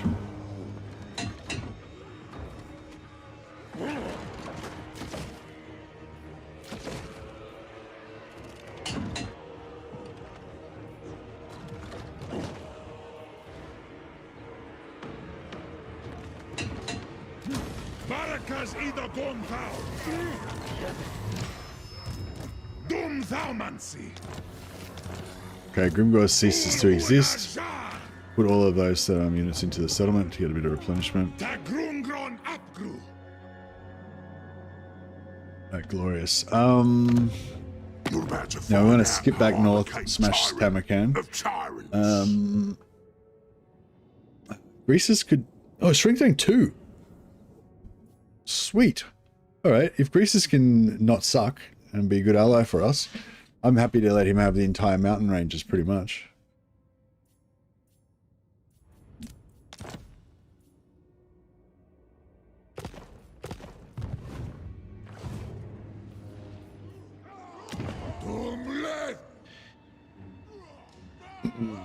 Yeah, we want to keep at least one region here.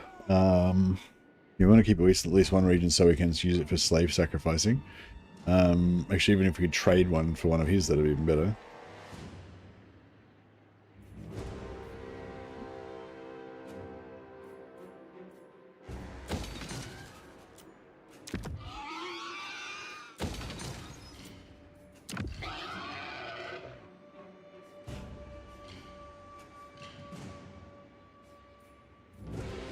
Yeah, we'll keep Eagle Eries.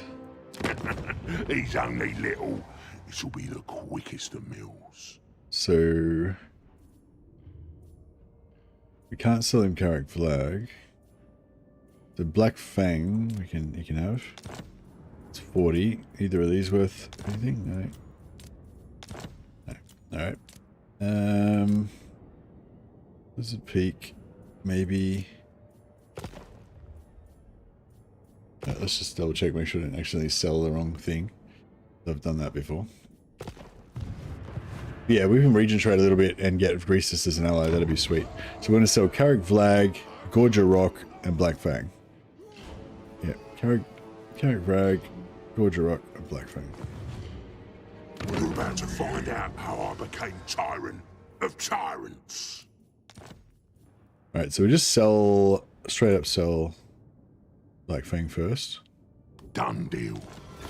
Then we sell him Gorger Rock, perhaps. In exchange for Black Fang. Cool.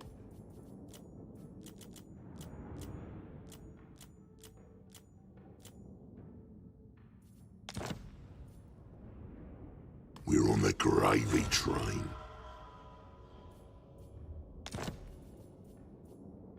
And we give him Carrick Vlag.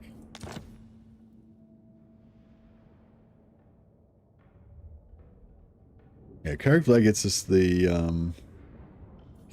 defensive alliance. Gorger Rock or Black Fang? No.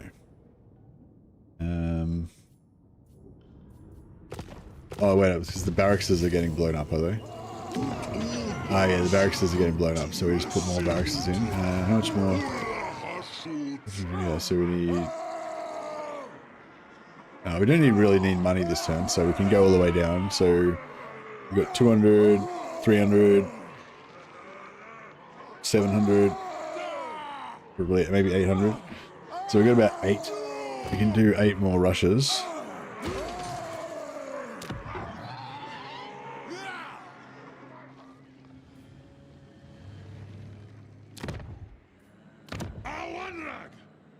I'll take everything you own.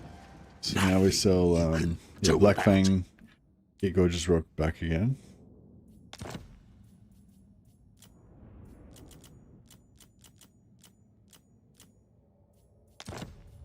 Decent bargaining. What? And then now that Gorgeous Rock's got its thing destroyed, we build another one in there.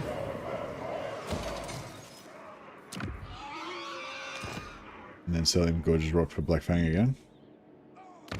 And keep rushing the buildings and... I'll pick my teeth with your bloody bones.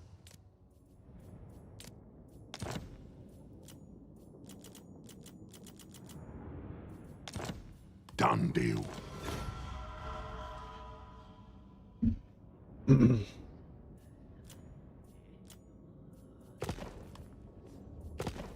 How much relations are we getting for this?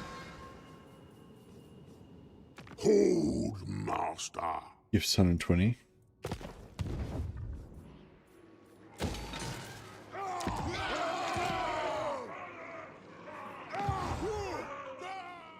Someone fetch the little pot to cook this rum in.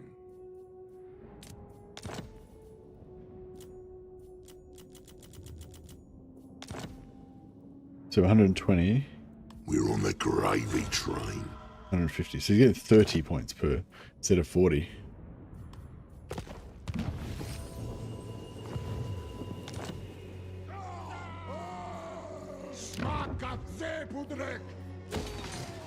We're nearly running out now.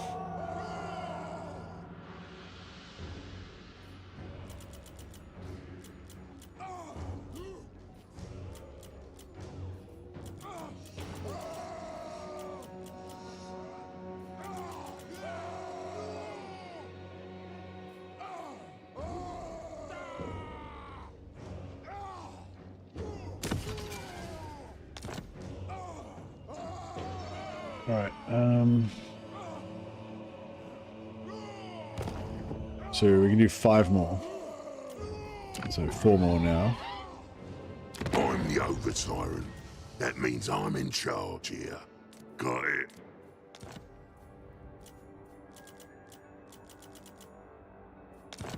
That's how you... It's probably not going to be rank 2 after this because we've screwed up his economy. But I'm just going to do it all in this one turn now, and I think he should bounce back.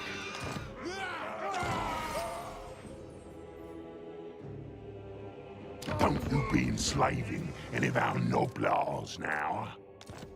Don't you be enslaving any of our noblars now. That's what I...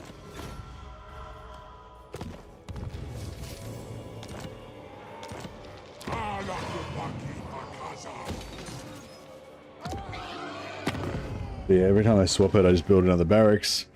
Barracks cost me, what, 700-800 to build. I get 2,000 from him. Must. And each time I get plus 30 relations, so he's heading to, he's getting plus 210 from gifts, heading towards 66.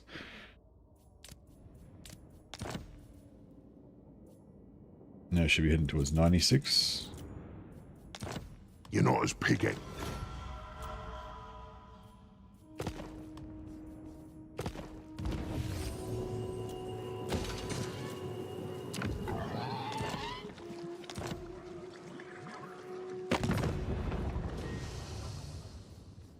Yeah, I think it's going to, unfortunately, doing all this is probably going to make make Kolek and Arbal hate our guts potentially. You better But ask hopefully my not. permission to be here, Desert Run, or it's war.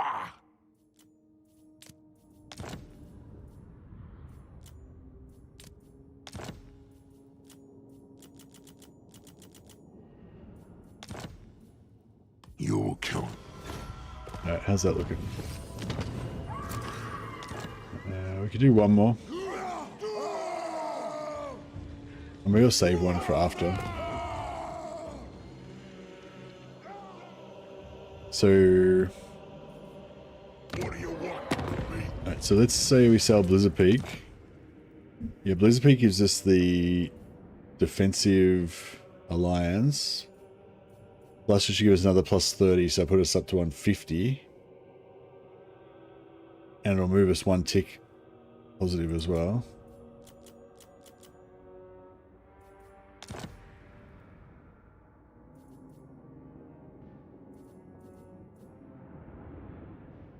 Decent bargaining.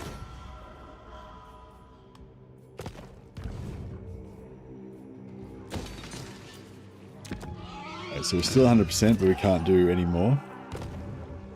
Unless we want to lose our...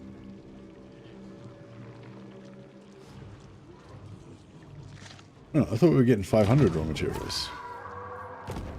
But, did I accidentally sell one of my regions? Pergramus Italum.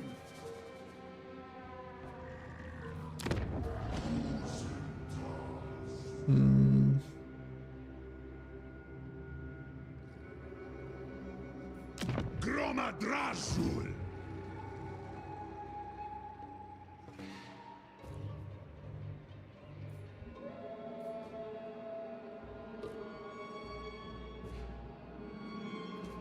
Oh.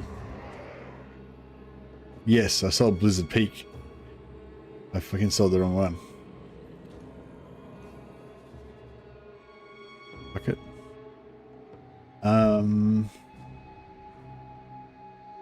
That's alright.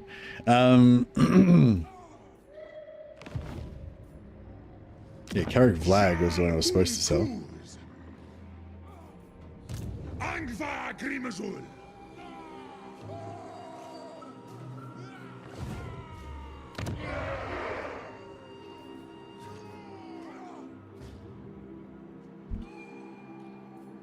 Dakuas ta Eldra.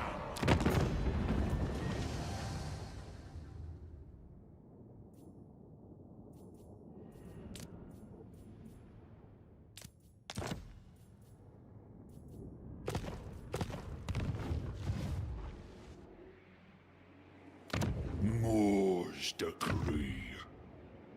So yeah, so sell Gorger Rock, you know, to get Blizzard Peak back.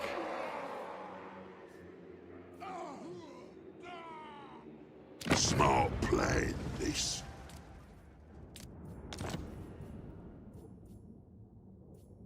That's what I call.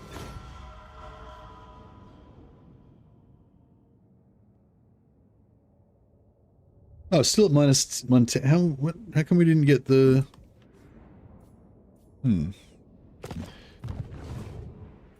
Alright, gotta have Blizzard Peak back.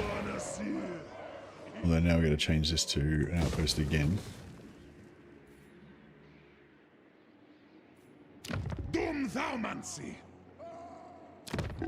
Alright, we'll keep Garrick Flag for this turn, and then next turn we'll sell it to the Gorger Rock so we can get the 0 movement, and we run up here to try and save Kolek. So did his army just get wiped? 193. Oh yeah, he's fucked.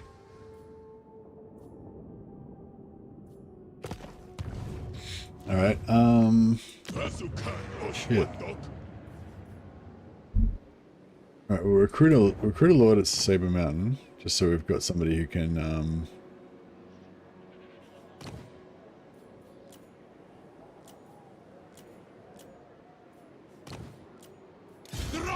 so we've got somebody who can initiate combat. And then we'll sell that as well. Sell him Saber Mountain. Though he's got a bit more then we won't get wiped straight away when Tamarkand comes down here.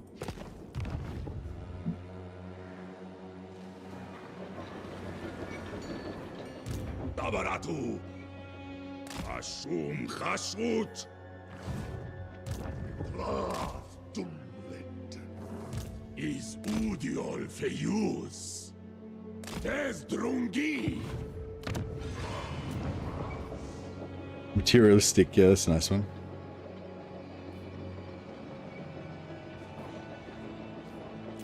Dalet Castellan. Dalet Castellan.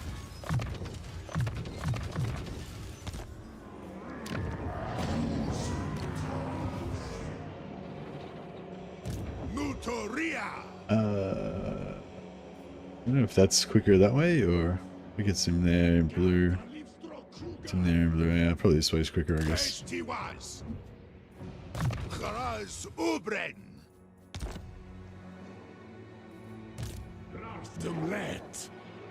This guy... We can steal technology from these guys because they will never... They'll just let him do it. I'll never stop him.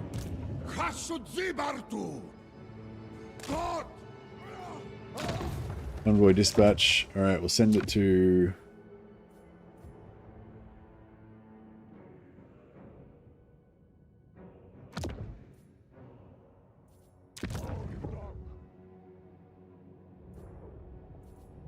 Send it to...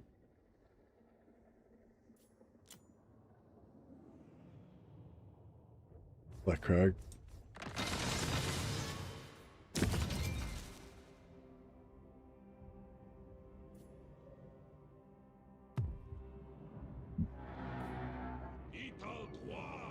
And... Yeah, I want to be at war with Tamarkand, but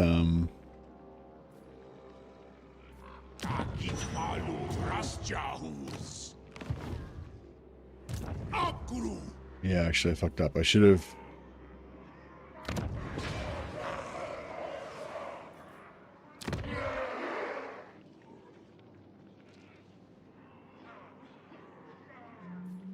Yeah, I should have recruited a lord here and then declared war on him so that he would take this.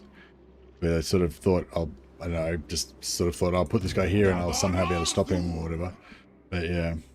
Oh, actually, no, I can. If he takes Blizzard Ice Spear, I can force march him up and siege like him here. Yeah, that's cool. Still good. Still in the game. So the goal here is to try and save Kolek from dying. We don't need Kolek to be strong. We only just need him to exist. And then we can yeah, we can still recruit his stuff.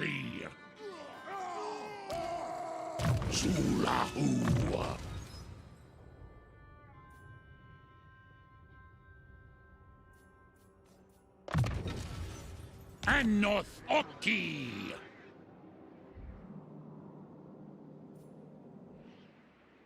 Ha! Kubelu Takankonon.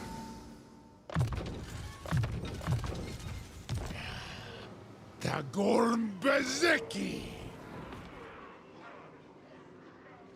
Look at Tamakan. He's pretty cool.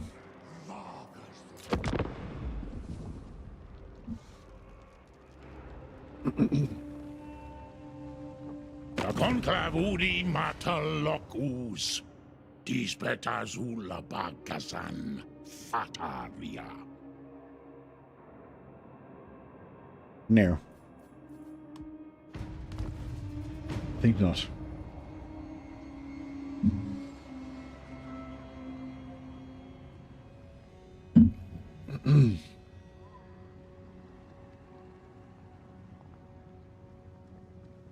Feeling like I might have to, we might have to flip over to Bannerlord soon. My, just because I did that extra 4 hours before we start, or actually a few hours before we started, I think my batteries are running out for Warhammer. Why do we need Kolek alive? So we can do allied recruitment and use his Chaos Warriors, aka Iron Warriors, for our theme. We don't need it. We don't really need him alive, like strategically speaking.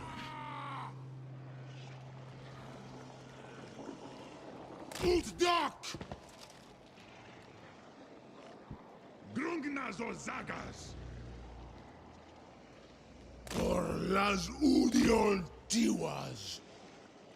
Utsardu ardugal.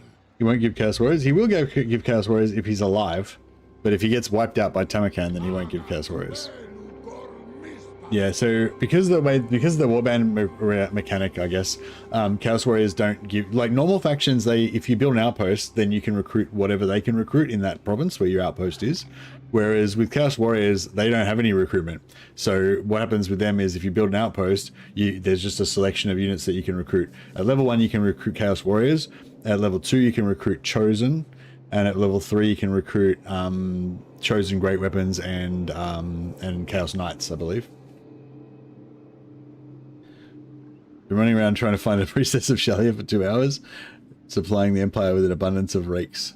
Nice. You playing dwarfs, or what are you playing at the moment? Oh, you're playing your White Lions. You don't need priestess of Shalia, just use the heals. Oh, you want it for medicine.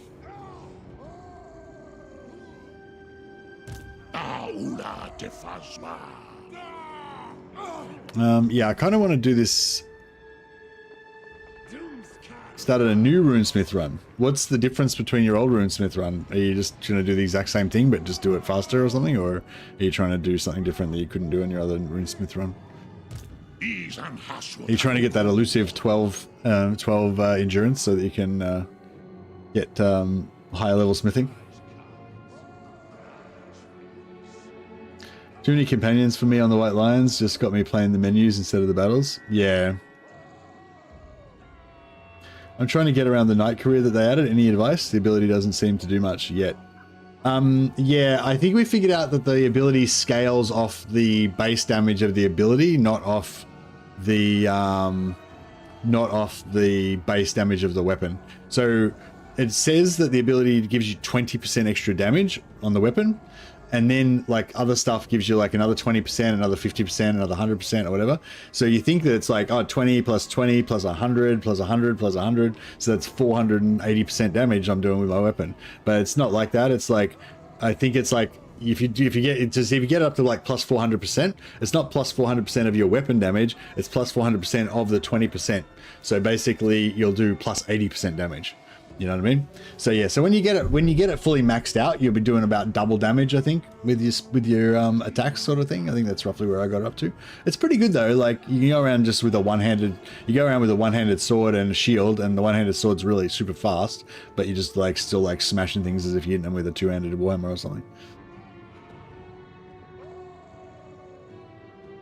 So I could blast a troll out of existence with a sausage while using the ability. No, that's what you hoped you could do.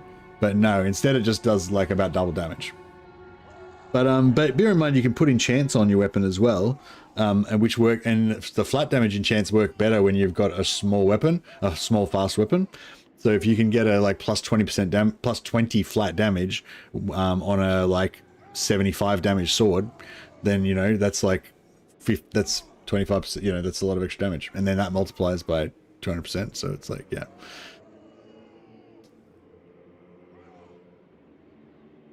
Yeah, flat damage on a fast one-hander, and then multiply it, and yeah.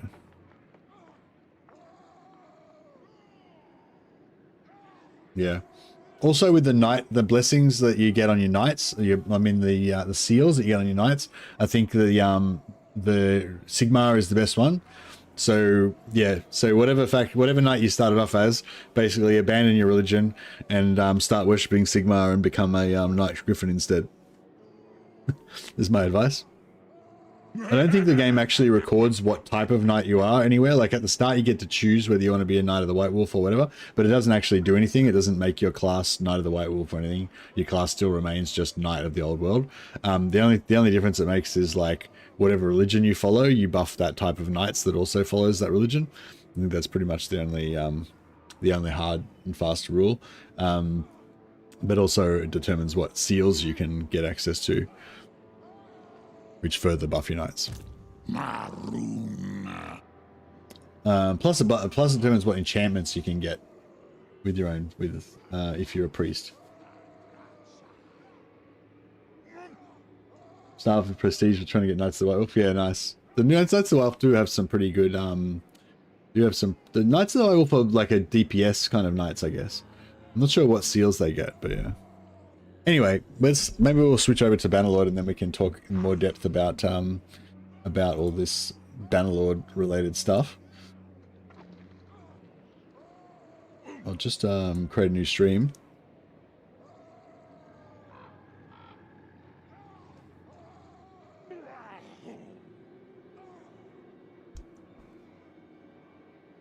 Excuse me.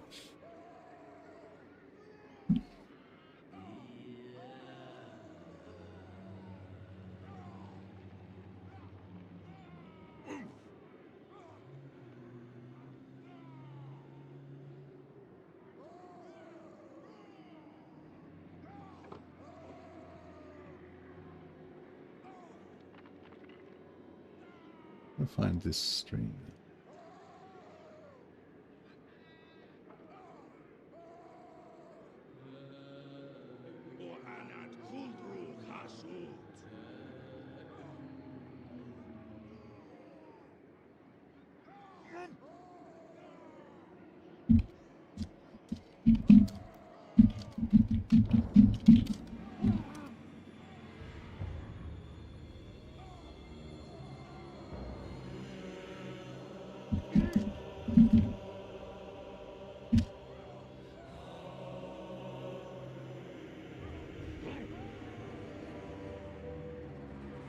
I need to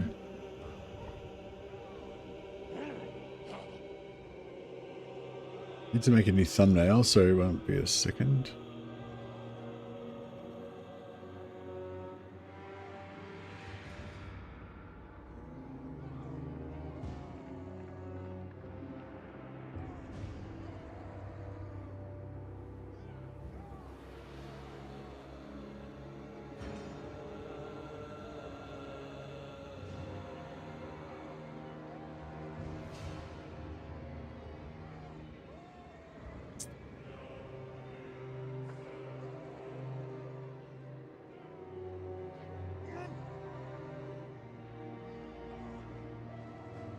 Ashatsan and Baut.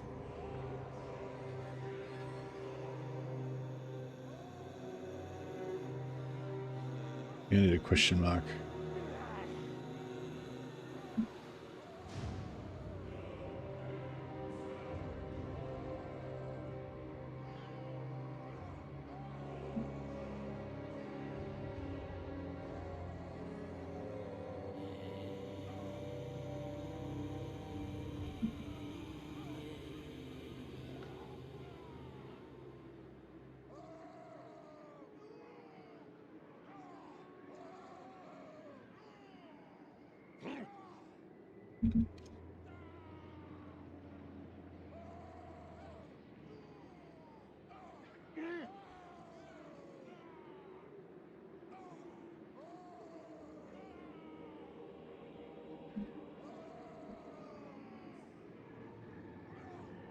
Sorry, I'm just trying to accept this.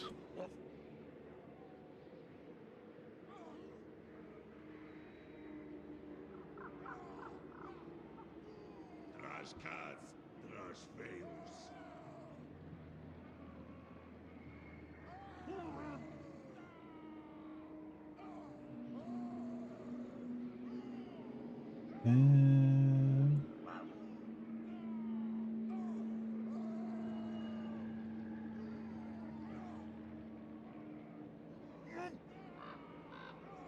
Yeah, that's pretty good, I guess.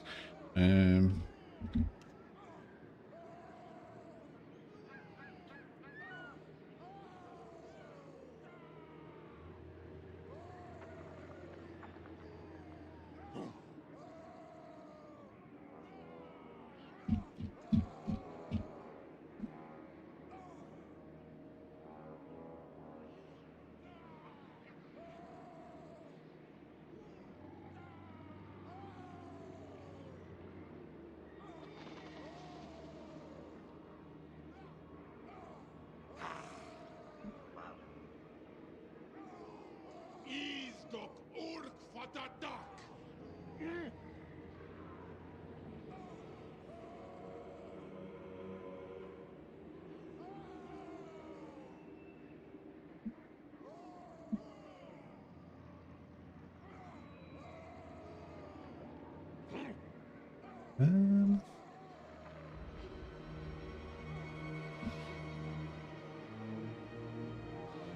Yeah, get there. Sorry, just making a making my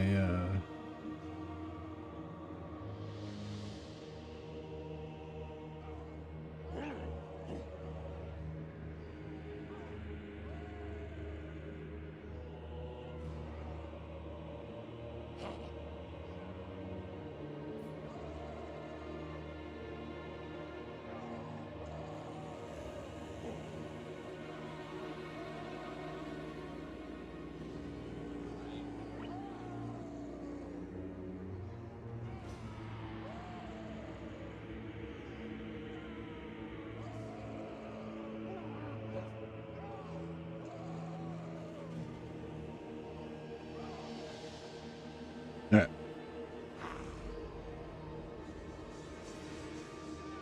The workshop thing you showed me is a game changer. You get so much trade XP constantly. Yeah, it's pretty good.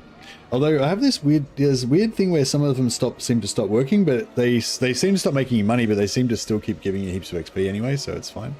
But it's sort of fine for XP, but yeah.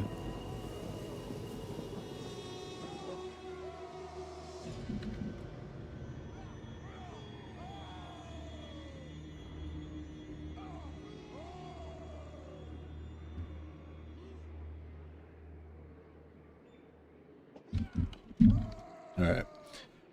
See if we can. So yeah. So basically, I'm going to call the name of the new stream is going to be "Is a Chaos Run Impossible Now?" So I think we can. So I think it's not. I think it's not impossible, but I think it's going to suck a lot. But we're going to try and figure it out anyway.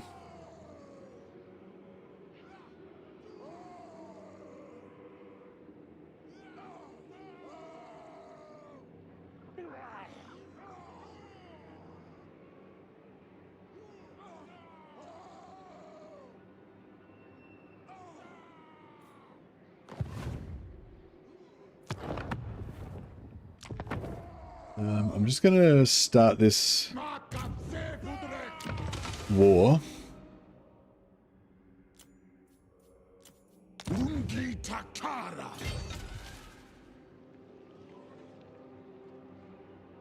Wretch, kneel. Yes, good. Bow before the mountain god. Excellent. And this will give us the autosave. Alright, so that'll remind me that I'm like, I better deal with this Tamarkan situation. I can just imagine me like just coming back and starting tomorrow and not remembering what's going on and just be like, oh shit, Tamarkan's at war with me. Just totally not preparing at all. So I'll leave it like this so that when I come back, you know, I'll know that I'm at war with Tamarkan.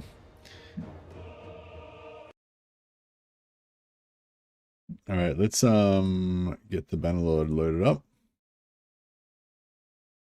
I'll just go to the bathroom while this is loading up, and then we'll start the new stream, flip over to that, and we'll get our new Chaos Champion run rolling.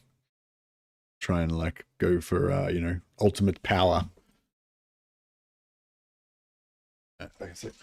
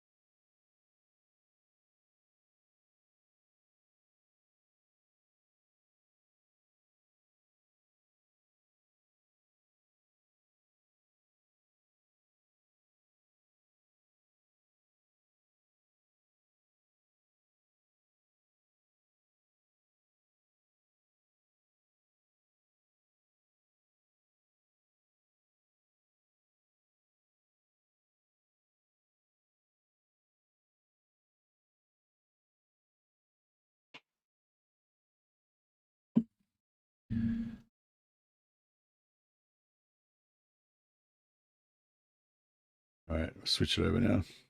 This is called Bannerlord.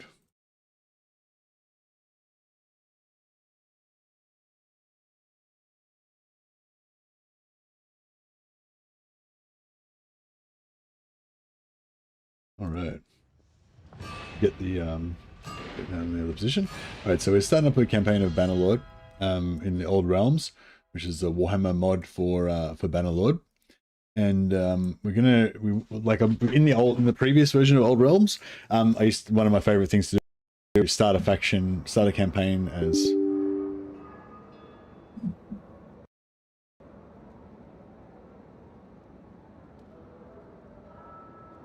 sorry, gonna be a crash. Yeah, one of my favorite things that I used to do was start off as Bretonia or Empire, and then role play that my character would like fall into chaos basically, and go and excuse me, and then go and join chaos and fight for chaos.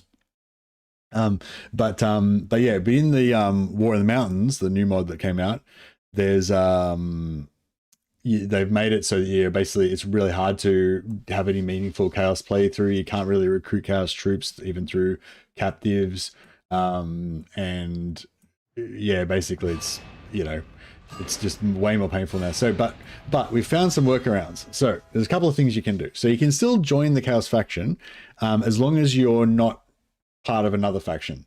So as long as you're a mercenary or just unaligned or whatever, then you can leave your current faction and join chaos. So you can still join the faction, right? But you can't get any chaos troops, right?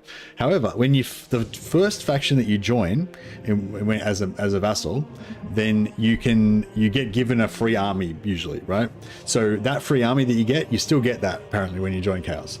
So we get a one-off infusion of chaos troops. We get chaos warriors and stuff, a small amount of chaos warriors, some Norskin troops and stuff. Hopefully we'll get them.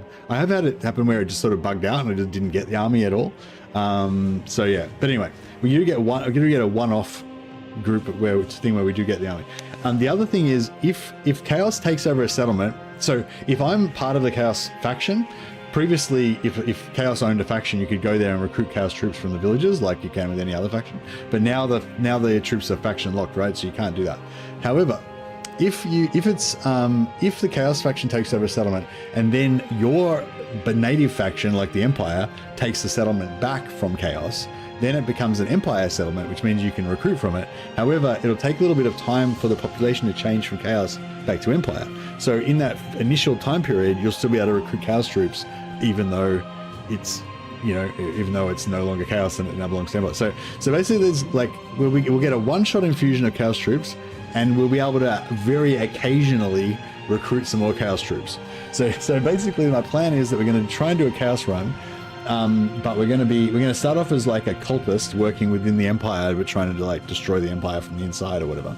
And then once we've like got enough Chaos stuff going on, once we've got enough power and everything, then we'll like join Chaos openly and go and try and fight for them and stuff. So that's kind of the plan. Also, they made it so you can't loot Chaos Warrior armor.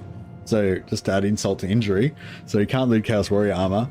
But you can still buy Chaos gear from Chaos shops, I believe. So if we conquer settlements for Chaos, then we can still go and buy Chaos shit from their shops. So that could still be an option. Anyway, so yeah, so I feel like they've fucked up the Chaos playthrough pretty badly, but I feel like, and it's going to be kind of nearly impossible, but I feel like we can still maybe make it happen. You know, it just might be really hard and really painful. So that's kind of the plan. But anyway, we'll switch over to the new stream and we'll give it a shot.